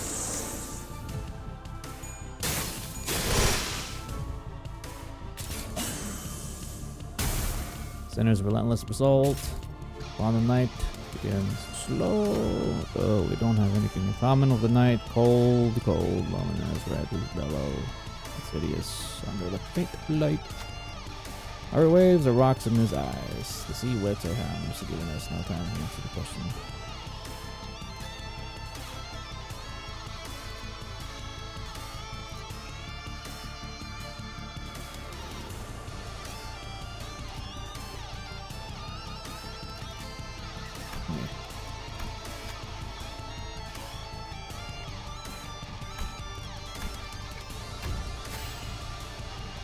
Sinner's Utis warmth reignites the fire of determination in the rest of the sinners. In that moment, Irene raises her lamp, showering the night with light. The various flames illuminate our path. Unlike the night, we're not alone, so we did not have to endure the chilling loneliness by ourselves. Remove Frozen from our allies. 무엇이든 맞출 수 있는 Good. 탄원이니 말입니다. カンテさん、なんだかただならぬ気配を感じます。 Never mind, he's not on a seahorse.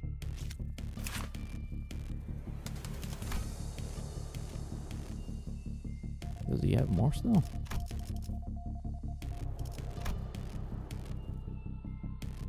He has one more condition.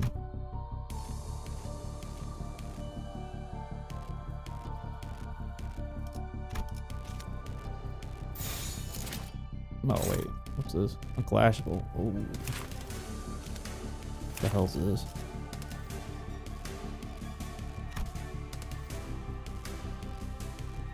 Deal 5% damage for every enemy with cold. Like sinking. Like sinking. Like 10.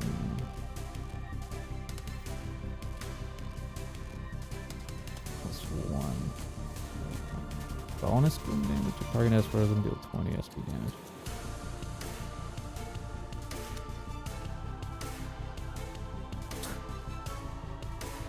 There you go. There goes another golden age. I'm assuming this guy has no stagger. Yeah.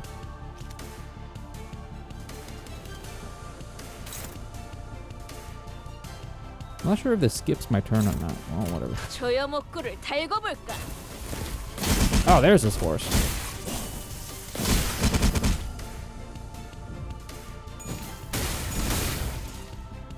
Okay, looks like I can still attack. It doesn't skip.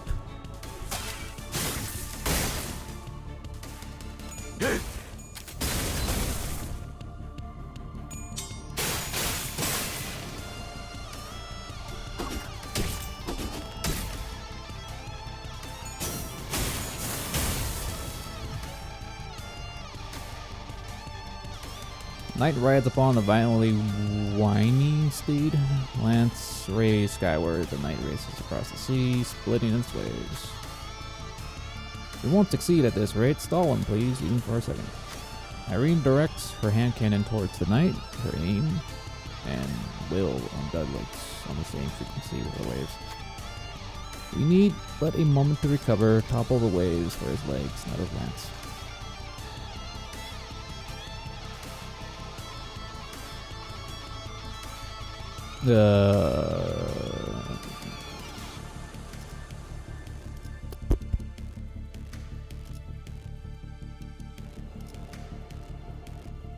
Observe. A high-pitched and powerful cry resonates. The knight's steed is sending out a warning or something. Oh. 敵が来ます。皆さん、 I don't know if that was the right 戦闘の準備を。 choice.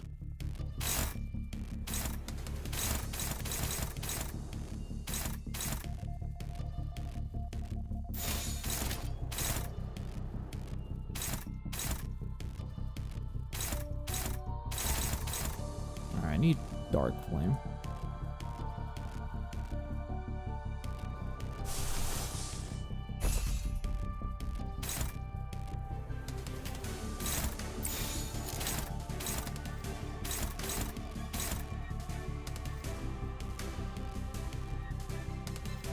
not enough speed for much.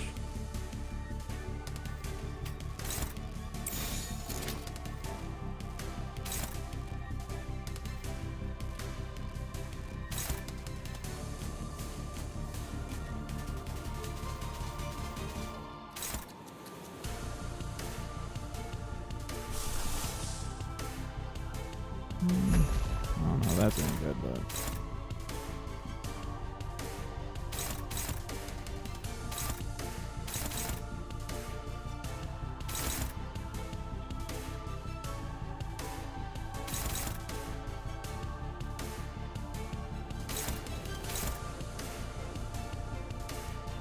that's Ardor Blossom.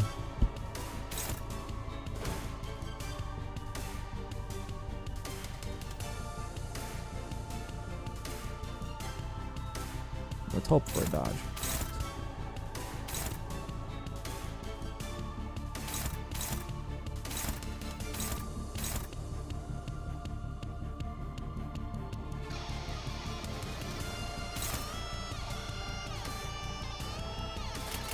받아볼 텐가. 내 탄환이 향하는 곳은 언제나 같다. 필연적으로 조금의 우연도 없이.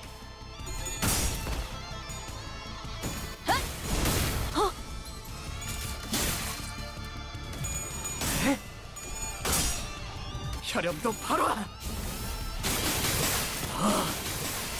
더! 모아쳐라!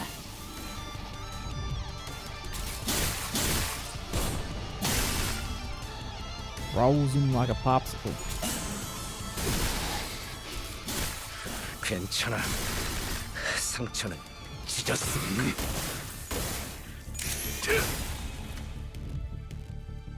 Limbusカンパニーの皆さん、 Man, こ that's の bad. 勢いに乗って勝ちに行きましょう。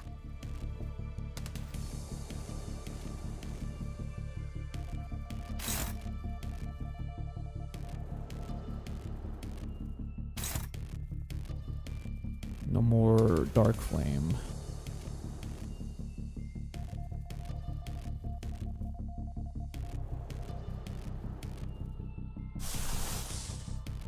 Yeah, I'm not using that skill. Okay, let's see.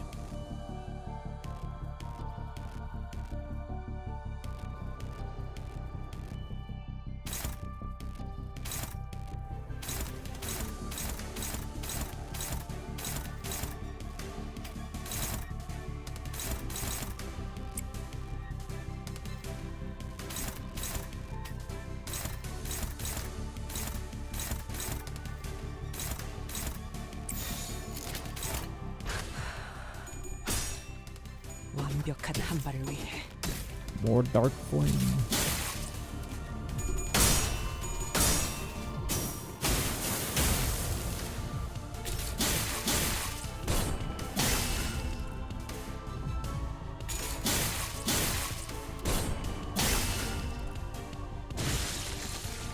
Oh, Dark Flame. I need to double check that thing. I'm out of rounds. The lamp's almost out too. Holy shit. We're holding him back for now, but we won't last much longer. No BS. I can't last. The lighthouse, not so much. What difference does it make? Sinners were reeling from the battle against this enemy, who is more like a force of nature than human. Without giving us much time to breathe, the knight fixes the spear and begins charging at us again. It didn't take very long for the severity of the situation to dawn as I quickly began to rack my head with a desperate wish. What can I do? What can I do here? That's then, through the mist, the black space begins to envelop my vision once again. Wait, this is just like... gaining more ego. It's golden. Is that Milner? From the dark, light shines again. I reach out toward it and see, unlike in the earlier phenomenon, which focused entirely and powerfully on Scotty. A single individual, from what I saw this time, was an unfamiliar place called Kashmir. This place was filled to the brim with things that Don Quixote would lose her mind over, like knights and her countless fans in an arena which to test one's mettle, and a lot of blonde ponies. But the one in Emiya's thoughts sits far from all that glory in a very mundane-looking office. He wears a well-kempt set clothing, while his eyes are with a slight squint focused on reading the newspaper. The man looked more like an office worker than a knight, but the most radiant part of that scene was a banner hanging on the wall, and a sword. Don Quixote was the first sinner who came to mind. Can she, our ardent admirer of knights and pursuer of glory, spin that energy from this sword as her own? Nope. No, he's different. I need someone who doesn't pursue glory, someone who can handle their own tarnished glory. The sinner who can detach, wield the entirety of their bygone glory is Greg. I'll trust you, Greg. Use this ego to cue into the knight's charge. Split the waves. Use the light to split the waves on. I hear you, manager. Let's do this. Whoa.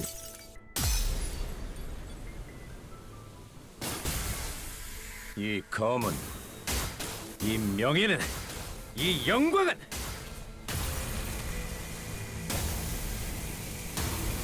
빛바래지 않을 테니. Holy flashbang. The incandescent golden blades of light surge forth, cleaving through the darkness of the sea. The knight withstands and parries each of these lights away, but he comes to a stop when the last of the golden radiance cuts across the sea and looks in our direction as if to admire it. And finally, the lighthouse makes a low, resonant, creaky noise before firing a bright light toward the ocean horizon. Mayers has completed the repairs. Woo! The light returneth to its house once more. Silence all Mayers to saying something. Like Oda said, Mayers was peeking out from the window and shouting something at us. Vessel Massas is still near the shores. Somewhere in the coastal sea, and moored somewhere by the beach, somewhere quite a distance by the village coast. Confirmed, all radio, Dr. Cal said immediately. Well, that was all in the good, but what about the monster? What if it charges at the lighthouse again and destroys it? I heard it talk during our battle, but I don't think that creature is capable of actually communicating with them. This will be a problem. Ooh. Don Quixote, don't get too close to it. It's too dangerous. But before we could stop her, Don Quixote had already approached as close as she could to the seabourn, her twinkling eyes. She takes a moment to admire the knight and his steed before asking in an energetic tone, "Oh, mighty knight, what is the name of thy noble steed?" What is this, the way? What? Rocinante. Wait, she can communicate with him. Whoa, 'tis quite the coincidence that my noble steed is also named Rocinante. Bootleg version. One who is not a comrade. They are a steed, you say? Forsooth, a steed most fine indeed. It has served me well over countless adventures of mine, despite its appearance. Yet I must inquire thee, noble knight, where dost thou strike this lighthouse so? Ah, shit. Ishmael. Scotty is yet to be possessed by Ishmael, so... It was not the waves are darker, more raucous. Perchance there was a tad inconvenient misunderstanding here then. Good night, I and mine compatriots are now embarking upon an adventure most important, yet why thy obstruction? We are unable to do so. Prithee, wilt thou return to whence thou came? Don Quixote regarded the knight with a stance that was at once courteous and brave.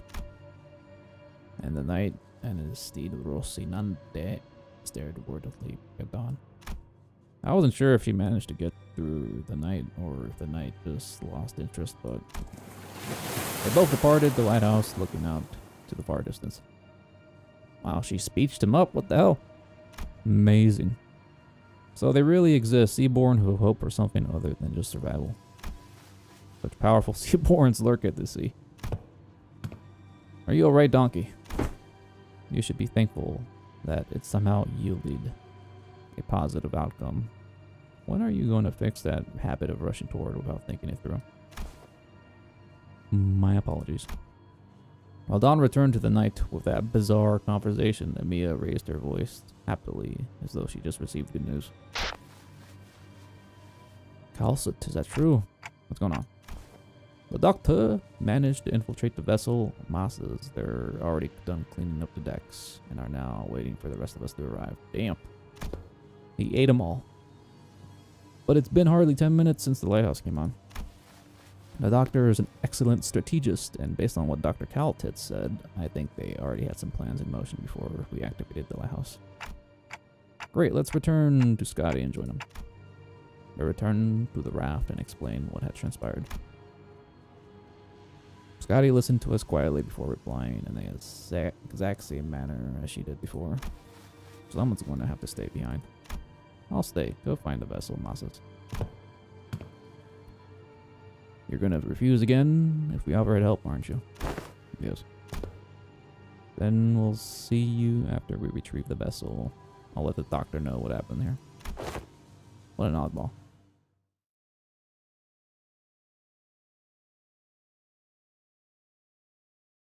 관리자님이 명하는 것이라면 탄환은 어디든 무엇이든 누구든 관통해냅니다. What level is the last night 사랑하는 사람일지라도. in this game?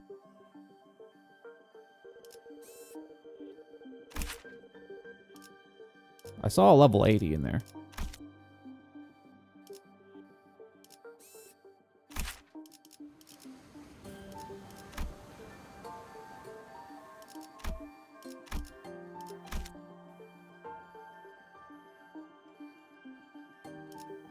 Clear and via hard difficulty stages will automatically the corresponding. Well, fuck.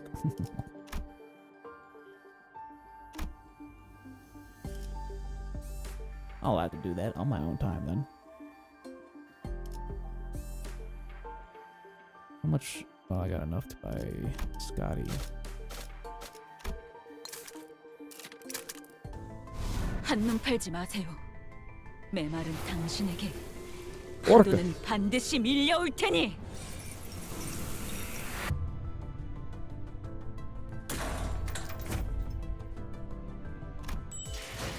Good. I don't know if I have enough. I think I have enough. Wait, I think this replaces Ardor Blossom. Oh.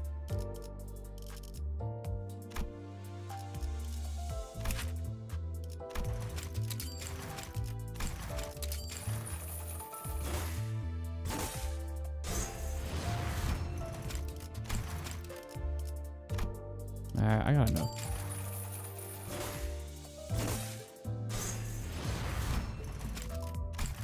Nice.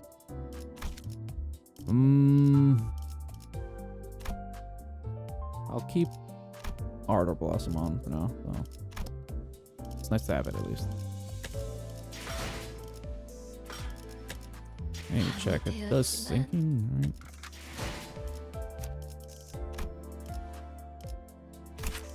Yeah. Boom. Try more.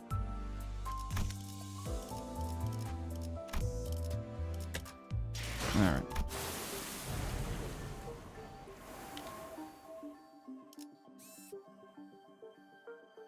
How many more nodes do we have?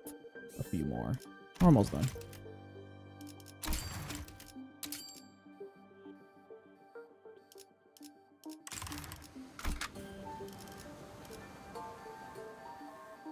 끌어넘칠 시간이군요.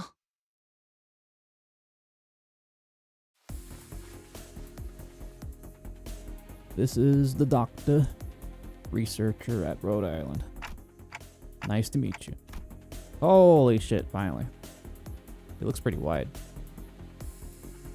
Buff doctor. So I guess it's always like that because his silhouette is normally standing sideways.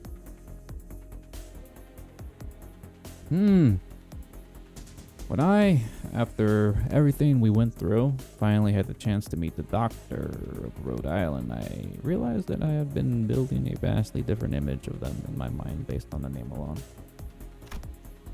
I was thinking they were going to be someone like Isang Foster or Honeheim from LCE. But the first impression of them was similar to what I felt when I met the K-Corp employee. Oh, he's actually talking. The clock just ticked. And this is Dante, manager at Limbus Company. That ticking just now was nice to meet you. Oh, okay. Thanks for accompanying me. Honestly, I was pretty worried when we were separated at the border. I should thank you and Emiya, actually. We would have been in a real pickle without her, though. It's a bit embarrassing to repeat that myself. Dante says that we would have been in a real pickle without Miss Emiya. Sorry, manager bud, can't talk human. So don't worry about it. We'll take over the translation. It's kind of weird talking to the doctor since we're the ones picking his dialogue choices in this game. He's become sentient. What the hell's all this?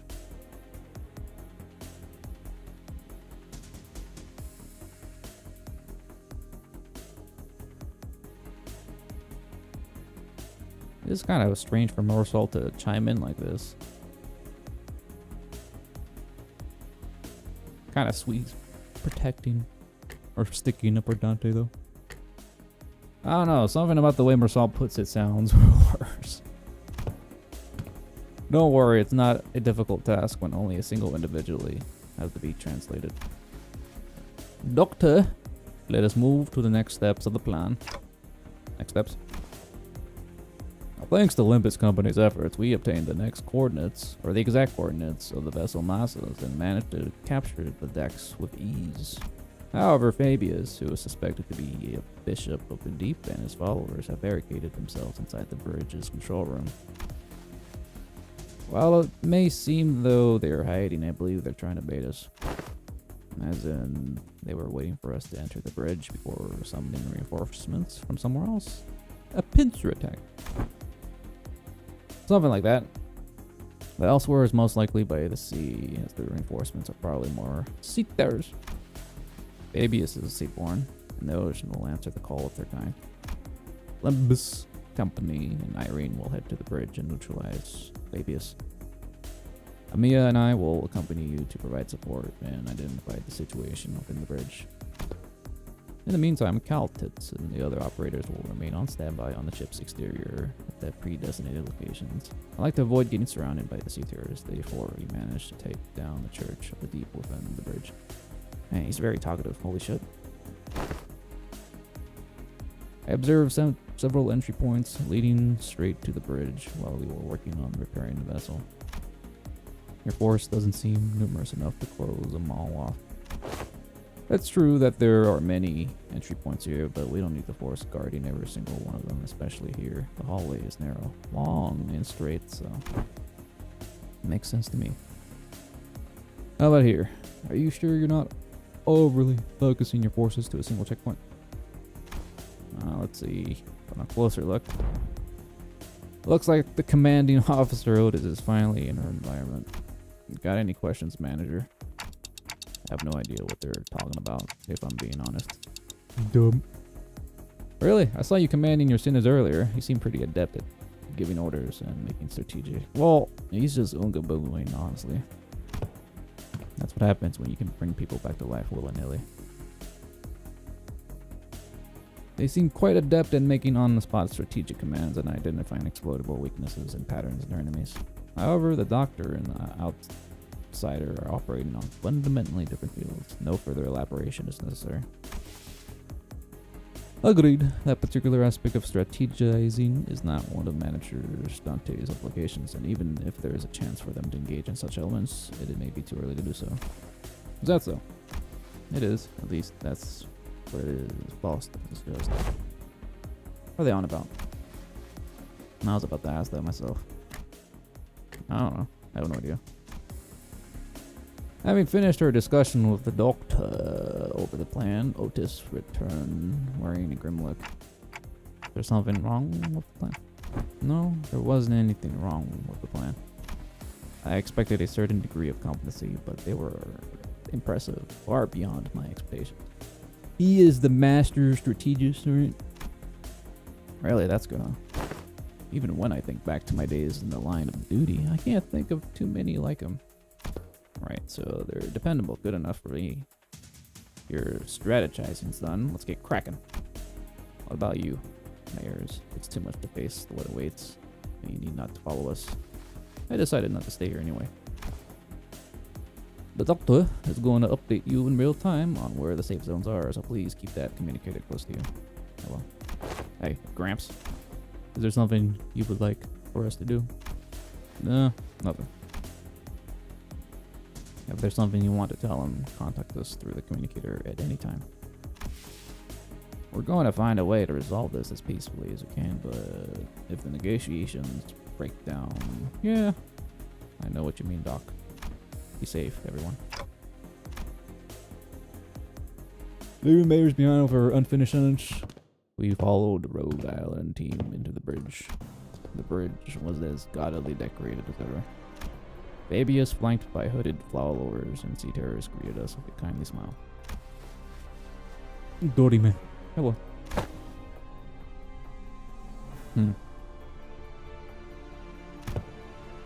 Your suspicions are certainly justified, but I implore you to think back. If you truly believe that we had sought to harm you, then how would you explain that one peaceful night you had spent in Fata Mortal? We had never wished to harm you in any way. We did not then, and we do not now. Huh? Not even a day after you folks stabbed us in the back like cowards. And you want us to believe that? Our wish has always been the same. We only wish to extend the freedom to roam the seas to those capable, kind-hearted souls. Turn us into sea monsters, mate. Monster is only a name, the essence of it being changed, not regardless of the label given to it. Become one with the sea, become one with the endless cycle of life, and one day your misunderstandings will end, and you will become to understand nothing. Doctor. Yeah. I see the light. I'm assuming that's the portal. I pulled out the identity cards the moment I saw Fabius raising his hands. The doctors seemed to have finished their preparation as well as the enemy stood opposite Fabius. Incoming! Let's stop them here for good, no matter how long it takes. The strategic formation prioritized reducing sacrifices to the absolute minimum. Their commands sought to protect, sought to defend, and their forces would quit all of them. Pretty much the opposite of Dante's strategy. All I can do is put my faith in the sinners and push them forward. Our style is, trust me, bro. I'll bring you back no matter what. Let's wipe them out. All right. Trust me.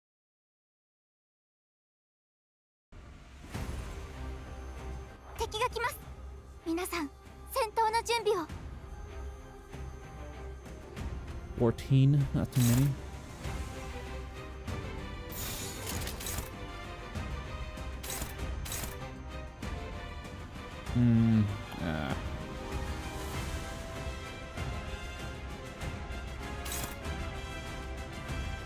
St. Clair's thing is gonna...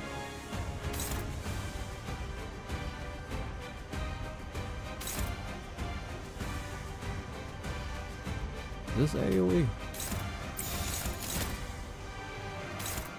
Okay, that shouldn't wake up the Reaper, so...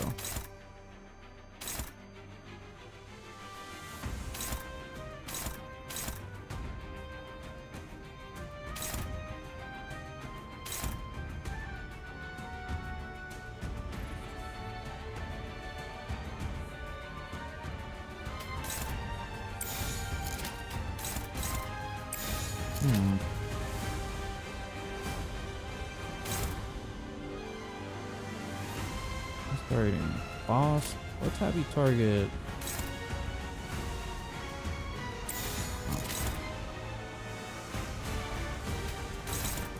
Go back. 해체 어각 진행하겠습니다. 본인의 敵 승리. に対して大きな打撃を与えました。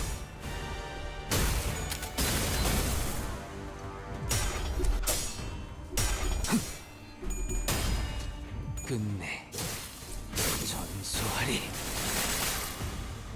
効果的な攻撃でした。 Nice. 혈염도 발화.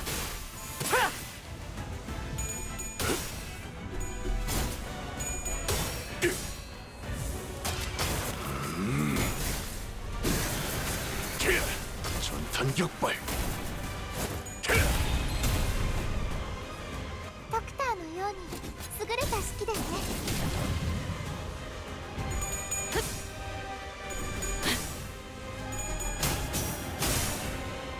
걷잡을 수 없이 타올라라.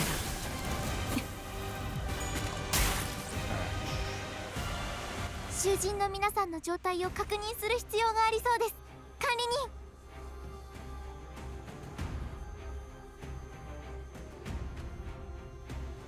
Oh, he's been activated. Fuck.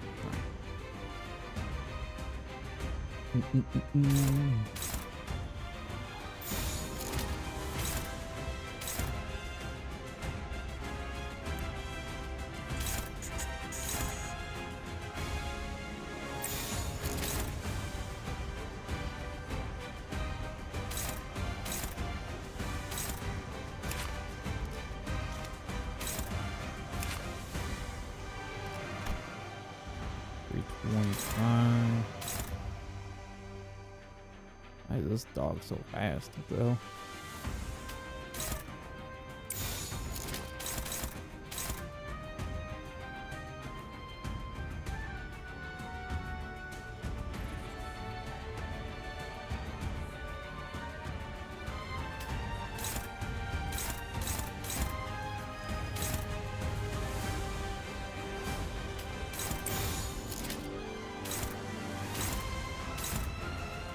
Pose for that guy.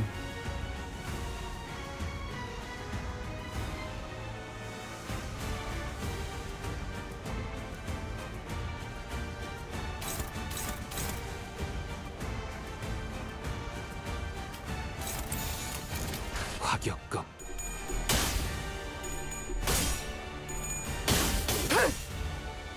혈염도 발화.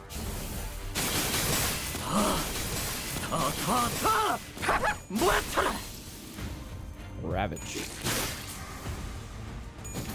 본인의 승리일세.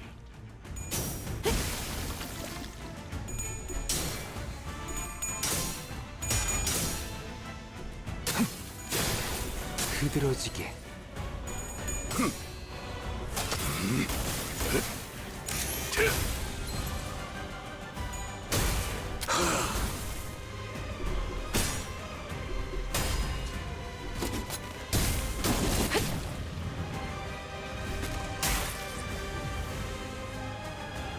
敵は深手を負っています。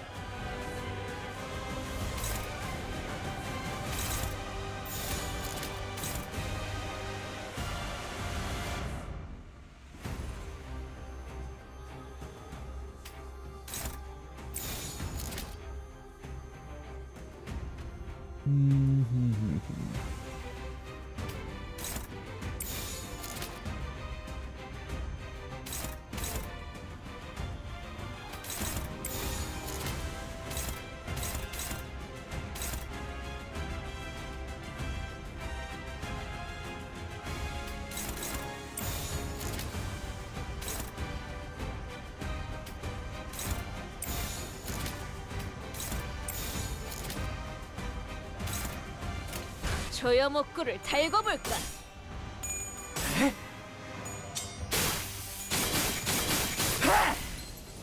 Stagger the Reaper. 타오르시게.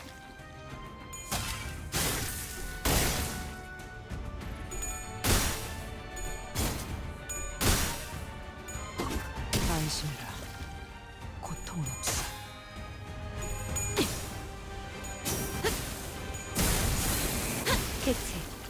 소각되었습니다.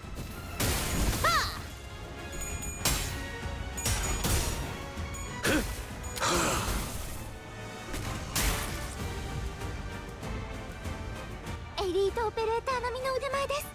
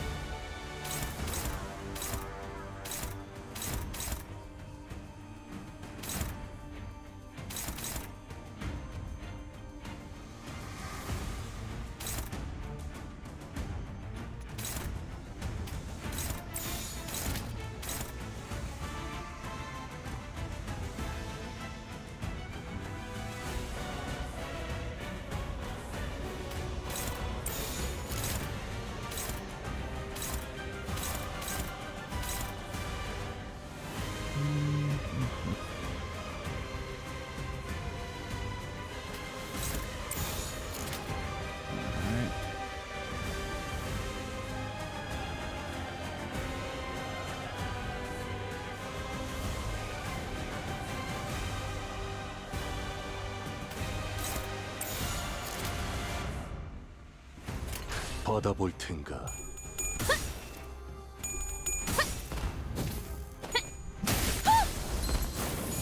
본인의 승리를. サンタさんの作戦とても効果的でした。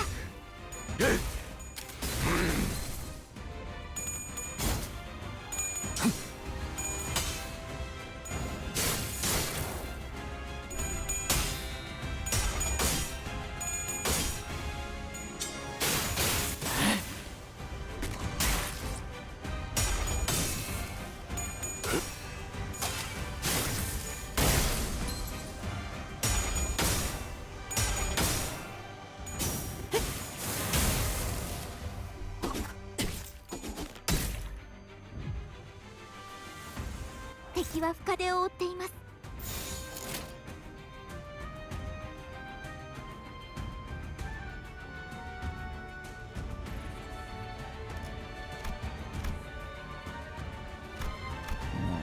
There's another way. Fucking hell.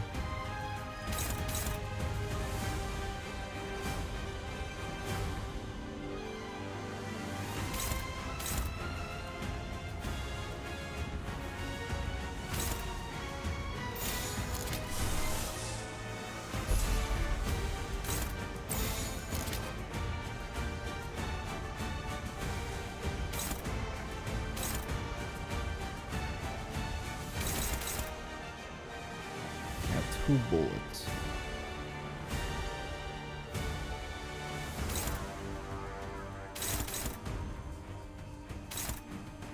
Okay, those guys are targeting that.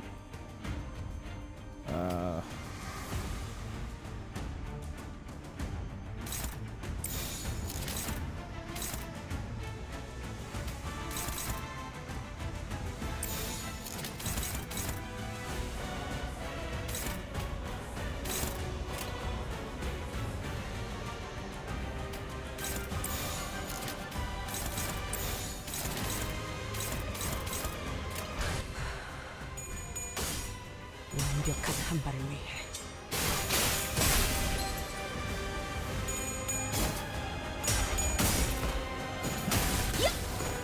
본인의 승리일세.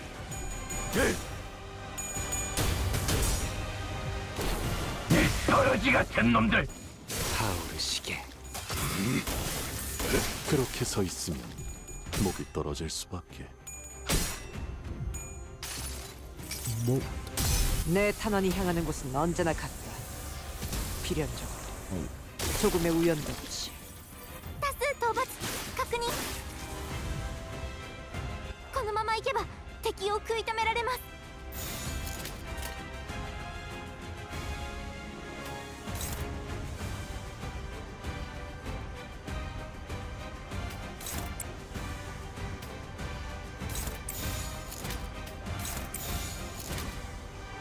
화격검.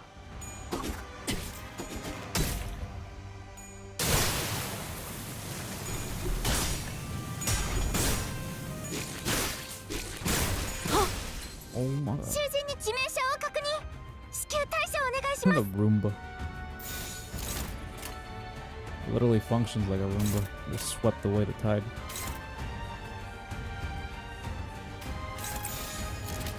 날개를 펼치고 발톱을 걸어. 죽었네. 다음은 어디로? これが必要な戦い Is で this あれ wave ば too? Alright, it's the last one. Jesus Christ.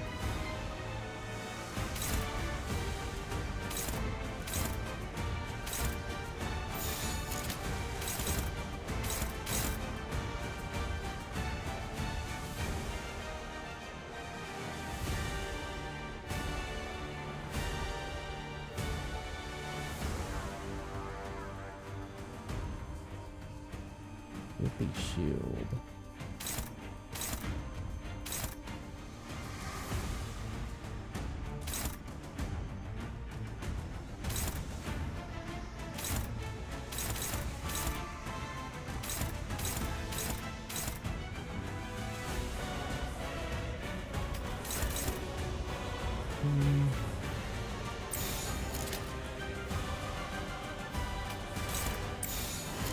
조여목구를 달고 볼까?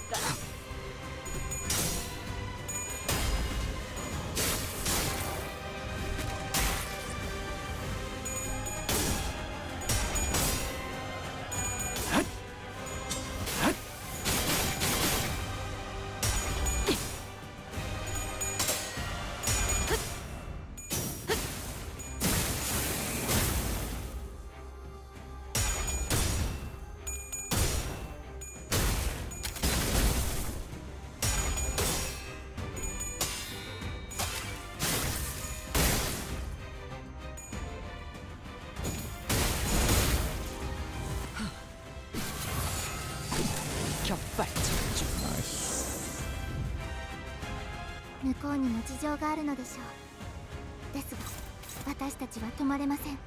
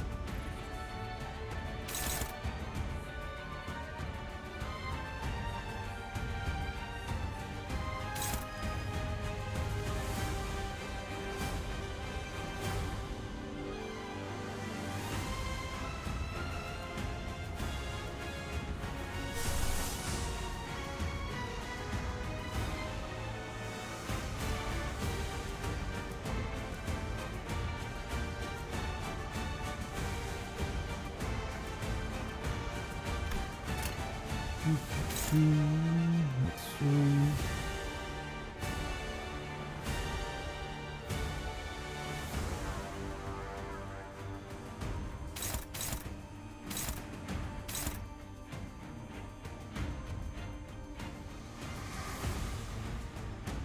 More salt.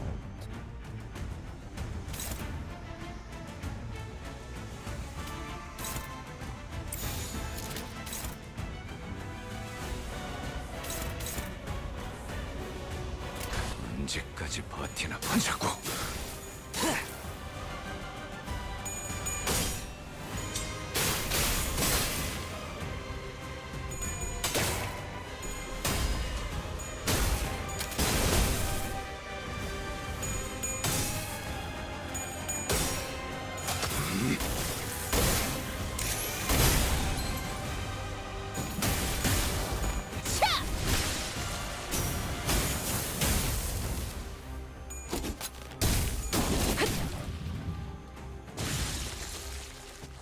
오페레이터並みの腕前です。 There you go.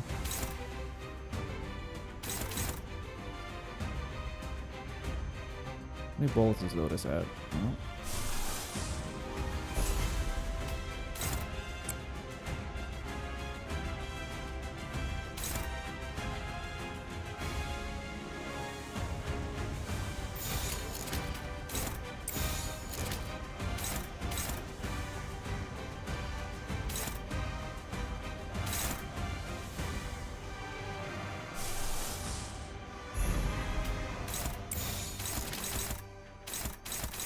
guy up.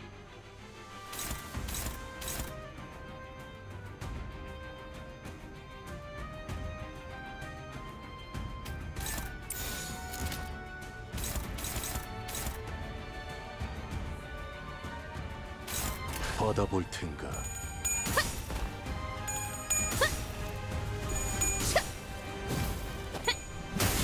본인의 승리일세.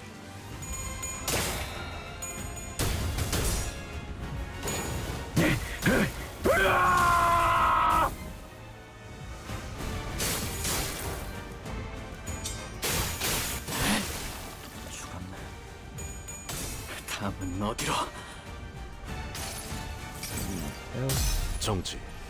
벗어날 수 없다.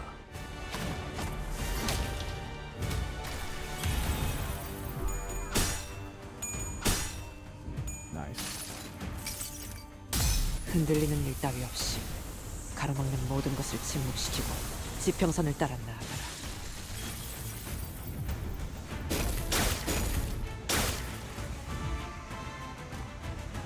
味方が優 Still 勢 as です。 friends. 今こそ勝機をつかむ時です。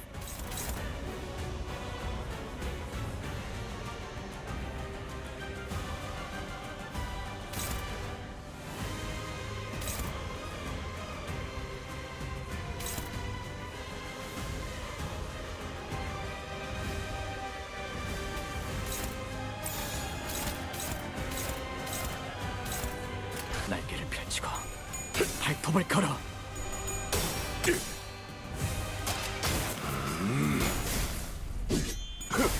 전탄 격발.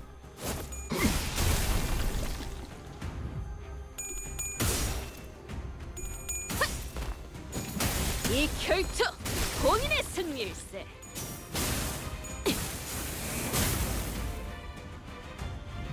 끝내 전수하리 하울시계. 혈염도 바로. 총알값 아까울 노는 하는군. Mersault had to get the last ore at farm before the battle ends. But pretty persistent. Fabius flees like a bitch, using sea terrors and his followers as meat shields. Wait, no, I see it now. Not Fabius who's putting them in harm's way to save himself. The sea terrors and the cultists have thrown themselves in our way, entirely willing to sacrifice themselves to ensure that Fabius gets away. But for all that, the only place left for him to flee on the ship, wounded and cornered by the sinners in Irene's lamplight, was the decks. Nowhere left to run, Fabius. I understand you can't help, but continue to crash and struggle to live, even knowing that there's no hope.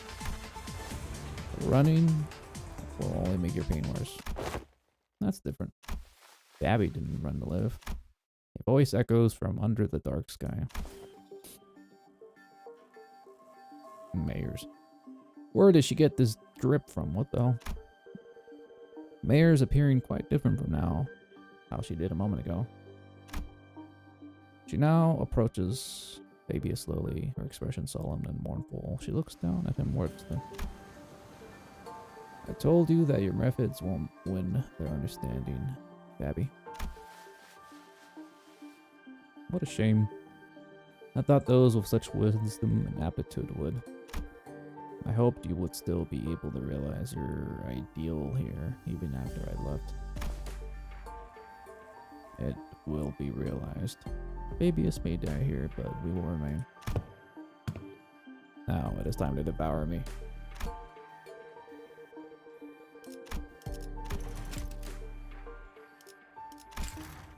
But Fabius blurted out the us off once again, even before we regained our footing from the shock of realizing Mayor's true allegiance. Eat people. Oh, looks like they're about to give us a live demonstration of some gourmand art. I heard it's a pretty common thing in District 23 backstreets, but I'd rather not see it in person. I think I'm just gonna look away. That's okay, right? What? Doctor.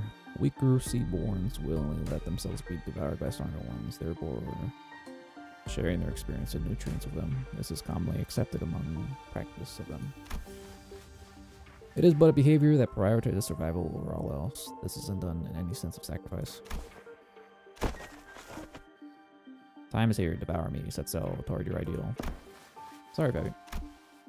I've still got some canned food left for me on this ship, and I think I'll delay becoming a seaborn for a little while. Why? Found a new destination. I'll gain a new power from there, and then become a seaborn, so now is not yet the time. If that is your will, old bishop, don't worry. Your flesh will fatten the bloodkin of thee. Mayers waves her hand, and sea terrors climb up to the vessel from the ship and began tearing Fabius to pieces. Despite the way it looked, Fabius looked exhilarated. An aerial look of suffering or pain wrinkles his face as they ripped his flesh apart. We turned away from a scene that could not be described as anything else other than cannibalism to look at Mayers. Cowsed, is she? Don't need to ask questions when the answer lies plainly before you, doctor. What is happening? Where did young Mayers? It wasn't Fabius. Mayers was the bishop of the deep. Wow. That explains why she knows so much. 관리자님이 명하는 것이라면 탄환은 어디든 무엇이든 누구든 관통해냅니다. 설령 사랑하는 사람일지라도. 120. Alright, I think we got 2 more stages. The light of the city.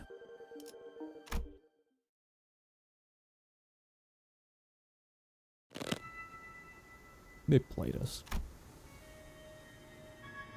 Don't despair, we still have the upper hand. We defeated Fabius and his cultists already, and even if they were to summon more sea terrors, we should be able to handle them without much trouble.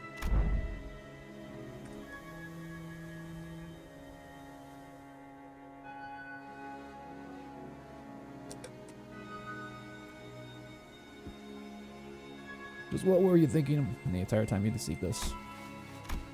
I had a feeling I knew what she was going to say to that. She was either going to say that it was for the sake, or our sake, that it wasn't a deception at all. Or maybe she'll give us one final gloating. But her reply, the words of which were carefully selected after gazing out of the far ocean, was not what any of us could have expected. I'm sorry. I thought this would be the better way to approach you, but I see how it came across as nothing more than a deception. But you're sorry? Why? Dante wants to know why you're sorry. Oh, well, that's because I did something wrong. Hey, hold on. You've been deceiving us all along, Mayers, and now you're gonna... Boy, what exactly are you after? You're after the same thing that the geezer was, ain't that right? Turn us into your bloodkin? That it was all for our sake, given all kinds of ridiculous excuses to turn us into one of those monsters. I do hope that you would all one day accept becoming Seaborns, but I'm not about to demand that you let yourselves be transformed today. Right here and now, I understand that we all need some time to mentally prepare ourselves.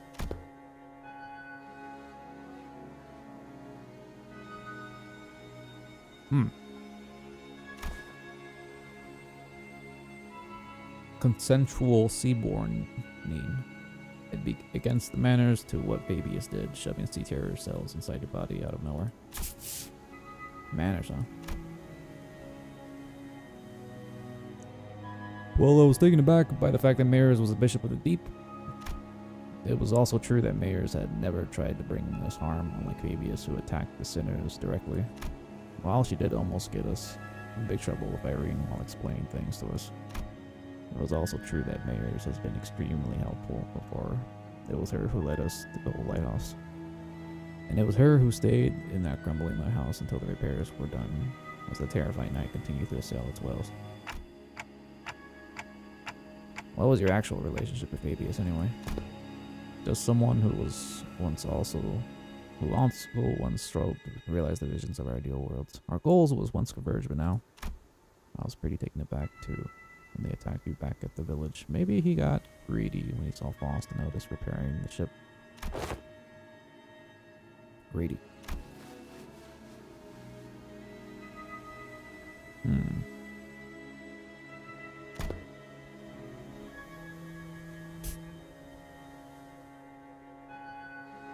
You're some cult leader, but you don't want to antagonize. I'm going to the city that lies beyond the dimension door. So you're trying to flee to a different world where the Inquisition won't be able to chase you? This isn't running away. I just want to help the people of the city, that's all. So I'm bringing the Seaborns with me to the city. Don't tell me you're going to invade the city alongside those monsters then. Then the foghorn suddenly blared and the ship shook as it began to move. Vessel Massa has begun to move. Is this an automated sailing program? The Vessel Massas will now sail forward. The dimensional door, all at Rhode Island, and Irene go right in front of the door, so don't worry. You seriously just tell us not to worry? False. Please calm yourself, Dante. It has not yet been determined if this is indeed the dimensional door connecting directly back to the city.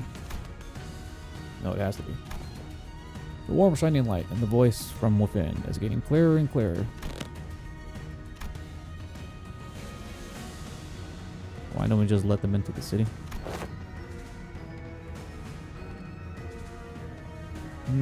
The battles thus far have done well to demonstrate the level of danger Seaborns pose. However, I doubt that we have very far, even if they were to enter the city, don't you agree? In Hongyun, we've all seen what happens when sapient, sentient, non-human entities enter the city. The head will take action the moment they realize their presence. Of course, we must prepare ourselves for repercussions in the case they decide to hold Limbus responsible once its dust settles. It is also very likely that we will fully escape any capability, and we saw memories of the Palm Massacre. Your thoughts? Urban Nightmare. However, considering their specific attributes, it will not take long for them to rise, become Star of the City level threat. There is a reasonable possibility that they may be issued the Imperatus Civitas classification. Is that not an acceptable risk? If not the head, they should be manageable by a wing. This isn't that terrible a calamity. So they're just gonna let them. Recalci shook her head resolutely. No.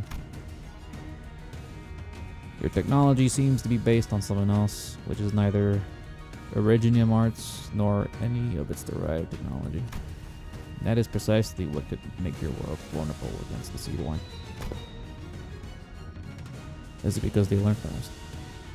Yes, those on the front lines of the war against Seaborns stubbornly stick to using traditional low-tech weapons.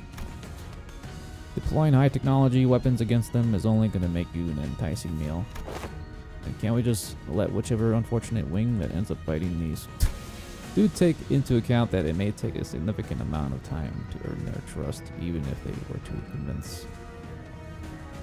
There will be other parties with alternative perspectives on the matter, complicating issues. The situation will rapidly grow out of control with the back streets and kids or the fixers get involved, unless the head designates the tapu to prevent it. Even then, considering everything she has said,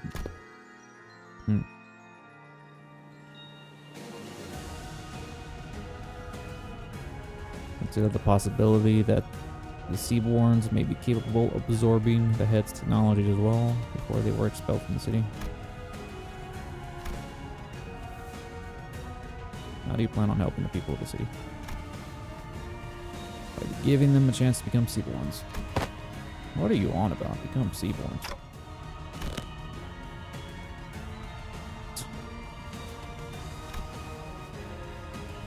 You know that's no different from what the Church of Deep is doing here. No, it's different. Because someone showered the city with the light. The light. The beam of the wolf light from the white knights and dark citizens. How do you...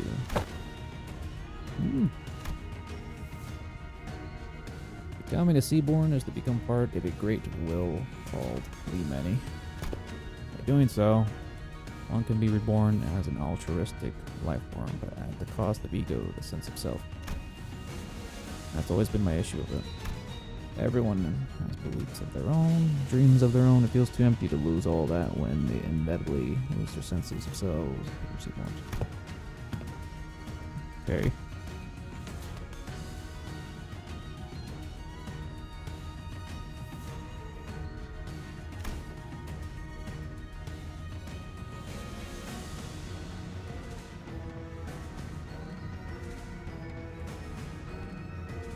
The light of the city, capable of making the seaborn individuals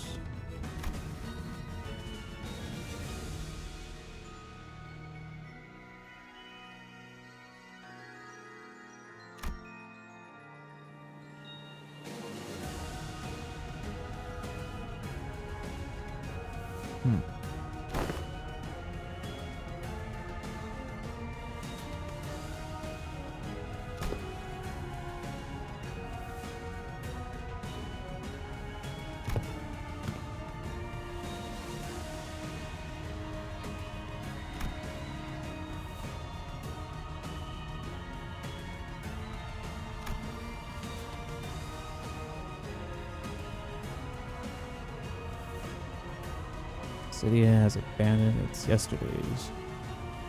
To survive today, by doing so, has given up on tomorrows. I've never heard that phrase before.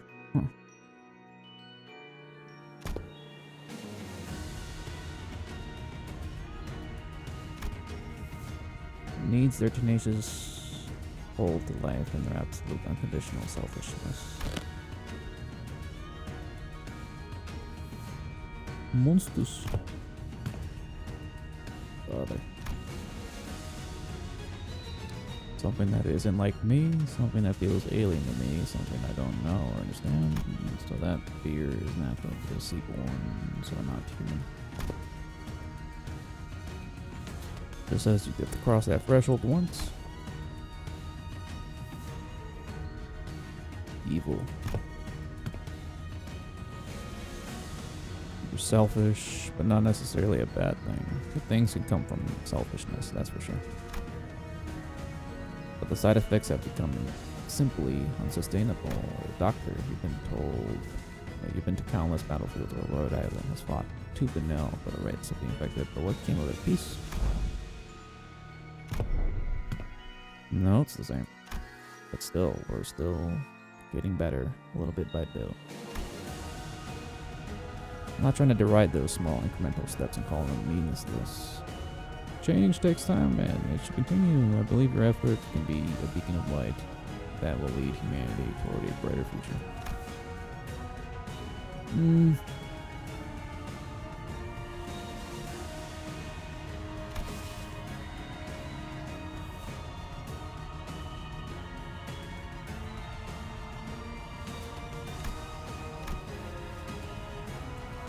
Light. People are diseased. They're so sick that even going into the far-flung future, even on the day the world ends, they will continue to fail to look forward, obsessed with scrutinizing each other in search of those differences. Yeah.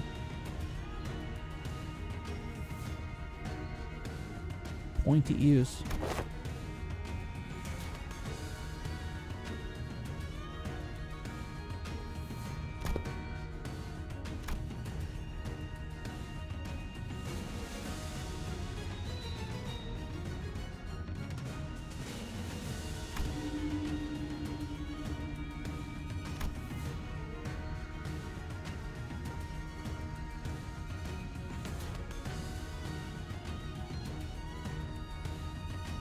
This is all just seaborn propaganda. Don't pay attention to it.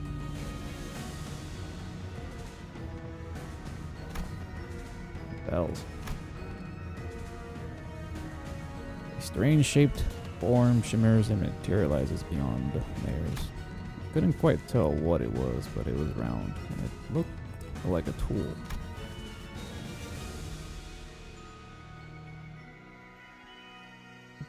Possible that she met conditions to leave Florence. Possible explanation would be the absence of the particular pull required to draw it out, or the insufficiency of it. This isn't anything like the arts. What is happening in front of Mares? The proximity to the dimensional door increasing the potency of influences coming from the city. Precisely. The connection to boss returning to normal level seems to indicate that. Like in people in other worlds, I mean, mayors also manifest ego. Well, that's what's happening. Eternal conflict and anguish is a commonality among every intelligent entity, regardless of whether they are from the city or not. Therefore, yes, Faust is quite positive that this is a possibility as well. What does that mean? It means Carmen's whispering in her ear, that broad. Potential to influence an ego implies the potential to distort as well. Now, red text is Carmen. You've been dreaming for a long time, Ayers, drawing your own picture of an idealized world. And you have chosen the ocean as the means to building a path toward that vision. Yet, why have you failed to take a leap of faith yourself? I had to make preparations. Deepborns are beautiful. There's no doubt about it. It's just that a key piece was missing to really achieve what I want. You're not being honest with yourself. I know it very well that you were afraid of becoming one of them. The fear that your own creed might crumble, that you might lose your own sense of self, your ego. The fear that you might end up becoming nothing more than just another thing swept up by the ineffability of your will.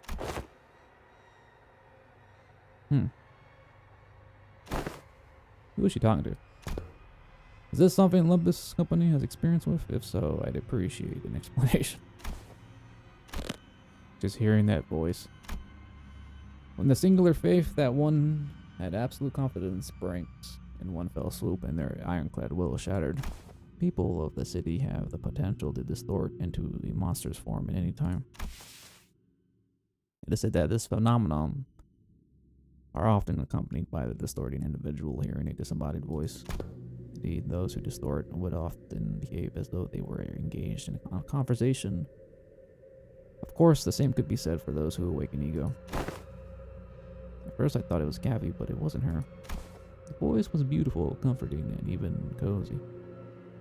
A kind of voice that pulls all deep contemplation to sleep, so calm, so warm. Marsalt's quiet. No, there is more to sunshine than it's warm. Seems like Marsault experienced it too. Sunshine. You don't share your interest with the other devotees. Survival isn't what you care about. What you really care about is giving everyone a chance to experience what it feels like to live in a world of warmth. Ephemeral.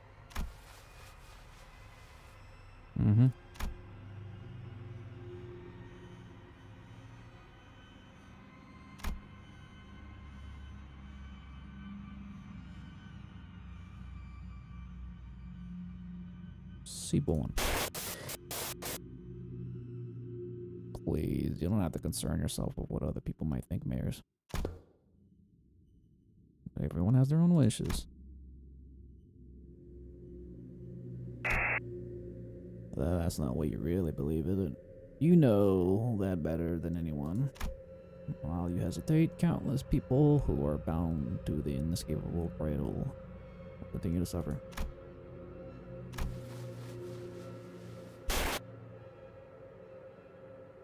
Carmen is just a bad influence.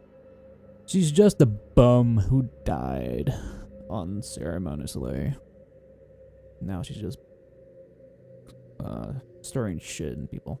It's okay. You don't have to hide your shape of your heart. It's colors. The only thing you have to do is concern yourself with is how you can lead the people of the city and then Terra.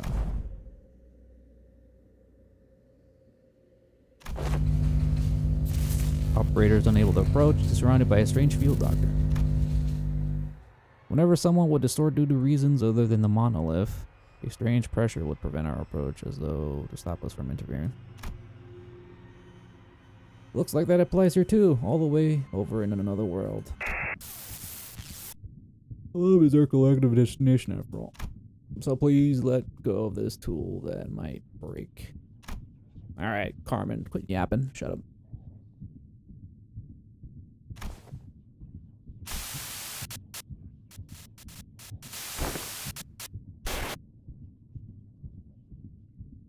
Shut up.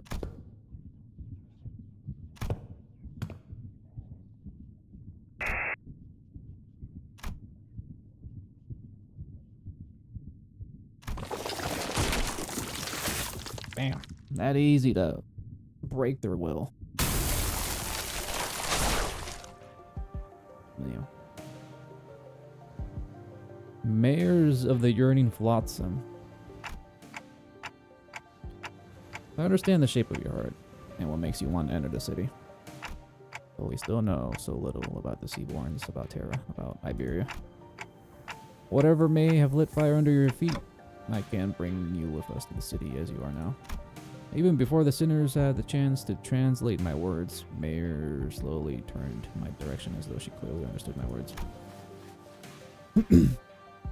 But hush, don't they? Your adventures here were full of exhilarating tales. I saw kindness in every word and action of you and your friends, but it's not enough. You don't think they'll change? No, they won't. The far, far future. An incandescent brilliance burst forth from before Mayor's. Past the light, I saw the ocean. What the hell is this? That's supposed to be fire? The calm sound of gently lapping, crashing waves in Mount's golden brilliance. The portal. Where'd it come from? Dungeon of Bottoms. A gate that leads into one's heart. This periphery is where LCB's department specially begins.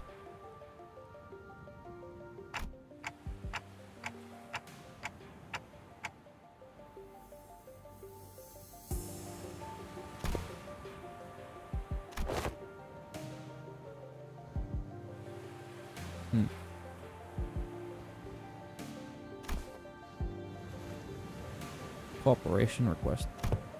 I'll go to. You're still in Iberia. I can't let Iberian business be handled solely by outsiders, let alone an incident connected to the Church of the Deep.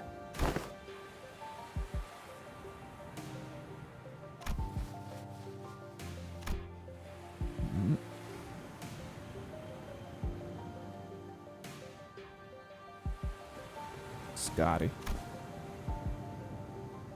You staying behind them? Mia will go with you, Doctor. Following mayors who had already disappeared into the portal. Take our steps into the utopian world beyond.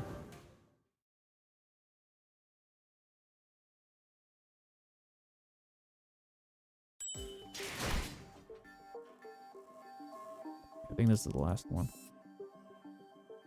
Suppress the dungeon. Oh no, it's a dungeon at this stage of the game. It's already almost 11. Look. How long is this? Let me see. 움직이는 먹인자. 재밌겠군.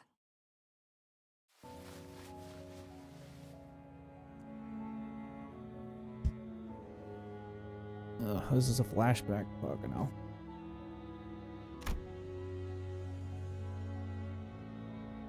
Oh, this is what Ayer looks like. I haven't really got a good look at it. Damn.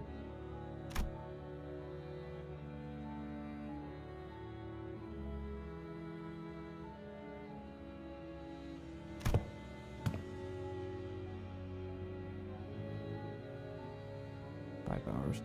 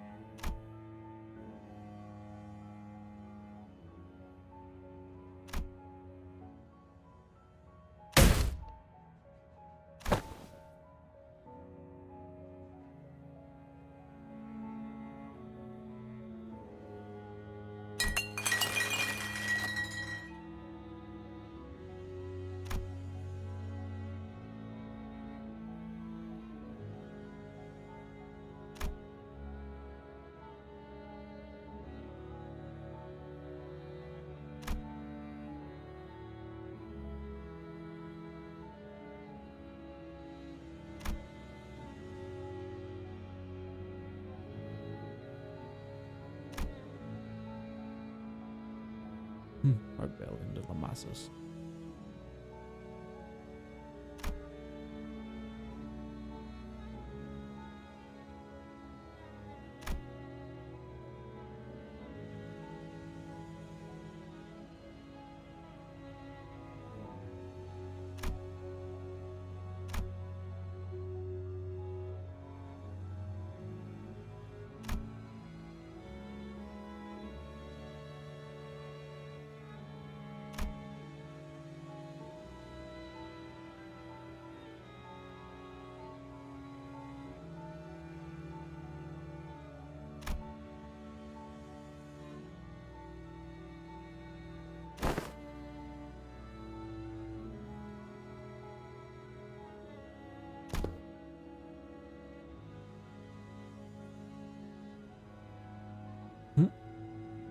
A sinner.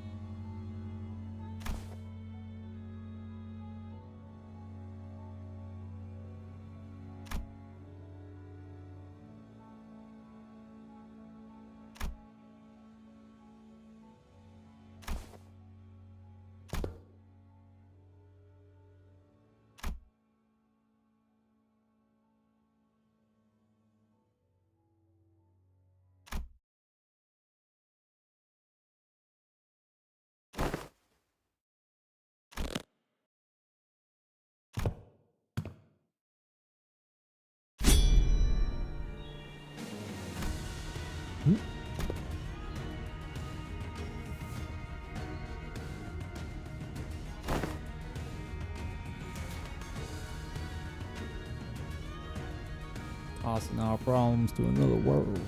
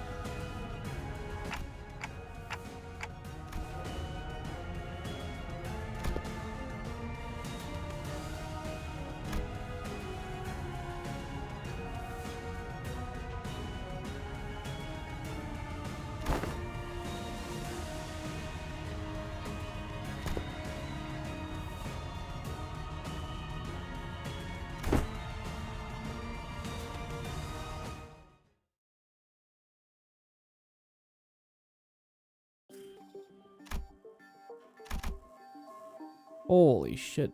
Oh my god, there's actually quite a bit still.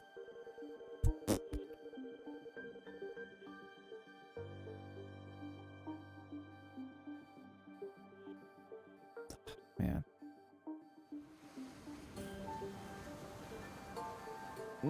Yeah, I don't know about finishing this in one stream. Especially if there's more story segments as well. Walking out. Might have to finish this later. Well, this event's gonna be around for a while, so probably not in a big rush, honestly.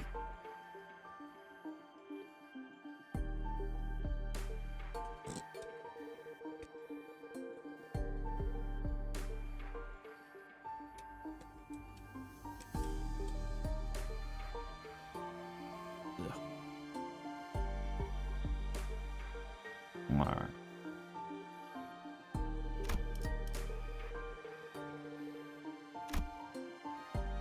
Oh, that was pretty good. Even though it's a lot of narrative reading, I like a lot of the references they're making to both games. Pretty neat. But yeah, we'll obviously finish the finale tomorrow. We'll see about that. Alright. Let me see. Maybe tomorrow. Probably finish tomorrow. We'll see. We'll see. Assuming this last bit takes like, what, 2 hours maybe? We'll see. Alright, I'm out.